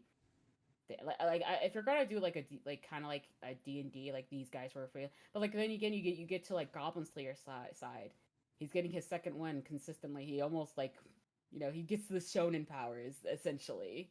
Goes main No, character. every RP that I've ever been in, there's always that one guy who just turns into the main character. Hmm. So don't question it. I have not been in that RP yet. um, but yeah, I think it's just like the execution. Again, I still enjoy Goblin Slayer. I just never had like a proper answer other than those like, oh well, it's D&D, it's this and yeah. that. But I'm like, even still, like I would still have precaution of like what's going on. Yeah, no, like there are problems with that interpretation, because like as a DM, I can kind of tell you like there is a certain point where you do just kind of either you start flubbing rolls because like you are rolling just absolute trash for the session, or your players are rolling absolute trash, and either it's going to be a party wipe or they're going to massacre the boss monster in like 3 turns. And so you start flubbing rolls and just being like, oh, legendary resistance, even though that monster doesn't have legendary resistance. Um, or you start you start flubbing rolls to make it so that it's not an immediate uh like party KO. So you either have to assume that if Goblin Slayer is meant to just be like the in-universe record of a D&D campaign, because like there's also the thing of they don't ever actually call anybody by name. Everybody is like whatever role they play, right? Goblin Slayer doesn't Right. have a name. His name is Goblin Slayer. that's a very like this is just a one shot throwaway character. Um, but even then, it's then gotta it you then have to assume that the dice rolls are the dice rolls. There is no flubbing of the rolls. All dice rolls are made in the open, even by the DM.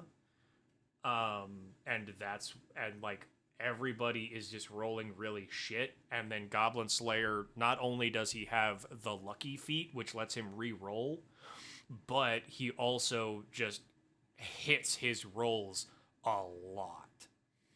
Right. I would be fine with that 100%. Like, if that was like they kind of like outright put that a little bit in more, but they kind of just play it straight. Because like Yeah. again, like with like the first episode, you have the sword fighter boy. He's swinging his sword around, and he clangs his sword against the top of the ceiling, and it's just like, oh man, this cave And is keep really rolling those small. net ones. Yeah, and it's just like, that's a little. But they don't show like that the characters are rolling dice or anything. It just just plays it out right. So and, like even when I read the manga, I think this is also like a light novel. I haven't read that light novel, but when I read the manga, which made me question things more, they show more of the background of the characters, and it's just like, yeah, I think that's a little weird. Because I just take it as face value of just this is what the show presents to me. um it's really show like they in the opening they show dice being thrown and everything of that nature, but there's not really much of like showing of like this is a D&D campaign. No, they're playing it more of like this is a they're kind of just playing it as like this is like reality for these people, um in a weird way. Yeah. Okay, so I'm gonna Transformers. go use the bathroom fast. Oh. Lamau. And whenever I get back, we are going to finish this today.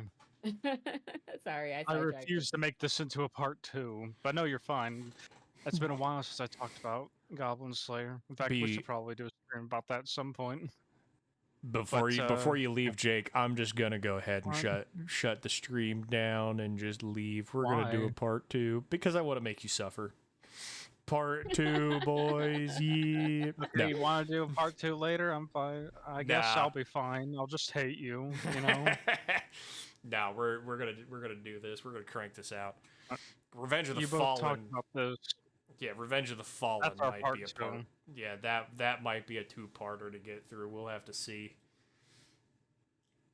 Woo. Oh. But yeah, so how do you feel about the protoforms, Riza? I think you've watched a The lot more protoforms? Transformers than I have.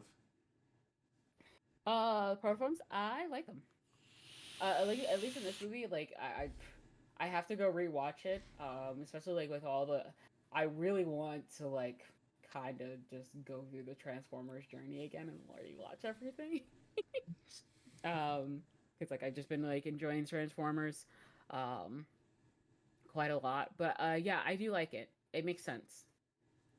Yeah. Um, at least in this for this movie, it does make sense for them to have like these protoform types, and then like they scan a vehicle and then they get more details. So because like then when they transform, they it it makes sense of like how they transform instead of being like they already have like a kind of like a type of form, and then like then they transform, like then they scan a vehicle and then transform into it. Yeah. Yeah, because like The the the way the Transformers have typically been treated has never really been has never really made a ton of sense because of just that whole thing of like, oh yeah, I get it. They're robots in disguise. They're actually just here to, sell toys to kids and everything like that. But like you do need to give me something. Something to actually like touch upon. Um this is actual, like this is an actual race that exists and is not entirely bound to some distant planet's technological level for their physical forms. mm-hmm.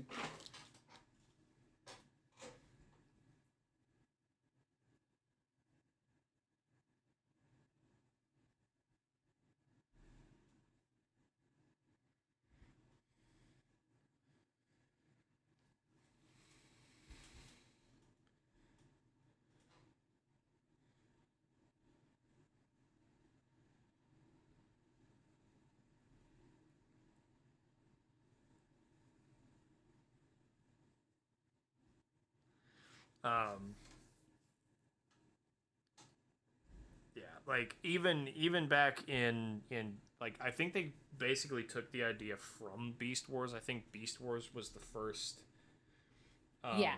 the first series that actually did anything like that, and Yes. That. even No, sorry. Go ahead. yeah, well, yeah, and even then, like they obviously came up with a they just kind of pulled an excuse out of their backsides to um be like, oh yeah, this is why they transform, and obviously they're animals because there's no people on this planet. There's no technology for them to borrow from. Mm-hmm. But you know, there it makes sense. Um, you even consider having some transformers from the other movies show up for some reason or another in the rewrite. I mean, yeah, kind of. We're because like we already kind of brought up the idea of because Frenzy is supposed to be tied to Soundwave, either removing Barricade from this film or and bringing Soundwave in instead. Like we're not opposed to bringing other characters in on the rewrites, but it's going to be more dependent on the um, does the character make sense? Like how we've gotten rid of Frenzy for the rewrite, and instead we've just brought in um, a undetermined minicon to team up with Barricade rather than bring Frenzy in without Soundwave, only to then bring Soundwave in later.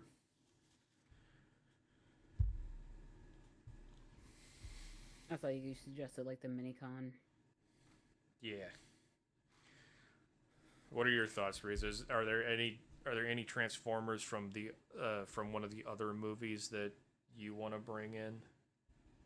No, I think keeping it as is for now. I mean, I think it would be maybe now that you brought up Soundwave, maybe have a little bit of like a communication with Starscream and Soundwave of like Soundwave, Starscream reaches out to Soundwave and like or vice versa, Soundwave is reaching out to Starscream like, have you found Megatron? Or like I think you guys are changing it to the Matrix of Leadership, not the Cube. No, we're keeping the cube Mm-hmm. for all intents and purposes. For this film, we're keeping the cube because the big issue with the cube is not the cube itself. The big issue is the fact that the cube as the MacGuffin, the narrative around it is more the issue. Just this whole thing of, oh yeah, Cybertron is dead, not dying, dead. Dead. Mm. Um, yeah. So like keep like have like and like be like have Soundwave be kind of defined against Starscream because he's always really more loyal to uh Megatron than anyone else. Um, he may listen to Shockwave, but like other than that, I think everything else is pretty. Just keep it as is. I don't think I would bring anything from like the other movies Oh God, that I Jack can just think of. yeah, Jack just brought up Skids and Mudflap. Yeah, yeah. Like I said, this one, Jack, we don't have a. There's minor things. We get to Revenge of the Fallen and Dark Side of the Moon or Dark of the Moon. Oh, I'm gonna let it rip. This one's actually relatively okay. This movie is relatively okay. The first movie, Bay movie. Yeah, the this Yeah. first Bay movie, there's a couple minor things like they don't call Brawl, they call him something else because like Mm. they couldn't get the rights to Brawl. Yeah, he has the cube. Um, but yeah, like Yeah. when we get to the end of this one, like that's where everything really just kind of comes to a head with this whole thing of the cube is everything. If the cube is, if we lose the cube, burr, burr, burr, burr, burr. It's like, okay, so the planet's dead, the Cybertronians don't have a home. Presumably you can't make more Cybertronians without the Allspark, and so if it's gone, you're boned. Awesome.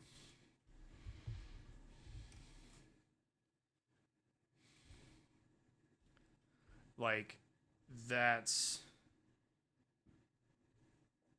that's the issue. Um, I I don't know for sure. There's something about, like, they couldn't they don't call him Brawl in the film even though he is Brawl, and there was some reasoning behind it where, like, Hasbro didn't want to give the rights to Brawl for what was basically an experiment. Um, so I can't say for sure. What I can say is the the Transformer who takes the shape of an M1 Abrams engineering vehicle uh, is based off of Brawl, but he is not called Brawl in the film for some reason. That's it.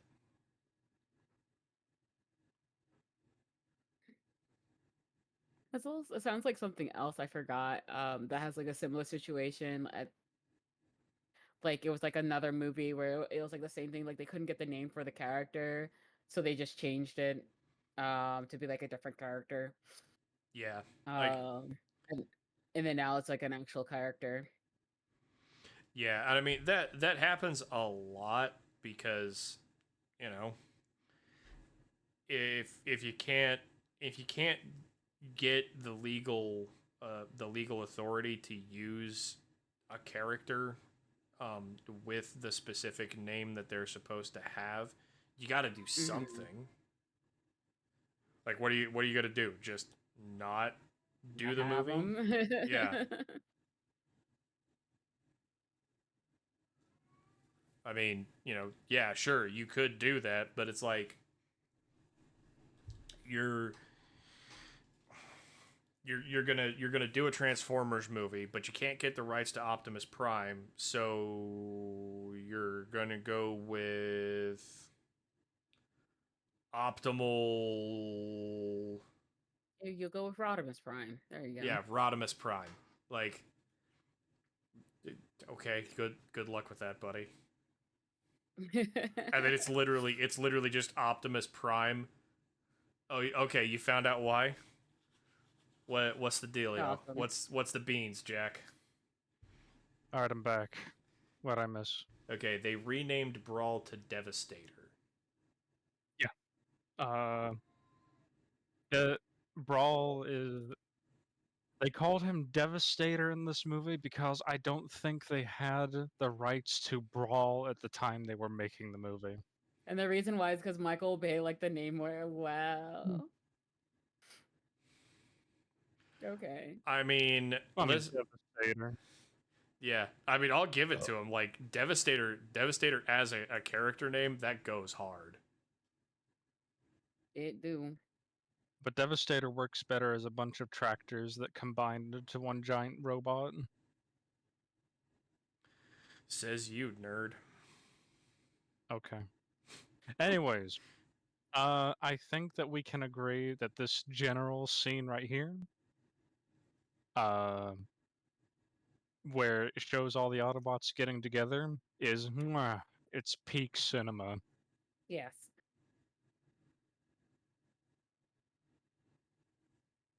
Yes. The entire. Enemy scrotum. But yeah.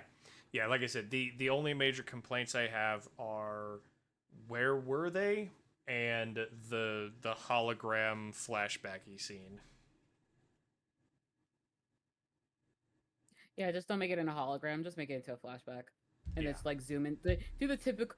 Do the what's it, the trope of like just zoom into the eye, and then we just have the flashback from their like perspective. That they There's literally nothing. did in Transformers Prime. Yeah.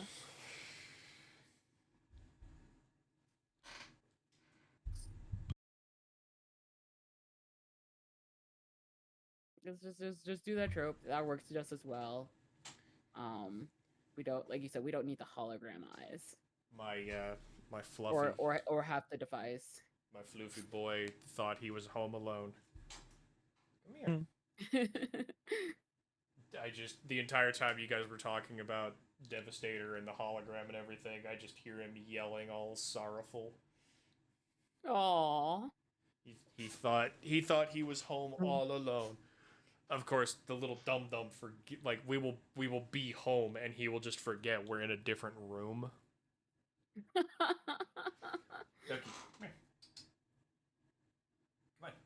He's like, you left me alone in another room. I thought you were gone. Come on.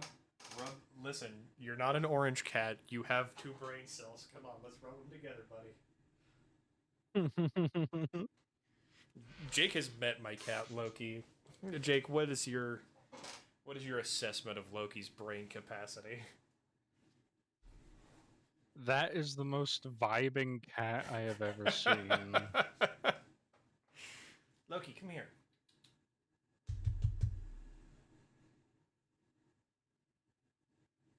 Come on. You can do the calculations. You've done it plenty of times before. Come on, hop up.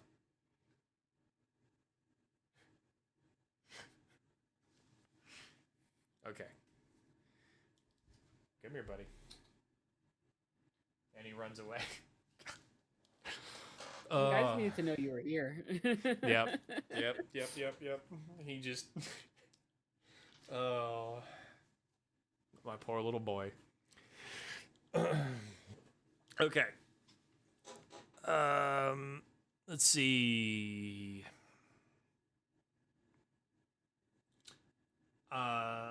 So one. We're now talking about the pheromones. Oh God, the pheromones. Mm. Okay, the issue with this scene that I have is that it all of the character introductions are just, it's like they went back into the 90s, either the 90s or like the original William Shatner Star Trek, and like blended a bunch of different personalities inspired by different characters in other media to try to make characters for all these guys. Because like Optimus is just Optimus, right? Yeah, they stuck pretty close to G1 for him. Yeah, they stuck very close to G1 Optimus Prime for this film. For Ironside, it's like he watched one too many Clint Eastwood movies and really liked Dirty Harry. And that's his personality. Bumblebee is just, the quirky one who has to talk through Sirius satellite radio. Pop culture reference mascot. Yeah, just the character. Pop culture reference character. Jazz is just like uber generic non-American whose only exposure to American culture is through BET. Just everything about it is just like, that was a choice. That was a choice. And then Ratchet is just meant to be like this weird blend of like Bones and Mr. Spock from Star Trek. That's an interesting way of thinking about it. I never really thought about it that way. Yeah, like the pheromone line immediately strikes me as like a very Mr. Spock line to make, where it's like, yes, I don't have, like, my species doesn't have a sense of embarrassment, so saying things that would embarrass somebody has no real emotional weight to me. Therefore, I am going to talk about how the boy's pheromones indicate he wants to mate with the female. Like, bro, are you a sentient organism? Yeah, uh yeah, like that's the one thing about V's broken voice box that like Ratchet somehow can't fix him. Like why?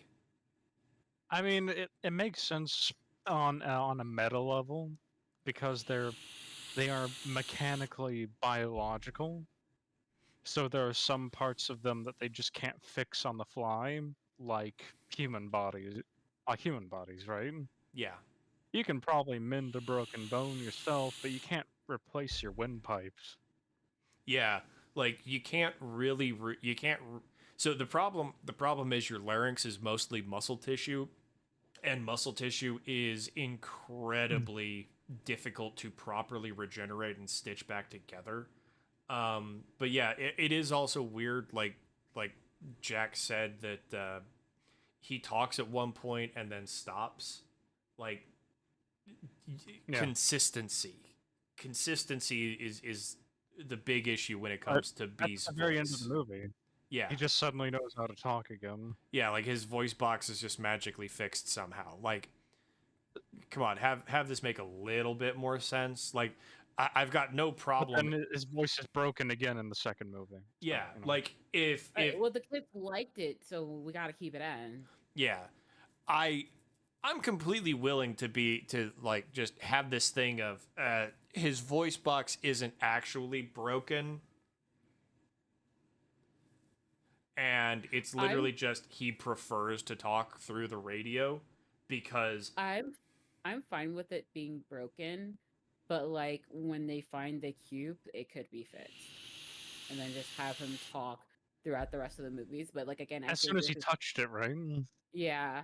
But I feel like at that point he switches to like he uses the radio to like prevent the Decepticons from knowing like what I mean, I guess they would probably know what it does, but at least they won't know that he has his voice box back. Like he still thinks like he's still a mute.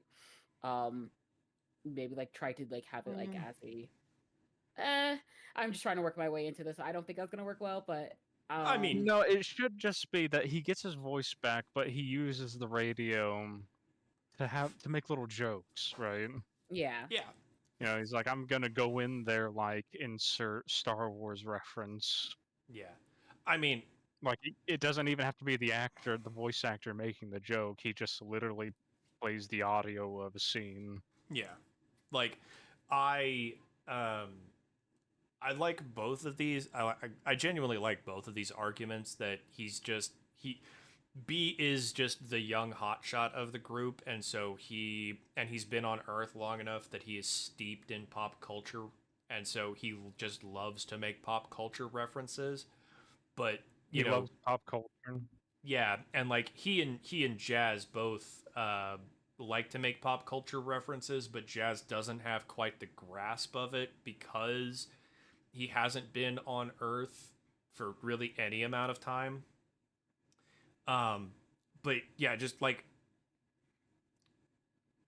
Ratchet, Ratchet's line just kind of comes out of nowhere and just makes you go, "I'm sorry, what?" So if you read this that I just wrote down right here, Mm-hmm. and then we can work on how can we fix it. Yeah, Because let's not really dwell on what makes it cringe. Let's rewrite it. That's what all this is for. yeah. So, um, instead of like for Ironhide, instead of Ironhide, I think he says something about he basically like tries to pull a Dirty Harry and it's just like, do you feel lucky, punk? Instead, he just immediately jumps to, because he is the weapon specialist. Instead, he immediately jumps to, do you know which Decepticons you've run into? And, Sam doesn't know because he doesn't know who the Decepticons are.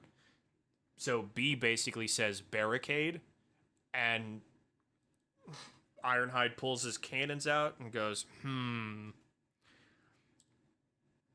I think I've got what we're gonna need. Something along those lines. That way, you get the scene of him pulling out his cannons, and he gets to look cool and badass. Ratchet just drop the pheromone line and just have him explain that he's been trying to help B recover his voice, and it's a slow, uncomfortable process, but he is making progress. Let for as cringe as it is, I guess just kind of let Jazz be Jazz, and Optimus can just continue to be Optimus.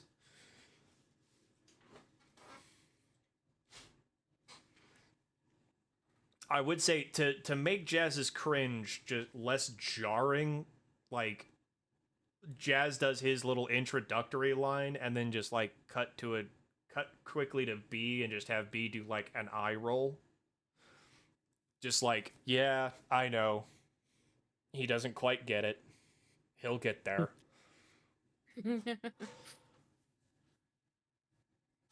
Give him time. He'll get it. Something like that I think would fix it a lot, because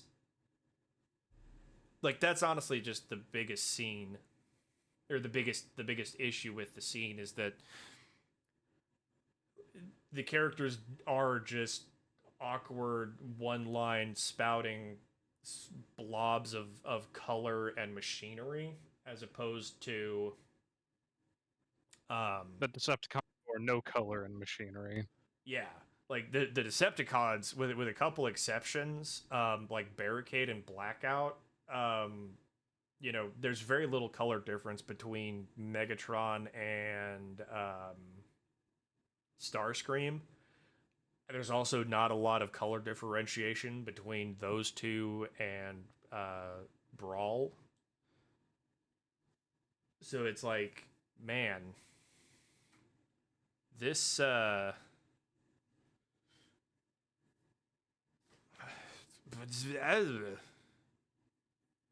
my thoughts exactly.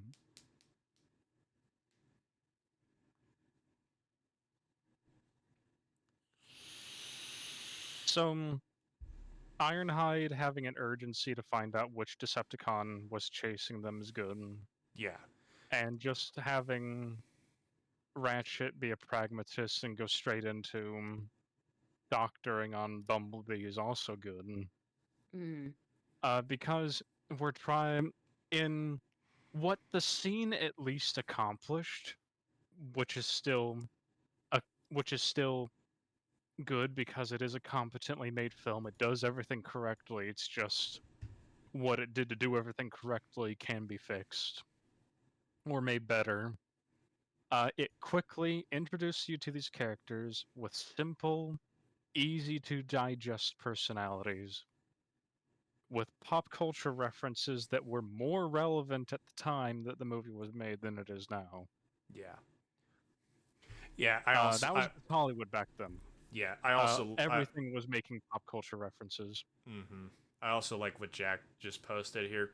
Could also be Ratchet checking up on B after his run-in with Barricade, like what a medic should. Like, yeah. Yeah, that could also work. Yeah, just and then like you could also like have him like scan the humans, like instead of doing like the whole pheromone thing, just be like, organics. I would need more studying to understand more of like the details of these creatures. They are not carrying vicious viruses. Yeah. Something more of just like, and then it's like also still go into like that medical part of like, B was just into like a scrap with a Decepticon, like, hey, are you guys hurt? Like, what can I do to be able to assist you? If you want to tell me some details if you're injured, have like again that medical, being a medic type. Yeah, because like they each have they each have their own specialty. With I think the one exception is Jazz. Listen, Jack, that line just it's so awkward and it's so just it's such a hard break check on the entire vibe of the movie that Mm-hmm. it just it lingers. Um, That's but one way to explain it. yeah, but yeah, I think the only one in the team that Optimus doesn't give as having a specialty in his team is Jazz, which doesn't bode well. Um, Jazz should be like espionage or intelligence. yeah, like like I said, I don't remember what Jazz's specialty was. I mean, like to be fair, B doesn't actually have a specialty. His specialty is literally just Sam's guardian. That's it. Um, but like Ironhide is the weapons specialist. Ratchet is the medic. Optimus is the leader. B is Sam's guardian. Wherever Sam goes, B's not supposed to be too far behind to help keep him safe. What is Jazz doing? I don't know. It would give something to Jazz. Like I said, like I think what Jake said probably be like espionage. Um, Espionage, like communications. because wasn't original Jazz kind of like a police car? Well, I mean, it's more like he's in like a Porsche, isn't he? So treat him like James Bond, like a 007. Let's Yeah. see. Let me see. I'm thinking. I'm pretty sure he's a Porsche in the movie. Originally he was one of Optimus's friends and second in command, head of special operations, saboteur. Um, Oh yeah, so yeah, he's a Porsche. He's a Porsche racing car. So yeah, it would be fitting if he was more of like a spy like character, but like hip with the kids, as they would say. yeah, yeah. Like I said, I intelligence, like having him be Optimus's intelligence officer, um, kind of rolls in line with that original G1 special operations leader, saboteur, specialist. Like, And of course, and I know, like you said, Bumblebee doesn't really anything, but he is a scout. Like he is supposed to Mhm. be like the one that goes out first and looks, does the scouting. So like he does still have like his own special role. He just has an included role of like being yeah, Sam's guardian. yeah. So another thing about changing the hologram, right? The hologram flashback was if it is like what Transformers Prime did by making the transition of the flashback through his eye rather than a holographic projection from his eye, there's something more personal about it because it's what he saw. Yeah. That's what I He's had said he earlier. is remembering it. I didn't hear it, I'm sorry. He is remembering things through what he saw, like what you said, what you Mhm. said, Reason. Okay. So Jack pointed out in the Bayverse, Jazz is a Pontiac Solstice, which is still a small Porsche type um, sports car. So yeah, still something very Bond, something very old school James Bond ish, which yeah, like intelligence operations. B goes out, collects information, reports it back to Jazz. Jazz analyzes it, tells it to Optimus. The guys come up with a plan. Ironhide is like, oh, we're going to need these guns instead of those guns because we're fighting Brawl and he's got way thicker armor than usual. Also, I hate how Ironhide looks like a gorilla. Does he look like a gorilla? He looks like a gorilla. Never really thought about that. Never really thought about that. Yeah, it just it hit me that it's a little hard to pick up on when the camera's moving and their faces are moving and everything, but he looks like a gorilla, and I don't like it. Ratchet also 100 Decepticons versus 1 Ironhide. Yeah. Ratchet also looks kind of like a gorilla. Just the No, Ratchet looks like a Ratchet. Honestly, he looks like a dude with a beard. He looks like a I can see both. yeah. so. There's a bit of a square jawline. Mm-hmm. He doesn't really have the mustache, but he does. It's kind of like the Abe Lincoln thing. Yeah, I can kind of see it. I can kind of He see what kind you're of talking has about. the intellectual hairline. I'm also kind of seeing a little bit of the monkey from Overwatch. You mean Winston? Yeah, Yeah. like Winston with the human. But I can also see like the human version as well. Yeah, it's there. It's easy to see. But yeah, I can see how they made Ironhide look more like a gorilla. But honestly, I think it works. I mean, it's gonna be more For it's gonna be personal opinion on this one more than anything else. Like if you don't hate it, sure, go for it. we hardly even see what Jazz looks like. Yeah. He's always zoomed out, like his model wasn't finished and they didn't want to zoom in on him. Yeah. But they were showing off this guy Oh yeah. every chance they could. Oh yeah, no. Every single fucking chance they could. They were showing off this motherfucker right here. It's like, Mhm. look how cool this movie is. Yeah. And yeah, Jack, it kind of does make sense if he is the enforcer. It's one of those design choices they made that I'm sure there was a reason behind it. Kind of like Optimus's paint job. I know a lot of people hated the flames, but it did come out afterwards. Michael Bay did explain, because Michael Bay actually is a competent director. He knows that red as a color is a nightmare on to record on camera. But they still wanted to have that red on Optimus. If they broke it up with the red and the blue hot rod flames, it would be a lot easier to uh, animate and not have. Oh yeah, no, the flames go hard. Like I love Optimus's design in this, flames and all. Yeah. Yeah. There were a It lot worked. of there were a lot of people though that were pissed that he was not just solid red. So something that I'd never noticed before, it was how I'd never really paid attention to the postures in this scene specifically. Oh snap! I just noticed that too. Now that you pointed it out, because Like like Ratchet has his arms behind his back like a thinker. B's kind of like I squatted down like a like a youngster. Oh, he's got. Jazz is kind of like not nonchalant on like kind of like suave-ish kind of style.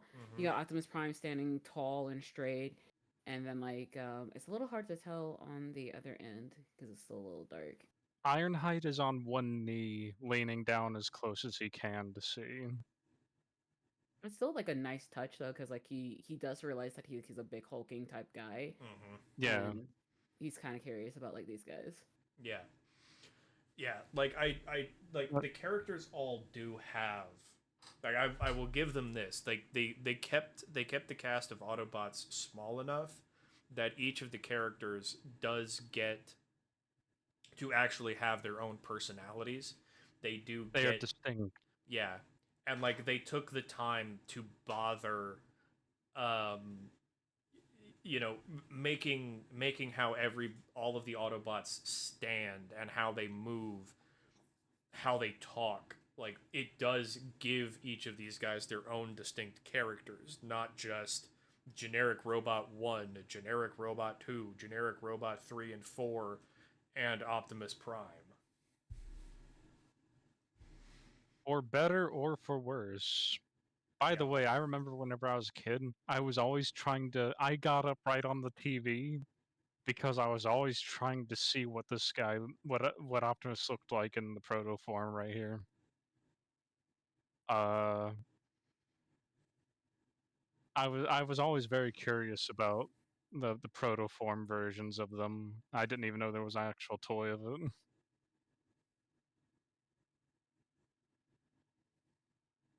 I just want it was just one of those things that I don't know. It's the little details in this movie that are great, and then there were just some things that they just chose not to do.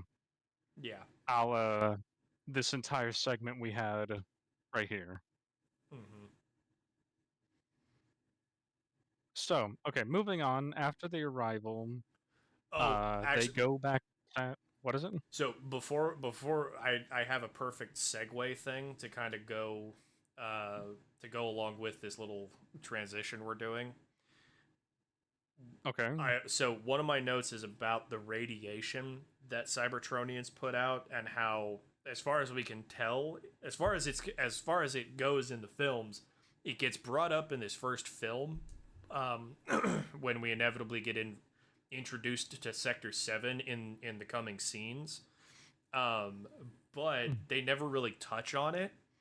You could very easily have Ratchet, um, doing his medical thing of his initial introduction. He does a quick scan of them and deduces that the radiation the Cybertronians leak is not harmful to humans because it's all like alpha particle. So it hits their clothes, goes nowhere, hits their skin, doesn't penetrate enough to do any kind of damage to their genetic structure. Something along those lines, so that you keep that radiation beat going instead of just it comes up for Sector 7 to be able to sniff out the fact that Sam has had direct contact with the Autobots and then never gets brought up again. Just like, oh, it does it there's no reason to bring it up again because sure, it gives everybody a chance, it gives folks a way to figure out if you've been in contact with a Cybertronian or not, but that's it. It's got no other reason to be there because the radiation's non-lethal. It's confirmed by an Autobot scientist. There you go. That was just another one of those plot points that got brought up, used, and dropped. I mean, it was used once, Yeah, 2 times if you include the missile silo where they're scanning all over Bumblebee, I guess, yeah, and shocking the shit out of him. yeah. But yeah, then we get this whole thing of they explain they need the glasses. They take Sam home. Um, the Autobots being confused. I did like the scene of Mojo the Chihuahua peeing on Ironhide and him being like, "You have a rodent infestation. Would you like me to take care of it?" Like just immediately re-emphasizing the thing of he's the gun guy. Not too subtle. Yeah, like And haven't you ever just wanted to atomize a Chihuahua on command? No. I have.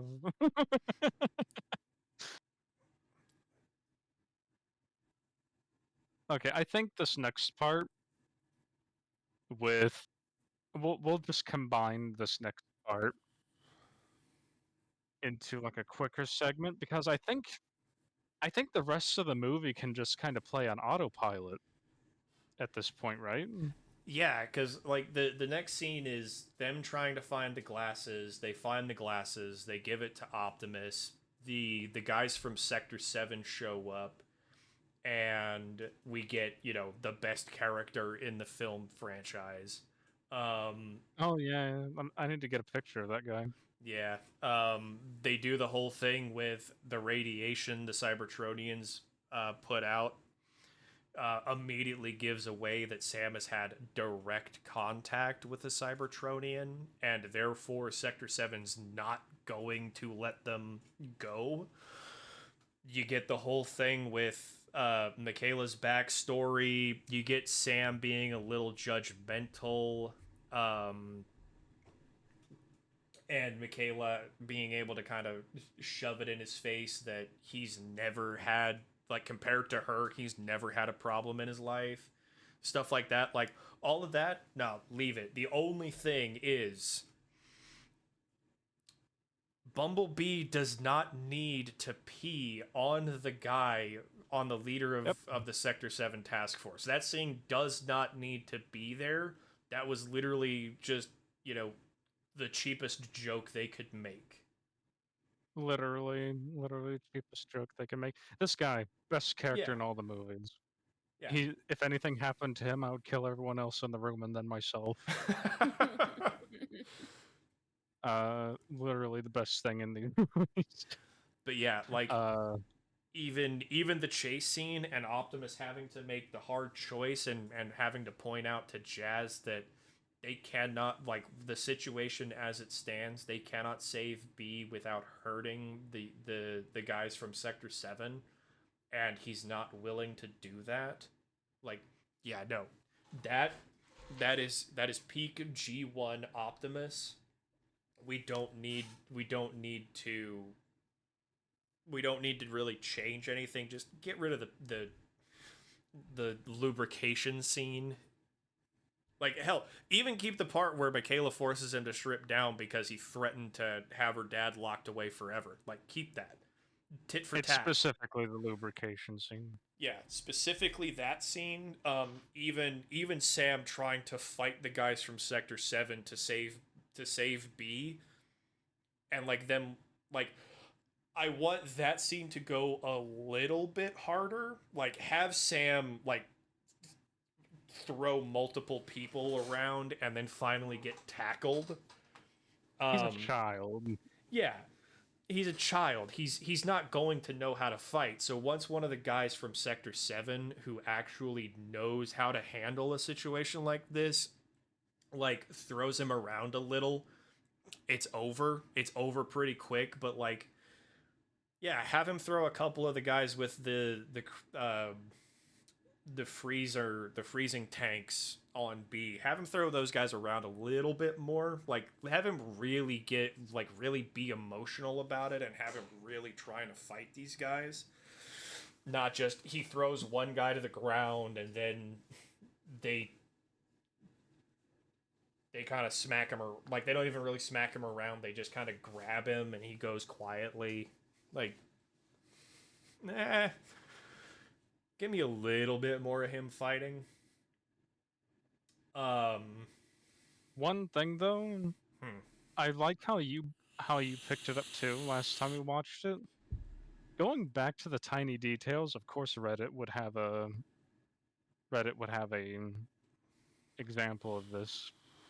The tiny details in this movie are fucking wild. Because whenever Optimus at least specifically opens his mouth, you see the voice modulator Yeah. inside of it. Yeah, like, I love that. I love those little tiny details. Like, it's what really makes them feel, it makes them feel more alive and more alien at the same time. Like, Mm-hmm.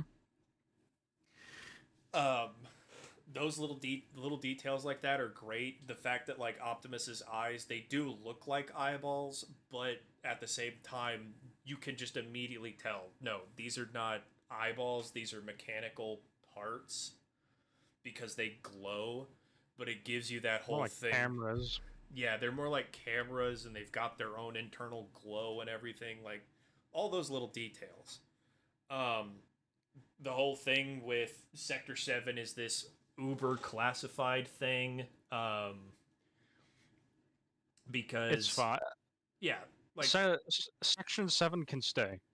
yeah, Like as is. It's over the top conspiracy theory, uber classified, that can stay. Yeah. In fact, uh, section 7 and its introduction after the previous scene with the Autobots in the garden can stay.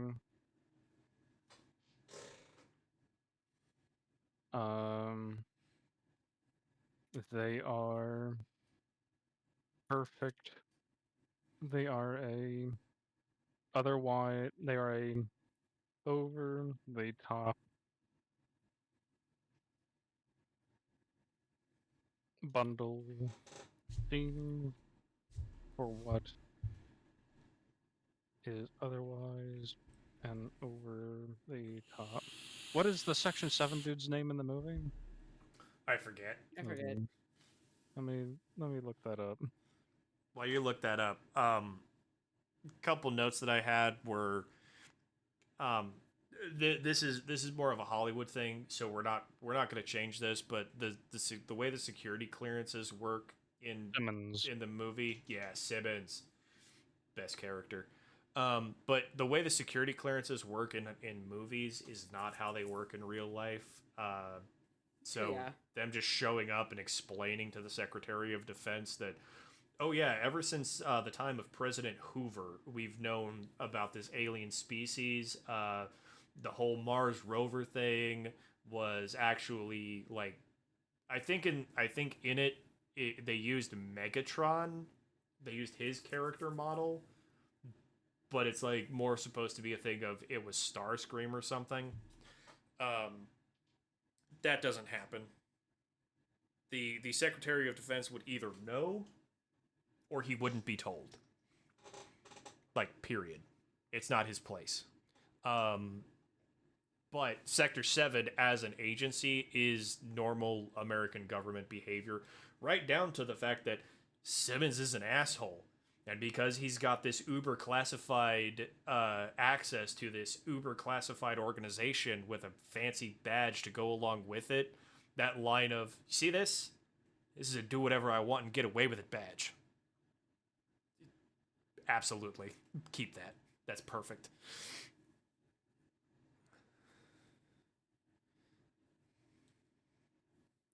Let me actually pull this picture out. There's two pictures. Okay, this is actually a perfect one.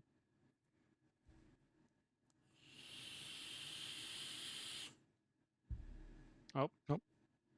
Let's do that. There we go.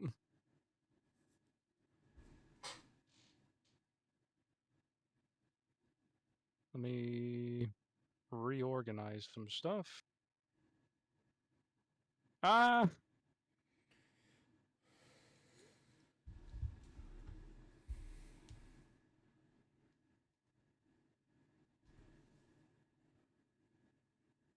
He's breaking it. I'm breaking it. Riza, give him the Alakablam. No, I don't want the Alakablam. I don't know how to do the Alakablam. You have the Alakablam stick in your hand. Oh. Oh no. Oh, I forgot about that. Alakablam. Alakablam. That monkey has a gun. A monkey! It's got a gun! Let's see. Autobots in the garden scene is actually the closest to G1 the movie attempts to get. The Autobots should have been more like this throughout all the movies. TBH.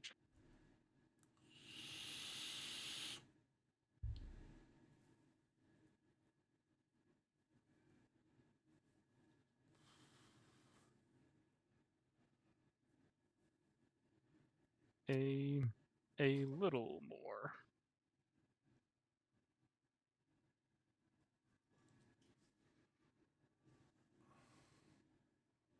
Yes. Now it's Tell my us. turn to disappear for a few minutes. Okay. Tell us the fun Okay. fact, Captain Jack.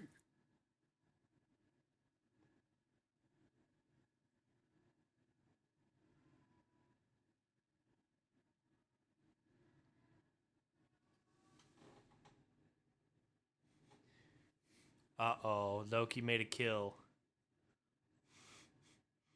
What Loki do? Uh, he did his. I could hear him crying upstairs, and then he comes trotting downstairs, and I just look out my office door, and I see him trotting over with one of his toys.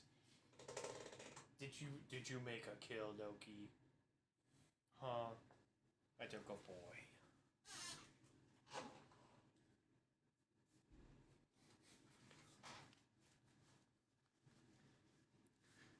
He'll do that sometimes. We'll just hear him crying, and then as soon as he sees us, he'll drop whatever toy he has.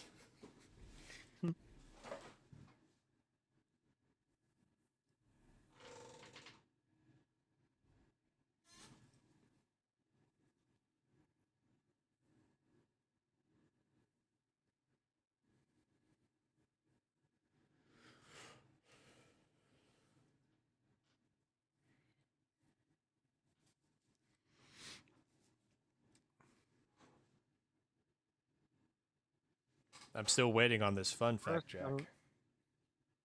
sequence. Interesting.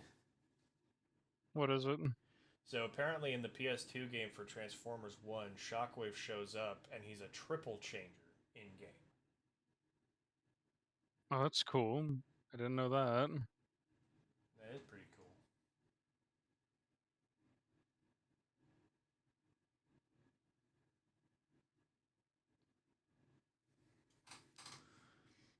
But the scene with, but the bit with the lubrication has to go. It is a unnecessary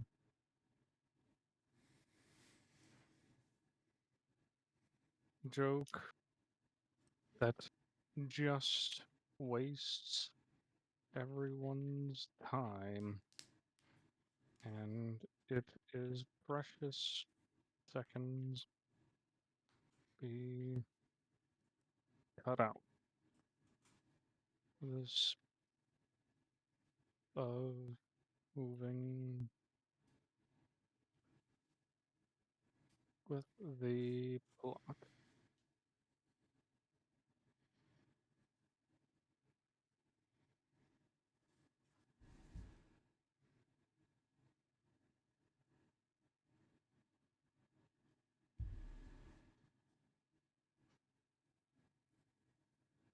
All right.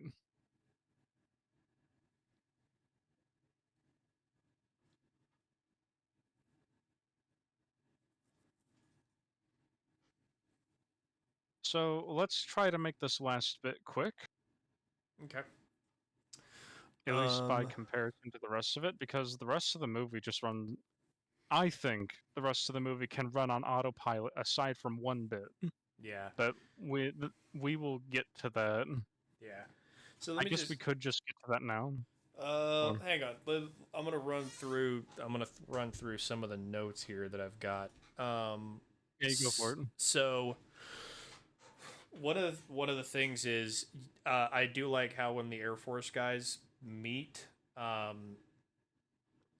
like they get brought to the Hoover Dam and all those scenes take place, and it becomes pretty clear pretty quickly that Sam knows more. Like this 16-year-old kid knows more about what's going on than these government agents that nobody's ever heard of from an agency nobody's ever heard of, but has clearly been in place since Herbert Hoover was president, and that the Hoover Dam was built literally to hide one of their own artifacts, etc., etc., etc., etc. As soon as things are about to go sideways, the Air Force guys immediately take Sam's side and are literally ready to throw down to the death. Like they like they raise their rifles and machine guns, and they're just like, "Hey, you listen to the kid, or we start blasting." Um, because it's pretty clear he knows more about what's going on than they do, and if he's got intel that they need, and he says the robots that some of the robots are on our side and others aren't, we're gonna listen to the kid, and you're gonna listen to the kid. Otherwise, you're in our way. Um, I do also like how, for some reason, the Allspark, despite the fact that it's supposed to just make Cybertronians, for some reason, it always makes violent Cybertronians. For some reason, it always makes Decepticons. I think it might be more of a matter of intent, Yeah, I mean, possibly. I don't intent know. on its creation. Yeah, And it could be like because it's been so close to Megatron for such a long time, it could be just feeding off of his energy.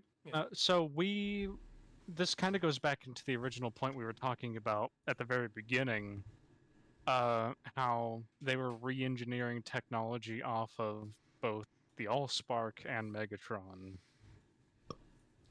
So, modern technology being re-engineered from Megatron, everything that comes to life Mm-hmm. is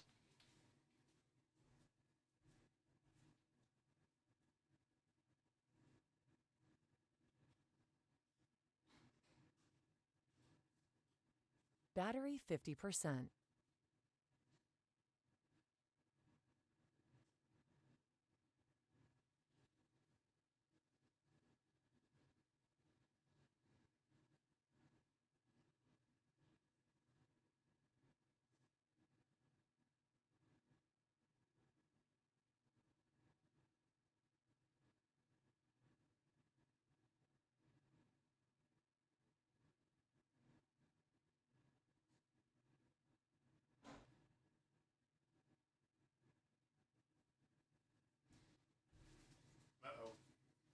uh, are you guys talking or did I die?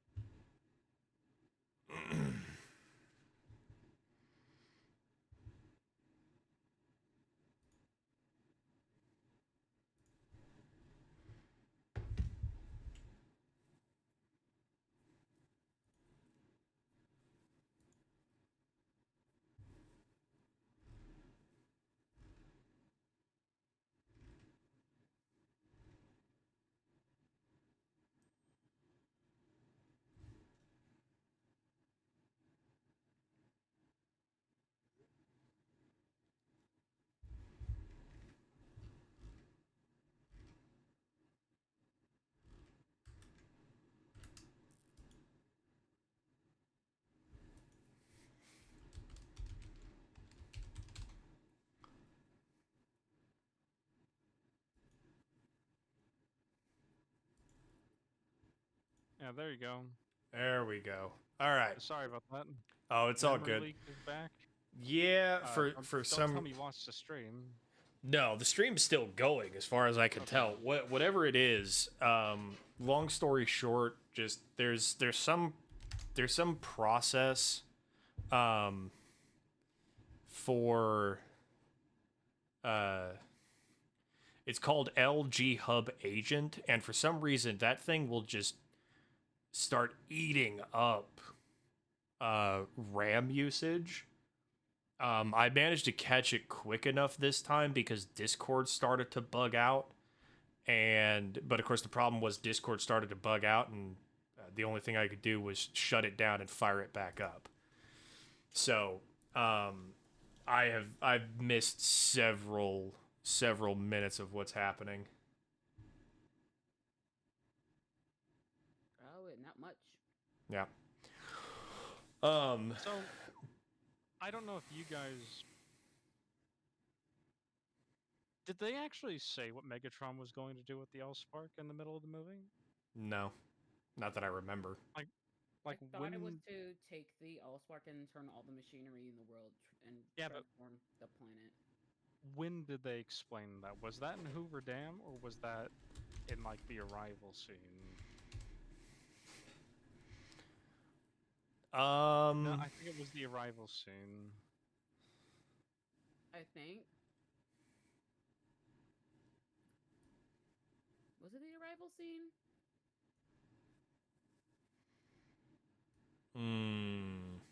I don't remember. I thought that was like later on. I don't remember. If they gave a reason for what Megatron wanted to do with the Allspark, I don't really know. I don't really remember what it was. I think it was just generic Megatron things. Take over the world. Wipe out the humans. Because originally he did come to planet Earth. No, he came to the planet Earth looking for the cube. The cube. The cube. I guess to like change the tides of the war. And then I guess at that point Why would he want that anyways? Because the Decepticons won the war. Yeah, like this kind of goes back to it kind of goes back to the problem of the Allspark being the grand MacGuffin of the film doesn't really make a whole lot of sense. Well, I mean, kind of, Jack. Yes, he wants to revitalize Cybertron, but Yeah, like, yeah. they never really give him. So, like, okay. Basically, here's the motivations, as far as I could remember from the movie, was that both sides want the Allspark, but the Autobots want the Allspark so that the Decepticons don't get it, and so that the Autobots can revitalize Cybertron. That's all the motivations we get, as far as I can remember. Megatron wants the Allspark so that he can claim that he has the Allspark.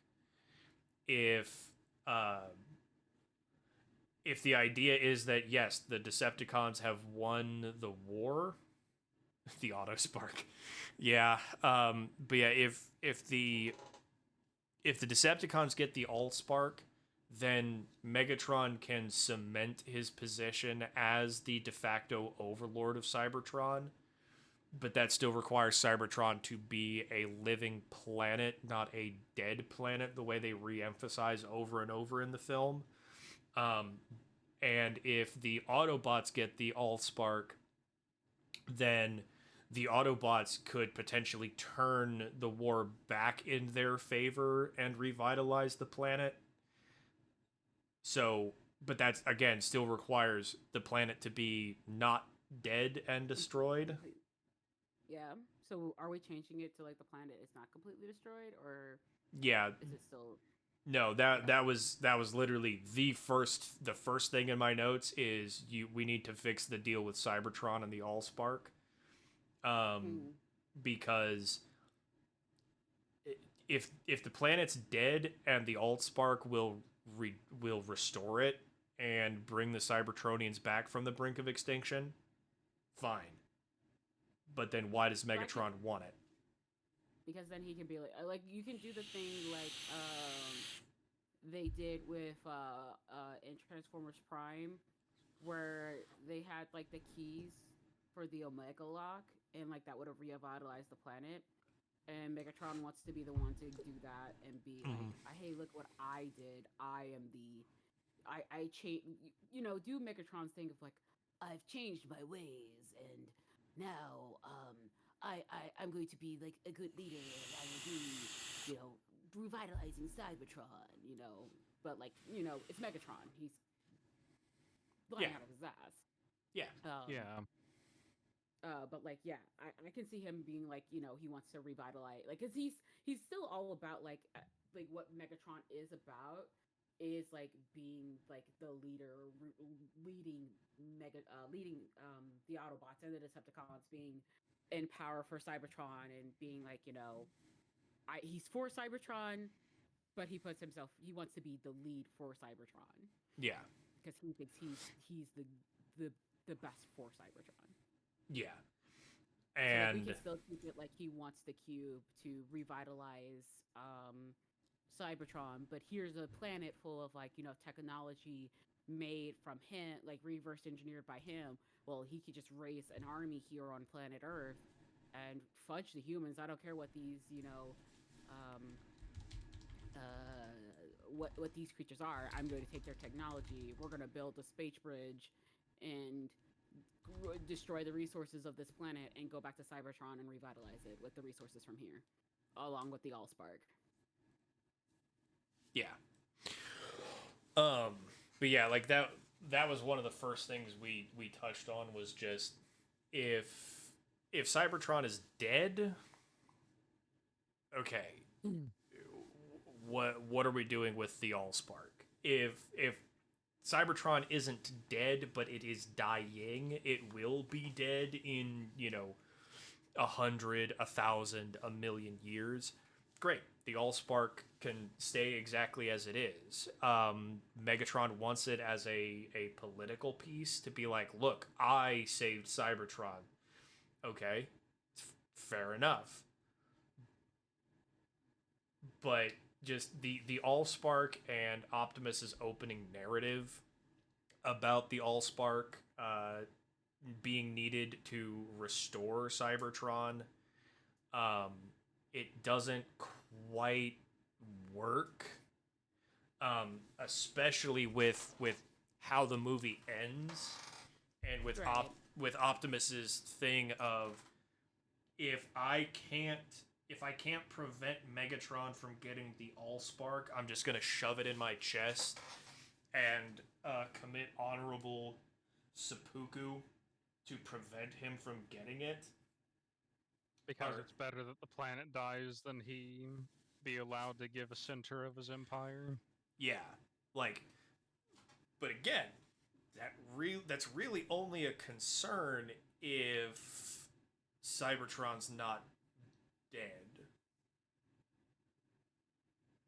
And if Cybertron is dead, we can still take if they take the Allspark and like shove it into like we could say Earth's core, and like that causes it to like de facto make another Cybertron in a sense, like it the Allspark starts absorbing like the magma and the energy and all that stuff from the planet, and then slowly starts like to build within to like change like if Cybertron's dead, use the Allspark to change another planet, and since they're already here, Earth's core is perfect, is already active, it's not dead or anything. Go ahead and just revitalize, go ahead and revamp it to be the new Cybertron. So like that can be a second alternate option as well, like why they want the cube. And then of course Optimus is like, well, we want to take this to like maybe a different planet. We don't have to necessarily do this with Earth, but like if Megatron gets his hands on it, let's just go ahead and destroy it because we don't want to ruin this planet. Yeah. Yeah, just anything other than just the planet's dead. Megatron wants the Allspark. We don't want him to have the Allspark. We want to have the Allspark. Would be better MacGuffining than what we got. Mm-hmm.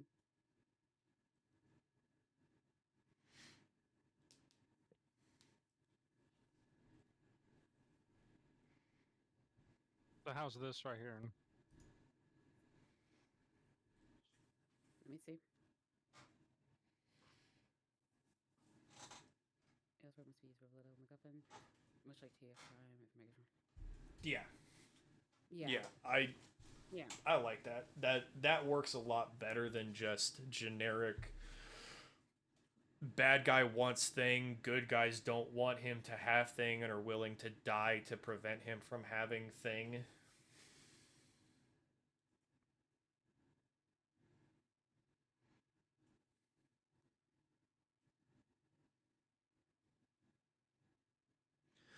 Plus the other problem I have with Cybertron being a dead world is that it makes it very awkward when you start having more Transformers show up in the later movies because like sure it's um it's one of those situations of like yeah they're kind of scattered but like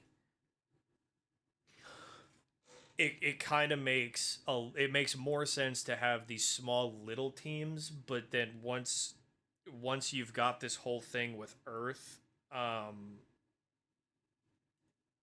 it's like okay this is now a new front for the war so we can very easily uh just do this thing where we we can now make this the big pivot point because if the Autobots get a foothold on Earth, they can use that as both a rally and staging point to retake Cybertron.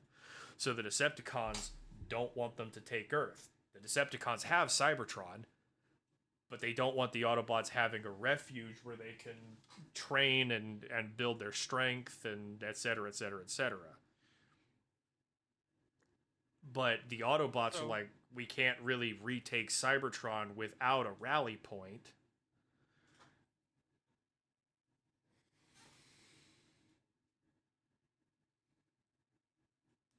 Yes, Jake. so the I think it will it the movie should at least end the way it did in the original movie Yep. with Optimus telling Sam that he's going to do the ultimate sacrifice and prevent Megatron from making his empire. But then Sam, in an attempt to, like, this is just from the actual movie, uh, he finally sort of mans up and does something on his own. Mm-hmm. Uh, like he's brave enough to do this instead of being like a, like the gobbling turkey that he is throughout the movie. Mm-hmm. And he charges up to Megatron and shoves it in his spark instead. Yeah. Yes. So Uh, the Allspark should be destroyed here. This is this is at the time of this movie the only thing that can save Cybertron. The soul of Primus is used to take out who is probably the biggest threat in this universe's galaxy.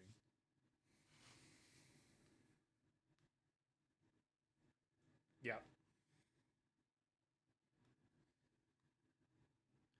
Yeah. So to kind of go into a little bit, you do get some character growth both out of Sam and Michaela at the end, which is one of the things of like, which is why I like the dialogue and the awkwardness earlier in the movie because you do see you do slowly see it with Sam, where it's like, sure, he's willing to stand up for himself, and he's willing to throw down with government agents who can for all he knows can literally throw him away into a cell, um, with basically no key forever and just disappear him. But he's willing to throw down with them to try to save and protect B. But he's surrounded by the Autobots, who are basically all professional soldiers. He meets a bunch of Air Force guys, and the Air Force captain in charge of the team basically tells him straight up, "Listen, like he doesn't say it this way, but he basically tells him, listen, I know this isn't fair. You're a kid, but you are the one person here who really can't fight. So I need you to get out of here with the MacGuffin, because if we can't stop them here and they get you, they get the MacGuffin. So we're going to get you out of here to a place where we can protect you, and more importantly, protect the MacGuffin and the rest of humanity. Do you understand?" And sure enough, he digs deep, he finds that intestinal fortitude and goes, "Okay." And yeah, at the end, it's like, sure, he could very easily go with Optimus's plan, but he's able to think smart and take out the enemy and stop the enemy from getting the MacGuffin. And you do also see like Michaela, like the soldier guy, or the Air Force guys are like, "We need Michaela to get out of here like right now," and she basically tells them, "I am not leaving him here. If you want me out of here, help me." And they quickly, ratchet B into place on the tow truck. And she drives off. Speaking of which, I'm getting that picture right now. Yeah. And she drives off, but you can see that like it's wrecking her because she's abandoning people and she doesn't want to do that. And so what does she do?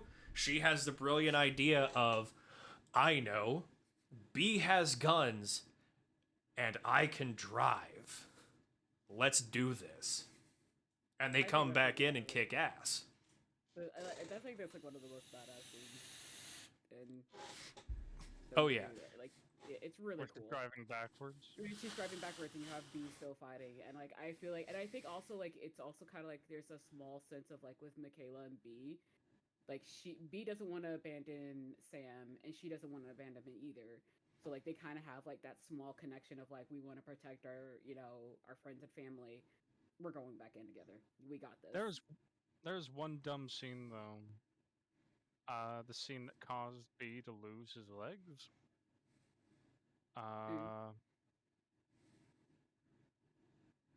Where is it?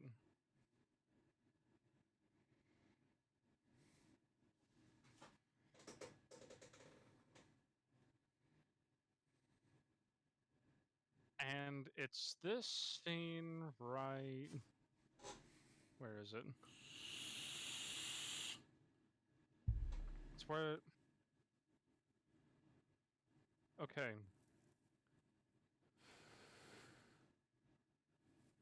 So,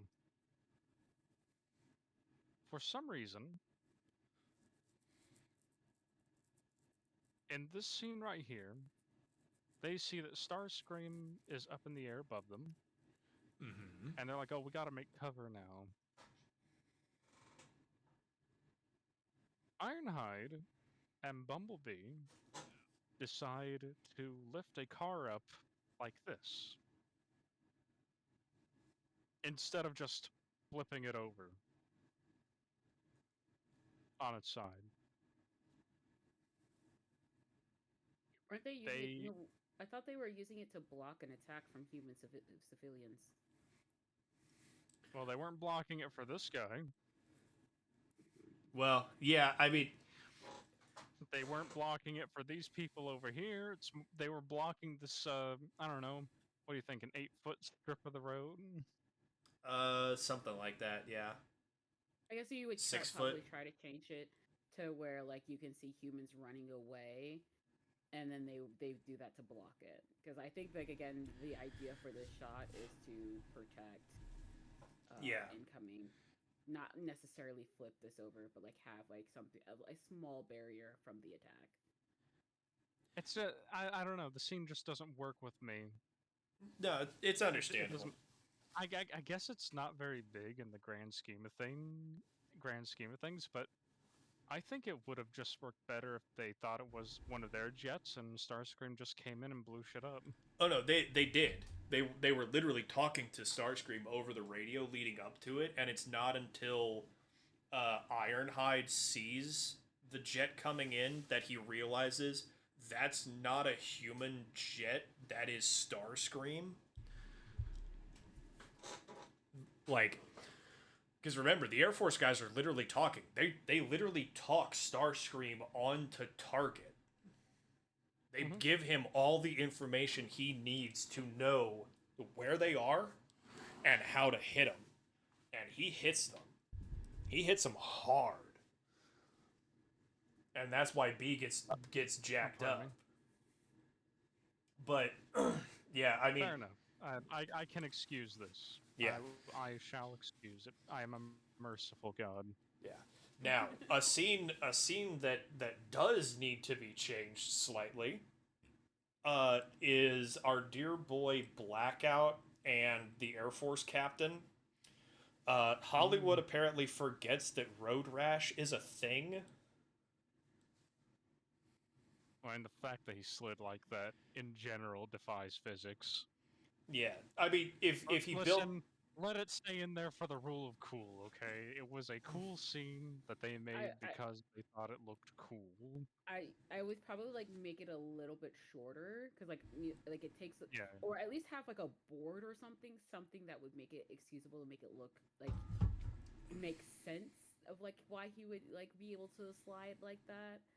yeah, But then again, we're kind of like in a world where giant robots are kind of smashing everything. So like I kind of like can for like, and of course I think a lot of people rule cool, like as Jake says, rule cool. We all kind of like, yeah, that's BS, but that's kind of cool. yeah, yeah. um, Um, the the only other 2 points that I have as far as the end of the film goes are, um, Best picture I've come up with. You'll see Okay. it in just a second. yeah. The last point, the last couple of points that I've got here are the way the plot stands in the original write of the script that we got in theaters. Yeah, that scene. The speed he's going and the distance he goes, no. He's the entire back of his uniform is gone. Unless you exactly. unless there is something about his uniform that I am missing, dude is chewed up on his backside. He's in a ton of pain. They could have literally just had him sliding or leaning backwards on the bike in like a cool stunt where he's still driving on the bike, but he's just pointing upwards. Yeah, there's a couple different ways they could have done this a little bit better, but rule of They cool. could have had like one of his allies drive the bike, and he's on the back seat, and that's when he does it. Yeah, I understand the thought process of it. It's every action movie has to have their jumping the shark, yeah, Yeah. you know? I like again. I think it's a cool scene, but like I'm also there with you, Ghost. I saw it, and I'm like, that's yeah. He's in a lot of pain. He's that his back is tore up. He's yeah, not. And like how far he slides. There's no possible way because of friction. Like again, like I was like if he was like on a skateboard or something, a board that is just rolling, it could make sense. yeah, You would have to like work that into like the movie somehow, like that type, like that like they have one bike go through, like they're throwing a distraction, and that caused like the guy to like the Decepticon to turn around, and then he comes sliding from underneath with the skateboard from like a tied rope, and then he shoots it. yeah. But yeah, other than that, so that scene, minor nitpick, rule of cool, we'll let it slide. But with the script as it was originally written, at the end of this film, the Autobots and Decepticons are dead. Like, there's no point. There's no point in continuing the war because the Allspark's Functionally gone. extinct. Yeah, they're functionally extinct. Without the Allspark, their planet's gone. There is no uh there's no point going back home, etc., etc. With the rewrite we've done where Cybertron's not dead, but they don't have this, but like the Allspark is more of this political tool. Whoever can bring it home is the one that will be heralded as the ultimate hero of Cybertron. All right, makes perfect sense that it's there and that it's gone. Awesome. But at the end, the Allspark is destroyed, and there's still no reason to go home. Yeah. I mean, So, if which yeah, is why they stay on Earth.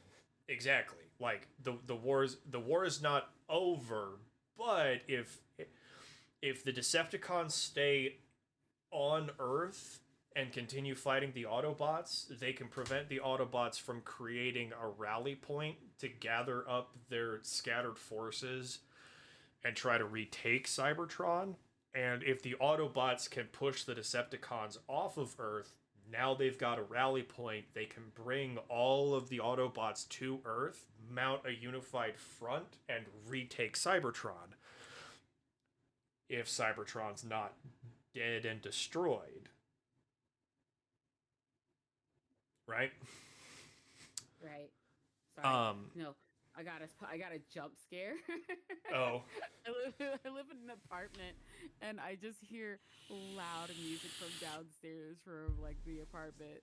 And it just scared the crap out of me. I was like, "What's going on? What's happening?" I thought it was a siren at first. They're They turning it call him down. Preacher Jones. Ugh.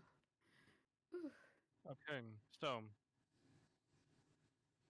I think with that little discussion out of the way, we can just go ahead and start writing up these bits right here. So, uh,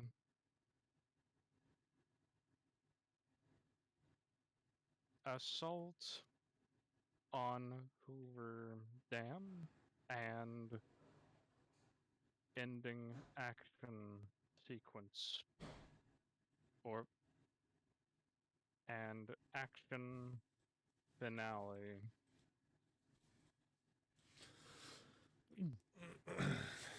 while you're writing that up, Jake, I am just gonna make one additional comment here about rule of cool nonsense all over these final scenes. Um, Sure. just the fight on the highway between Optimus and Bone Crusher. Like that scene was awesome.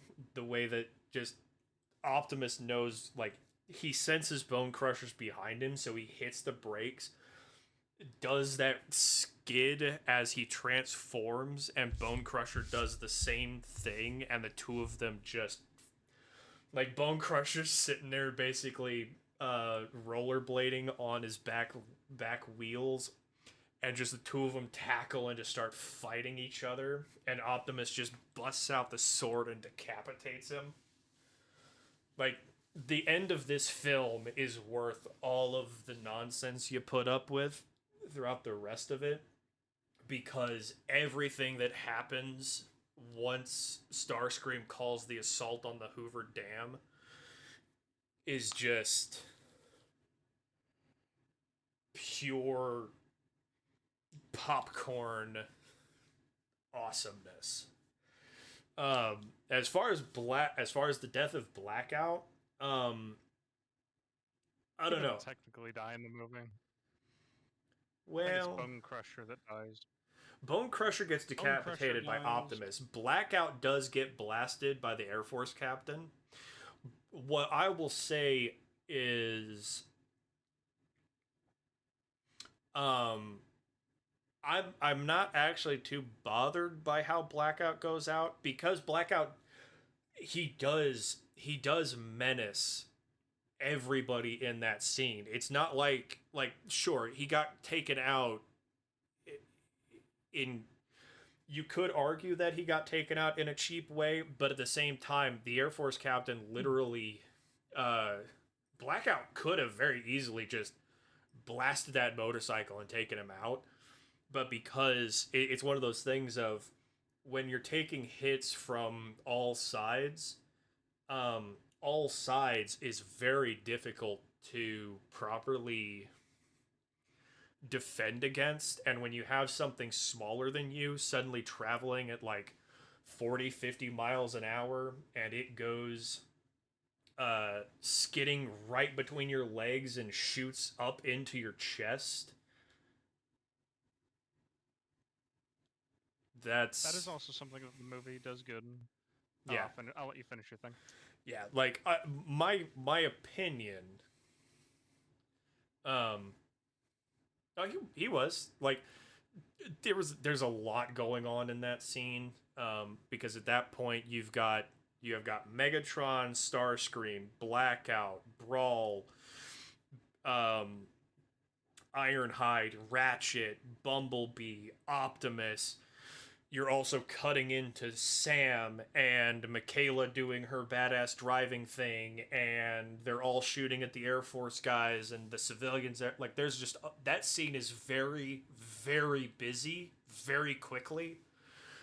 So, yeah, not a lot of characters got a lot of screen time. We got Brawl for what, 30 seconds. Barricade was in there literally just to show up with Brawl, and then Barricade's just gone from the movie.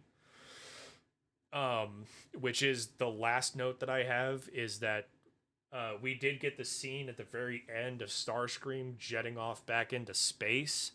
One Instead of that scene, one more scene of Starscream and Barricade just communicating, to just kind of wrap up where Barricade went, would have been good. Because like I said, Barricade shows up and then disappears. He's not in the fight at all. Blackout got more involvement in that final fight than Barricade did.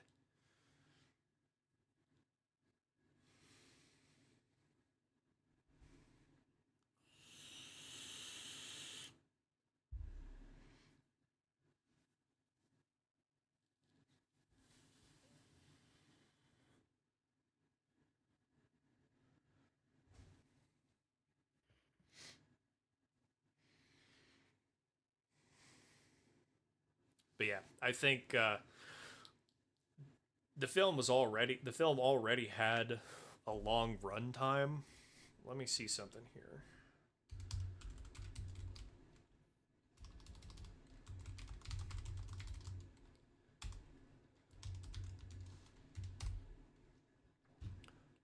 Okay, yeah.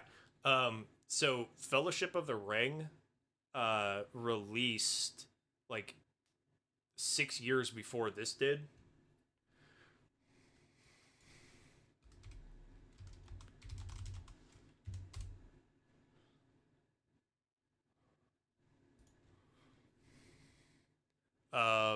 So yeah, the Fellowship of the Ring, The Two Towers, and Return of the King released in 2001, 2002, and 2003. This movie came out in 2007.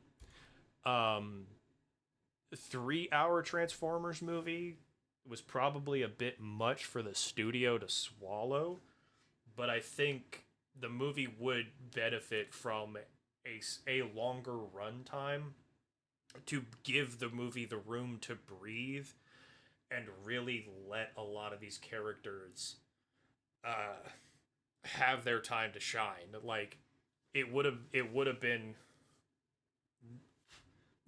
nice to see, Ratchet and Ironhide,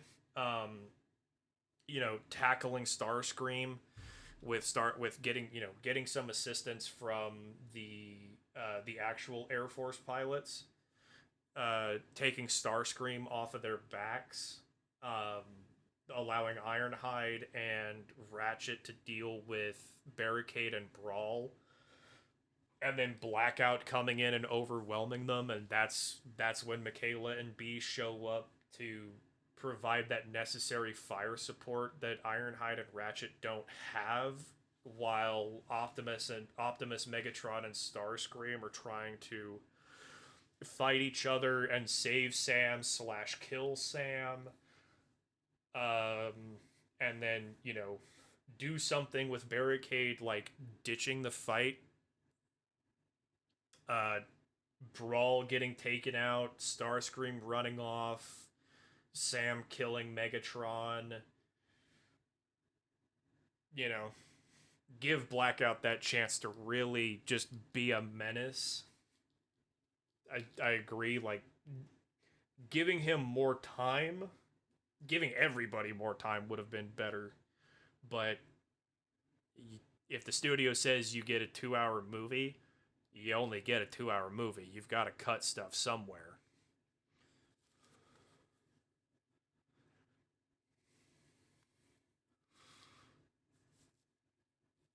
Man, I was muted. Goddamn. But God fucking damn. nerd. Anyways, the whole thing with Blackout is that regardless of how over the top um his last scene is with the Air Force dudes,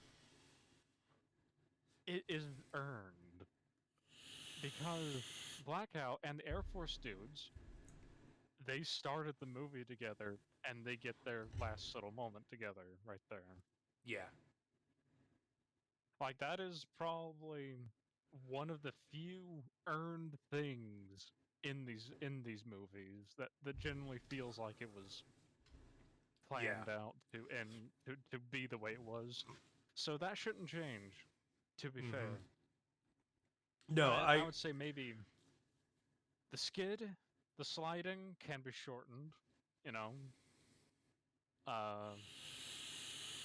But outside of it, I think that this scene right here, where he's cheering after blowing a hole underneath Blackout and knocking him to the floor, assuming that he's brought down, uh, is incredibly earned in the movie.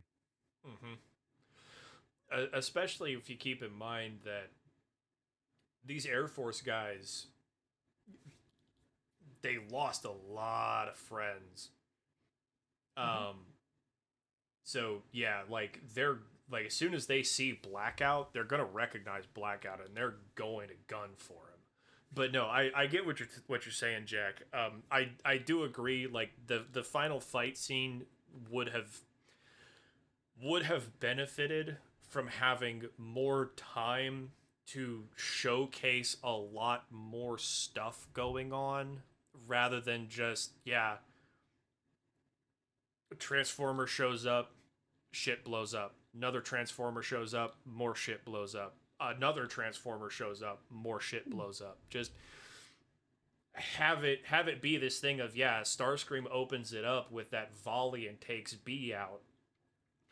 Brawl and Barricade show up and they've got Bone Crusher managed to get Optimus off of the highway, and Optimus now has to get back to the fight, even though he did solo Bone Crusher. He's now removed from the fight. B's removed from the fight. So now it's Megatron, Starscream, Brawl, Barricade on scene. Megatron, and Jazz. I always forget about Jazz because he shows up for like 5 seconds and gets ripped in half. But you have all of these characters, like, show this thing of, yeah, Megatron takes Jazz out. Boom. Now it's Ironhide and Ratchet versus Starscream, Brawl, and Barricade. Pretty much. Bone Crusher's entire thing was just buy time while the rest of the Decepticons get into position. Have Ironhide and Ratchet holding their own against Brawl and Barricade, because Starscream and Megatron are either dealing with the F-22 Raptors trying to chase down Starscream, and Megatron deals with Jazz and then goes hunting for Sam. And then Blackout shows up, and now it's a 3v2, but Michaela shows back up with B. Now it's a 3-on-3. That's an equal fight. And now Optimus is here, and Optimus versus Starscream and Megatron. Well, that's a 2v1, but that's still a fight in Optimus's favor. Like, just that whole, give that whole scene more time to just play out and cook a little bit. That way, when you do get to that scene of the Air Force guys take Blackout out, Blackout has had his time on screen. He's been a menace to the Autobots. You get that catharsis of the Air Force guys get revenge for what Blackout did to the base at the beginning of the film.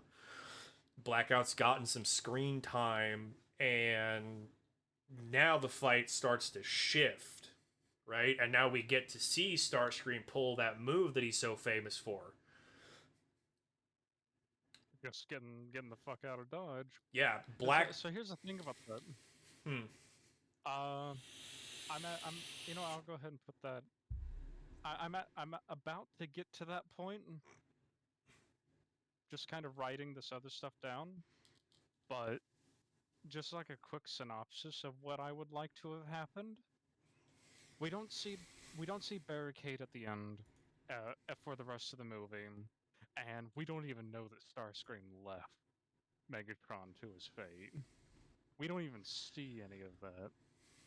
And Blackout makes it to the second movie, but we don't even know if he got up. Like, none of this information is translated to us. So, after Megatron dies, probably at the same time we're getting the military talk about what they're doing, they dump Megatron in the middle of the ocean.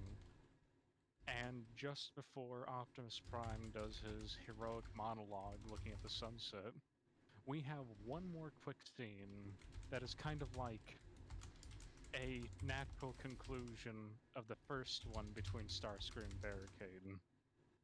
It's kind of like, oh, we're here again, right? Starting back at square one, we have an injured Blackout. We have Barricade, who just hit the road, and we have Starscream, who is like, oh, our glorious leader had fallen, and he made me leader. You're all going to stay here, and I'm going to go back to Cybertron for reinforcements. Yeah. Yeah, just a scene at the end to do more than just, oh, Starscream ran away. Like, no. Like, we don't even know Starscream ran away until a after credits scene pops up. Yeah. Yeah, like, I'll be honest. Like, I remember what happens to Blackout. I don't remember, like I said, Barricade shows up with Brawl and then just disappears. He's not in the scene at all. Barricade's even in the third movie. Yeah, Brawl is there. Ironhide and him throw down, and they're shooting missiles and things and cannons and blah blah blah blah blah. But I don't remember what happens to Brawl. Starscream's there, and then the next thing we know, Optimus and Megatron are wrestling for the Allspark. Sam shoves it in. Taken down by Bumblebee. Okay, yeah, but it's like that whole scene is just everything is. Yeah, that whole scene just it needed more time to just have the time to explain to, well, not explain, but have the time to show you what is going on before we get the final scene of Optimus's monologue at the end.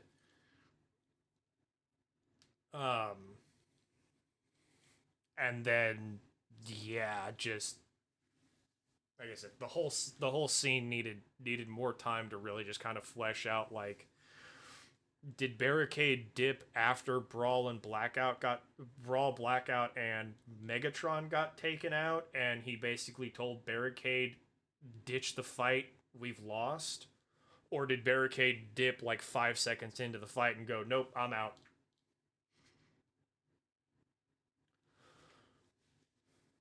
You know, it it's the last scene was very rushed.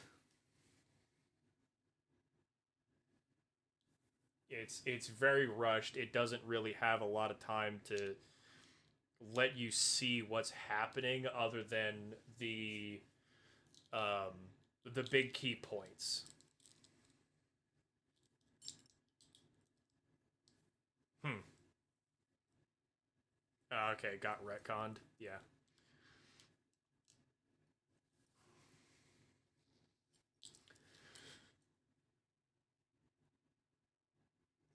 The fact he slid that far is more.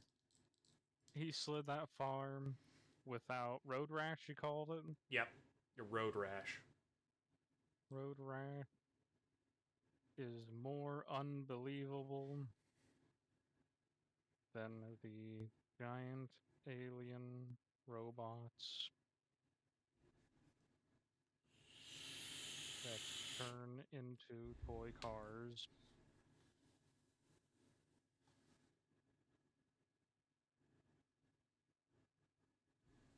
and fight. Yes, his back would Should've. be shredded cheese. That Yep. would be very Yeah. Yeah. Like I I've said, like I think everybody can agree. It's just like it was a cool thing, but like it's just like yeah.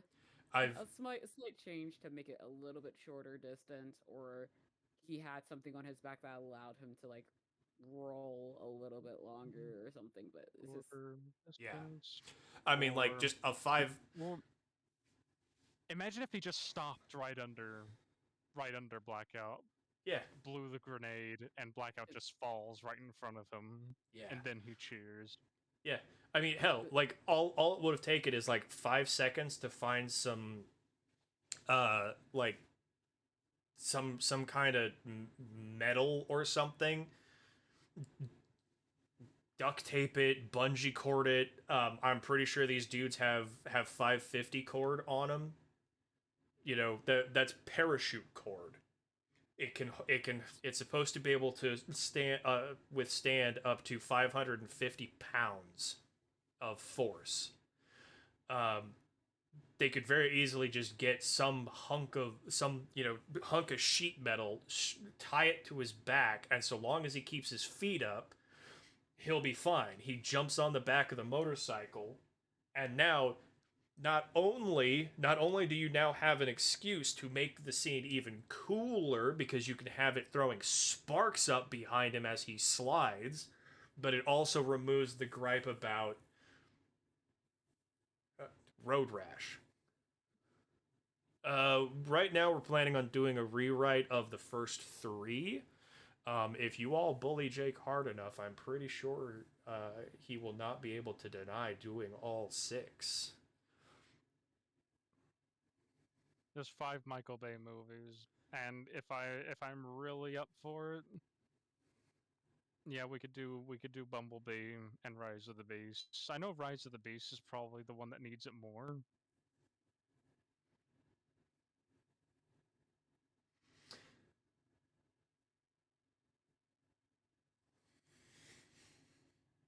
But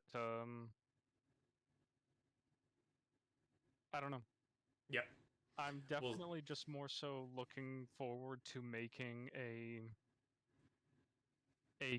good or at least a better trilogy out of the first 3 movies because this is nothing compared to the second movie and what needs to be fixed in that one. yeah. Like, do you have all your notes written, Jake? Is there anything you want to These add are to it? these are pretty much everything that I add Okay. here. So when Jake and I rewatched the first movie so that we had a solid grasp of the movie and we weren't trying to do it based entirely off of memory. And I took all of these notes so that we could hit all of these points. Um, he and I came to an agreement after watching it. This original Transformers movie, it's a solid B. It's a high B. Yeah, It's a very solid B. yeah. Mid B, high B. It is a solid B tier movie. It You can is, sit down, watch it, and be entertained. yeah. You're not gonna be sitting there just like, oh, like just rolling your eyes. Oh my god, this movie, right? It's not an F tier. It's not a D tier. It's not an okay C tier. It's a good B. It is a good B tier movie. Um, to give you an idea of like my opinion, and Reza, Jake, you tell me if you disagree, but like a good example of an A tier movie would be the original Pirates of the Caribbean, Curse of the Black Pearl. That's an A tier movie, and Yeah. Yeah. This movie isn't that good, but it is good. Like this is a it's got movie. that.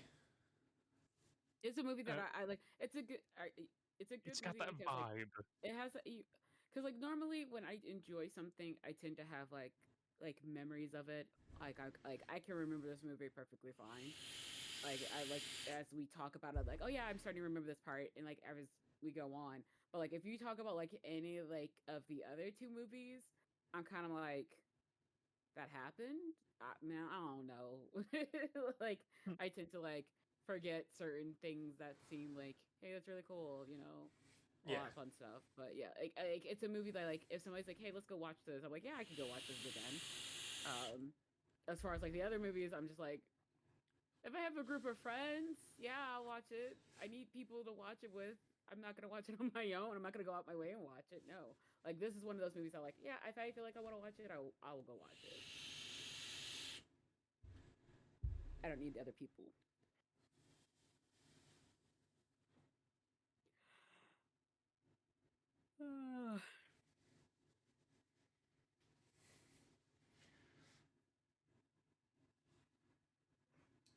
Ah, I'm gonna I'm gonna stop you right there, Jake. I see where you're going. Yeah. Should there be tiny pieces of it? Yeah, keep the shards because one of the Okay. things that we didn't touch on is Grandpa Grandpa Witwicky and his insanity. I want to keep that. That that kind of running joke about how he went crazy after his run in with Megatron. I want to keep that. That's part of why I want to keep the glasses too, because it I can make that play into the second film, and it makes the Mm. second film a little bit easier to rewrite rather than having to do some of the stuff that we would have to do otherwise. The second movie is going to be entirely rewritten. Like Oh, probably. Like, there's a lot we're the going to be changing for the second one, but that is one thing. Um, That's gonna be because it's kind of like the MacGuffin for like the next part. yeah. The insanity of the insanity that affected Archibald Witwicky, I want to keep that because of what they do for the second film with Sam.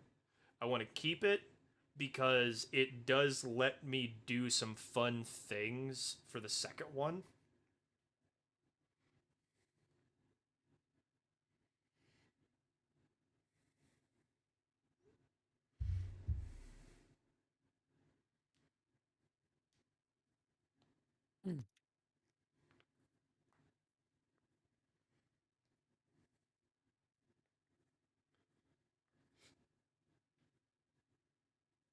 You just have like Sam pick up a piece and put it in his pocket and forget about it. Well, not forget about it, but put it like on a display case. Mm, because that would like remind him to like be um because he goes through an arc through this movie, Yeah. and so like that can be like a reminder of like um be brave. Yeah. Be brave. Yeah. Like he does do a lot of growing up over the course of the film, which I like I said, that's why I don't mind the awkward teenagery, very down to earth dialogue between like him and the other characters, because yeah, sure, it's gonna rub some people the wrong way, but like I think people get too used to movies like this having like the main character either be the reluctant but like deep down good-natured hero who's going to become the hero, like Luke Skywalker. It's like, well, no, let's not forget. Luke Skywalker was a farm kid who really just wanted to go to, you know, the fighter uh the fighter academy and like join the rebellion or whatever. He didn't want to be a hero. He really just wanted to get off his uncle's farm. Yeah. Like Sam doesn't start this movie off wanting to be a hero. He wants to be a normal high school kid. Like He wants to get the girl. yeah, he wants to get the girl, he wants to be the high school kid, he wants to go to college, like he wants to do normal human things. It reminds me a little bit, although this was still early in Joss Whedon's career, so he didn't quite have things sorted out, and even after that, he still has a bad habit of Joss Whedoning the dialogue. But the Buffy the Vampire TV show, for like the first season or two, Buffy is annoying as hell because all she wants to do is be a high school girl, and instead she has to be this vampire hunter. Mm-hmm.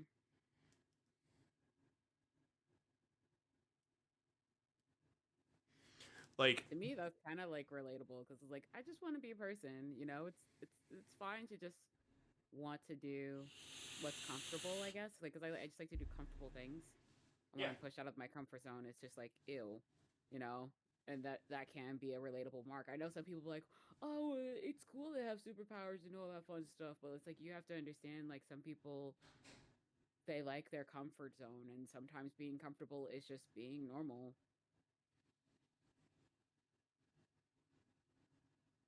Nothing wrong with that.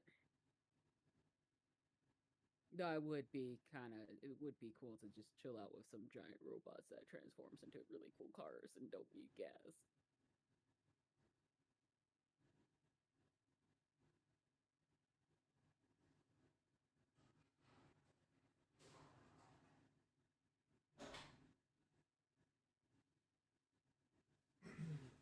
yeah. I mean, to to invoke another movie to kind of help really drive the point home.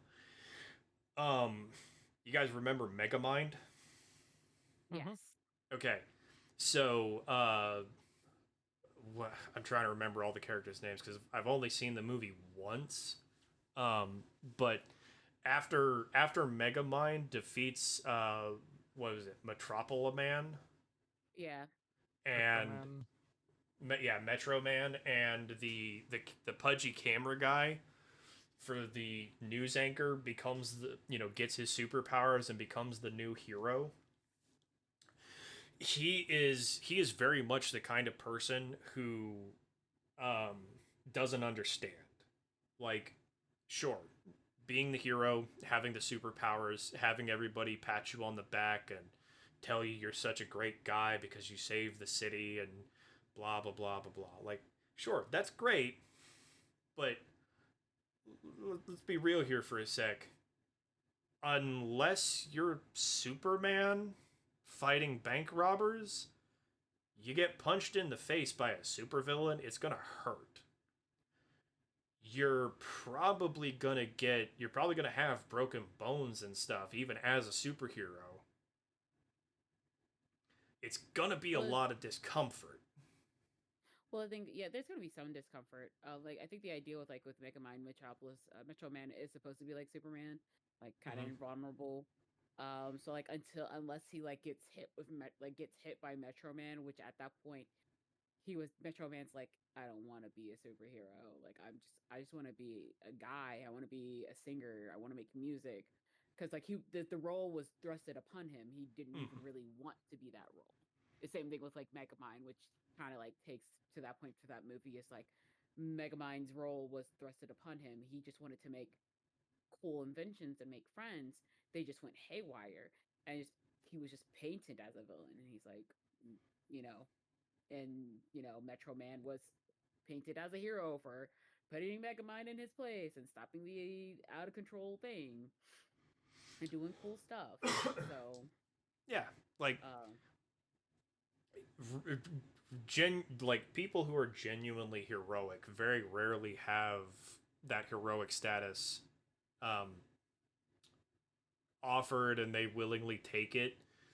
More often than not, it's a thing of, hey, guess what, Riza, you're the hero now. oh Go save no, the world. okay. And that's it. Like that's why I like Sam as a character in this movie, is that he is like he's a kid. His first concern when B drives off is that Someone stole his his his car. his car's been stolen. And then when he tracks B down and sees that his car is actually some kind of weird transforming robot, he thinks he's gonna die. And he doesn't trust his car anymore. And it's just like, yeah, that's All right. hmm, Oh, sorry. like that's a normal human reaction. Most people are not gonna run up to their car transforming and be like, so Decepticon or Autobot? Right. No, honestly, yeah, it's cool to have a transforming robot and Oh, everything, but like if I saw that, I'm like, yeah. I was like, growing up, uh, um, there is a saying, uh, well, yeah, growing up, I was like walking with my older sister and her friend, and one day we just see a bunch of people running. They were African Americans, and my sister and my friend just starts running. I'm like a young kid. I'm like I think 10 or 11, and they stop and look at me like, "Hey, run!" I'm like, "Huh? Why?" And I'm like, she's like, "Don't." My sister like grabbed my hand and started dragging me, and then we were all running. She's like, "Don't ask questions now. We just run." And eventually we caught up with somebody like, hey, what's going on? Why we're running? And they're like, oh yeah, it's just something. We were just playing a game. And we're like, oh okay. And we go back home, and then like they sit me down. They talk. They're like, hey, yeah, if you see a bunch of African Americans running, you run. You don't ask any questions. Like I don't know if you've seen the Kevin Hart commercial where he just see like everybody's running, and then he's like he panics and he just starts running, and then he's like, why are we running? Why are we running? Yeah, that's why. So it's just like one of those things of like if you see a group of people running, don't ask questions, just run. Yeah, yeah. If unless obviously there's like caveats to that. Like obviously, if you see a bunch of people standing behind barricades and there's a bunch of people running in between the barricades, okay, it's a marathon. Yeah, But yeah, right. if you see a bunch of people in like business suits and day wear and they all just start running, don't ask questions. Just run, because don't something's don't probably try to happening. investigate it. Yeah, don't investigate it. Just run. Yeah, I ran away from a group of cyclists one time. They were all heading for me. That was that was frightening. yeah. I've Ringing been their going. fucking bell and I've been laughing at me. I've been going on like nature walks. There's like a little trail nearby me, and I just to like get just because I sit down a lot at my job and everything, and at home. So like at least once a week, I go for like a walk. And the trail that I go onto, they have like signs and everything for the cyclists, and it's just like when you're passing somebody on the left, make sure you alert them. Nobody alerts. Like I've only had like maybe one person do it once, but every other cyclist is just like 90% of the cyclists are just not saying anything. They don't ring a bell or anything. They just zoom past me, and I jump because I'm like, I don't hear anything. No one alerts me. I don't. To be fair, I am wearing headphones, but like I can hear like a couple talking uh, like maybe a minute or two away from me with my headphones on. I can hear their conversation. I know they're coming, even though I don't see them. They're like around the corner. Like there's like a bend and there's like forest and everything, but I can hear them. I know they're coming. They're loud enough to be talking. None of the cyclists do this. So like someone zooms by me and I'm like, what if I just suddenly decided to just walk out? Like I just suddenly turn, but you didn't say anything and now we're in a bad situation. It's crazy. And they don't do it for other people either. And it's just like say on your left. That's all you have to say. Open your gosh darn mouth. Not that hard. Don't be those people. Cyclists should deserves no rights. Yeah. No, they do not. Anyways, so you guys take a look at what I wrote down right there.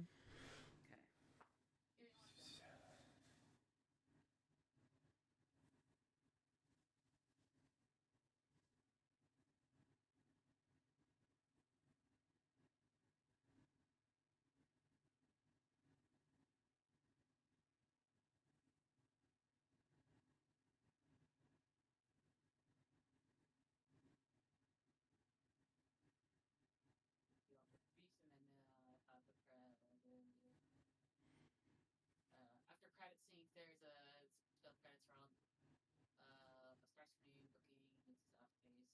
New part. What I've done. Yeah. Yeah. No. Yeah, like I said, there wasn't a lot that we really wanted to change about this movie because it was already a solid B tier movie. Um, It could be made into an A, though. it could You be see how made. that works? Yeah, it could be made into an A. There is almost always room for improvement. I say almost always because the Lord of the Rings Peter Jackson trilogy is basically S tier. Yeah. They had plenty of time to do what they needed, to have the scenes that they needed to have. I don't care what anybody says about too many endings at the end of Return of the King. Like every single one of those endings was necessary for wrapping up major things that needed to be touched on. Because if you actually read the book has a whole thing with Saruman and Wormtongue in the Shire, and Frodo, Sam, Merry, and Pippin have to fight it, have to deal with him and the last vestiges of the orcs. But Yeah.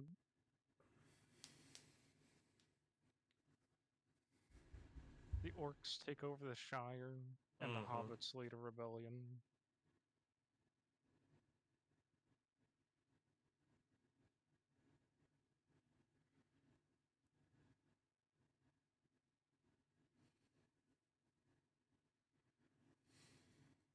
um,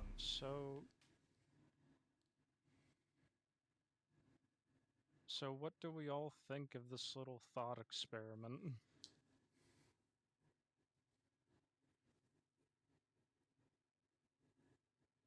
I think it's good.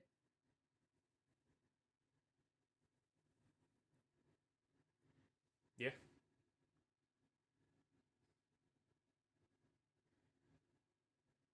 Yeah. Next one is going to have to be like a part 1 and 2, because that yeah, is just going to be remaking that entire movie. yeah. I mean, just to get through this one, we're looking at 6.5 hours. Jake, we're almost basically EFAP with Transformers. I know, right? I'll take it. I'll take it. But yeah, so I think the next one, when we do Revenge of the Fallen, we'll have to do like um, Revenge of the Fallen Part 1, Part 2, and maybe even a Part 3 to get through it. We'll have to watch that movie at some point this week, Jake, and I will take notes. Hell, we may even have to. It may even take us 2 or 3 sit downs to watch it because or 2 or 3 sessions to get through it so that we can make notes to fix it, because there are several things just from my vague memory of that movie that desperately need to be redone to make that movie make sense with this one. Yeah, I can agree. I like when you say vague memory, I'm like, I can only remember like the one scene. I think it's technically like the ending scene of like, oh, the matrix of leadership is earned with Sam, and then like him at the desert like putting the matrix of leadership in the sock. That's like the only two parts that I can remember. And Those so are when like super specific scenes to that's remember. all I can remember though. Like, and I know that like Jack showed a scene with like the I don't even remember the characters' names. This is how bad it is. Um, Mhm. the where the old guy is getting attacked by the sand guy. That's all I can remember. And so like, see, like I can like I only remember that is because we only saw that recently with with Jack's clip. But other than that, like the only thing when people bring up that movie is I only remember those two scenes specifically. I don't know I why, but that's it. I can never remember the first half of that movie. I can only ever remember like the last fourth of it. Oh, I Like the remember more. I remember more than that, and that's the first half of the movie is why I don't want.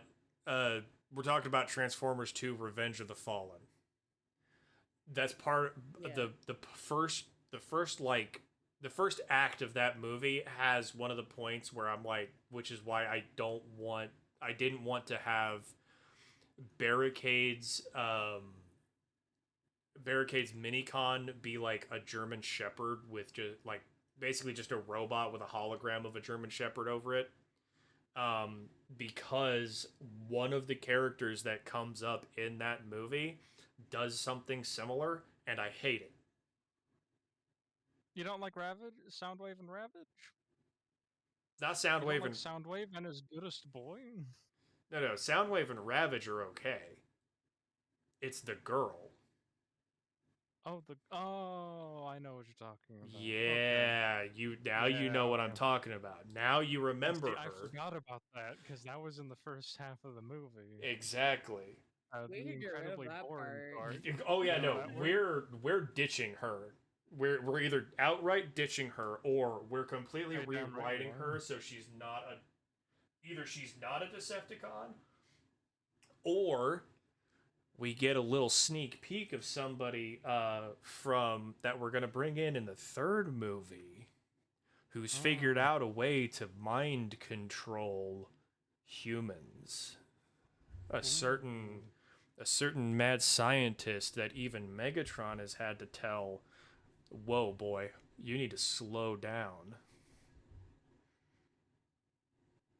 Oh. Perfect. Yeah. I love me some Shockwave. Yeah, give you guys a little teaser. I was being coy about it because I didn't want to just drop the beans of listen. I'm gonna put Shockwave in the second film, but listen, I am going to have my war criminal. Damn it. Shockwave is best war criminal. It would be very fitting. Like, yeah, they kidnap like Starscream kidnaps a human and like Shockwave. We need you to like help us. And then Shockwave's like, all right, yeah, I'm gonna experiment on these creatures. Fuck it, let's ball. Oh, really, Saffy? Shockwave can read minds. I'm gonna keep that in my memory bank.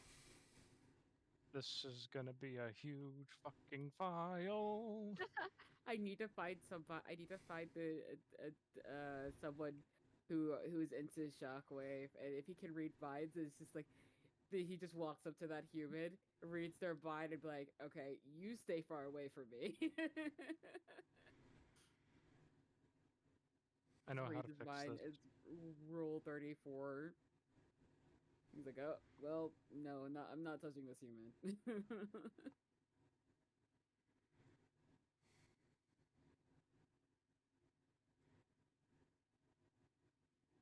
So what we're gonna do right here? Are we doing this again next Sunday as well?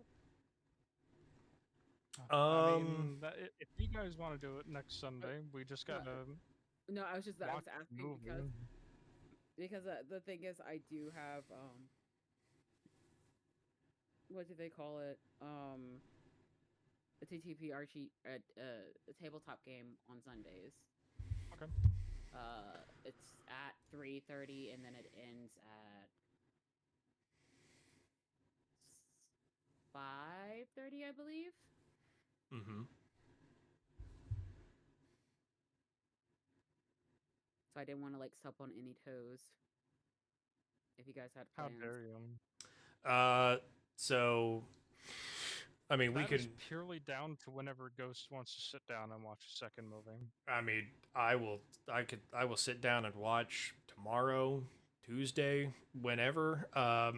So next Sunday I can do the 25th. We're gonna have to kind of see. Um, we're gonna have to kind of see if that works out or not. I'm planning on doing a D&D session on the 25th.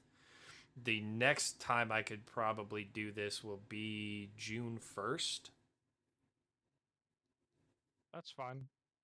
June 1st. Let me see. I think June 1st will probably.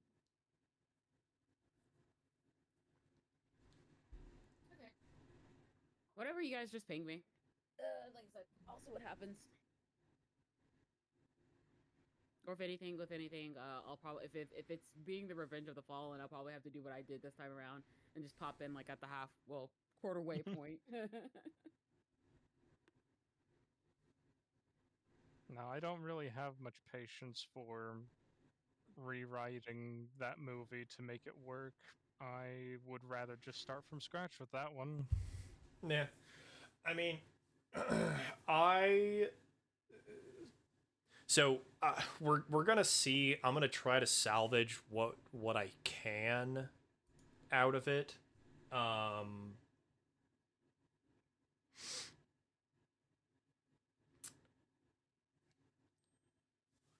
um,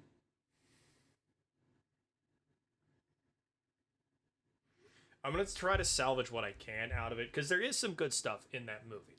There is some stuff that I like. There is just there is a lot in that movie that has to get cut and abandoned in order to make it work. I feel like there's some good character moments in that movie. Yeah, like there is still a lot of stuff in that movie. There are a lot of jokes that could be just dumped. Mm-hmm. Like the dogs humping and the one smaller Decepticon that they basically tase into being an Autobot sympathizer. Um, Give me Warpath in one of the movies. We'll see. We'll see what we can do, My Jack. brain I just remembered there's like another humping scene in that movie that can also be removed. Just remove all the humping scenes. It's not Yeah, necessary. yeah. That's what I was getting into. There's that one little Decepticon who his disguise form is the little RC car, and there's a scene where basically Michaela bullies him and like apparent like it just awakens something in him and he discovers that he likes being dominated or something and just like starts worshiping her and humps her leg at one point. Like ditch that. Like that serves nothing to be a funny scene. And like the dogs humping I will keep before I keep that robot humping Megan Fox's leg. Yeah, because it doesn't make any sense. Yeah, it I mean, it, I shouldn't say it doesn't make any sense. But then we have what's his Power Glide and his human companion. So No, I that love mean, was real. That that was some toxic love right there. It was real.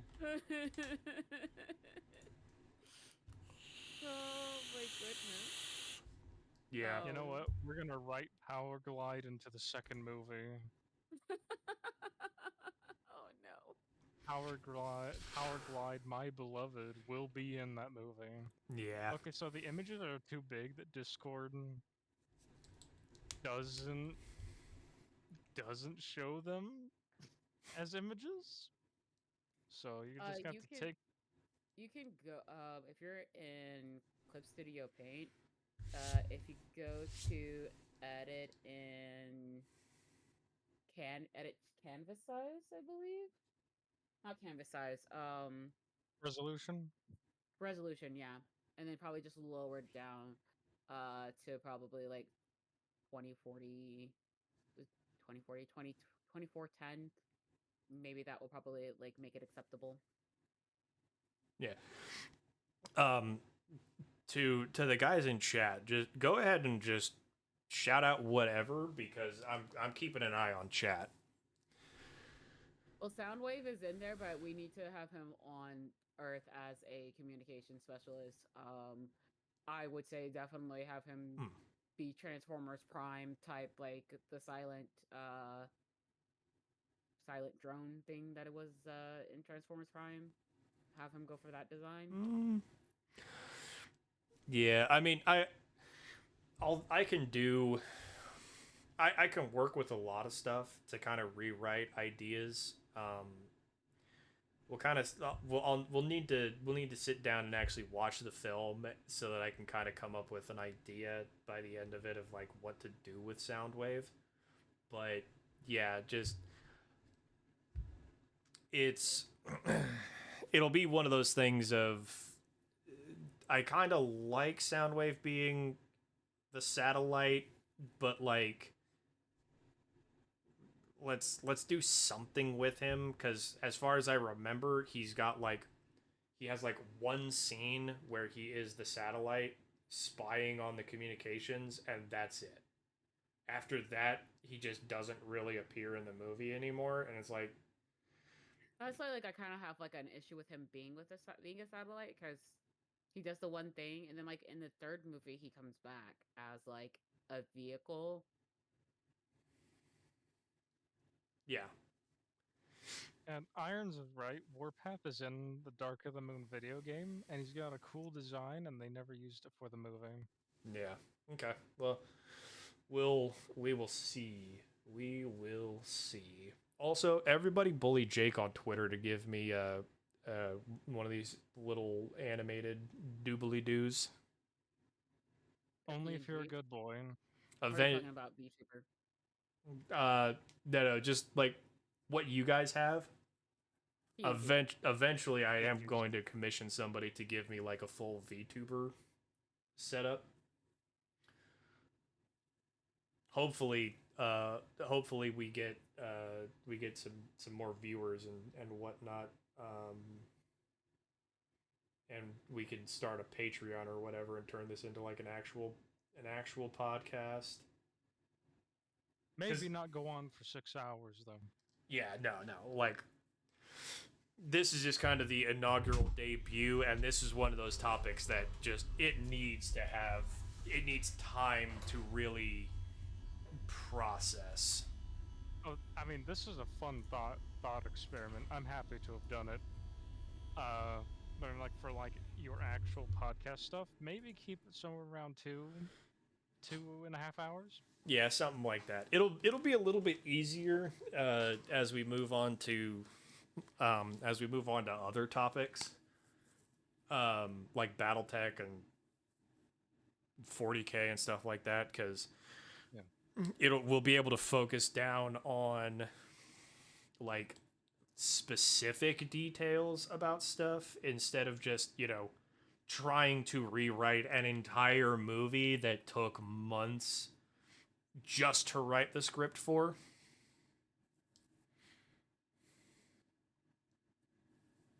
Imagine if they left it in the oven a little longer. Yeah. Left it in the oven a little bit longer, blah, blah, blah, blah, blah. Oh, and we're not accepting anything about a writer's strike. Yeah. Well, regardless, though, really, it was watching the Pointless Hub videos that really made me want to try and do this. Uh, Pointless Hub is a great YouTuber, by the way. Highly recommend his channel. Yeah. I think he's great at saying what everyone else is thinking, but doesn't know how to say it. Yeah. Yeah, Pointless Hub is great. Absolutely goated with the sauce. Uh, but yeah, this was fun. And now I just kind of want to vibe and go play Enlisted. Yep. I am going to disappear and take care of adulting things. Now, what's your outro for the thingy? Because your outro, I'll just end it there. You You gotta have know, one.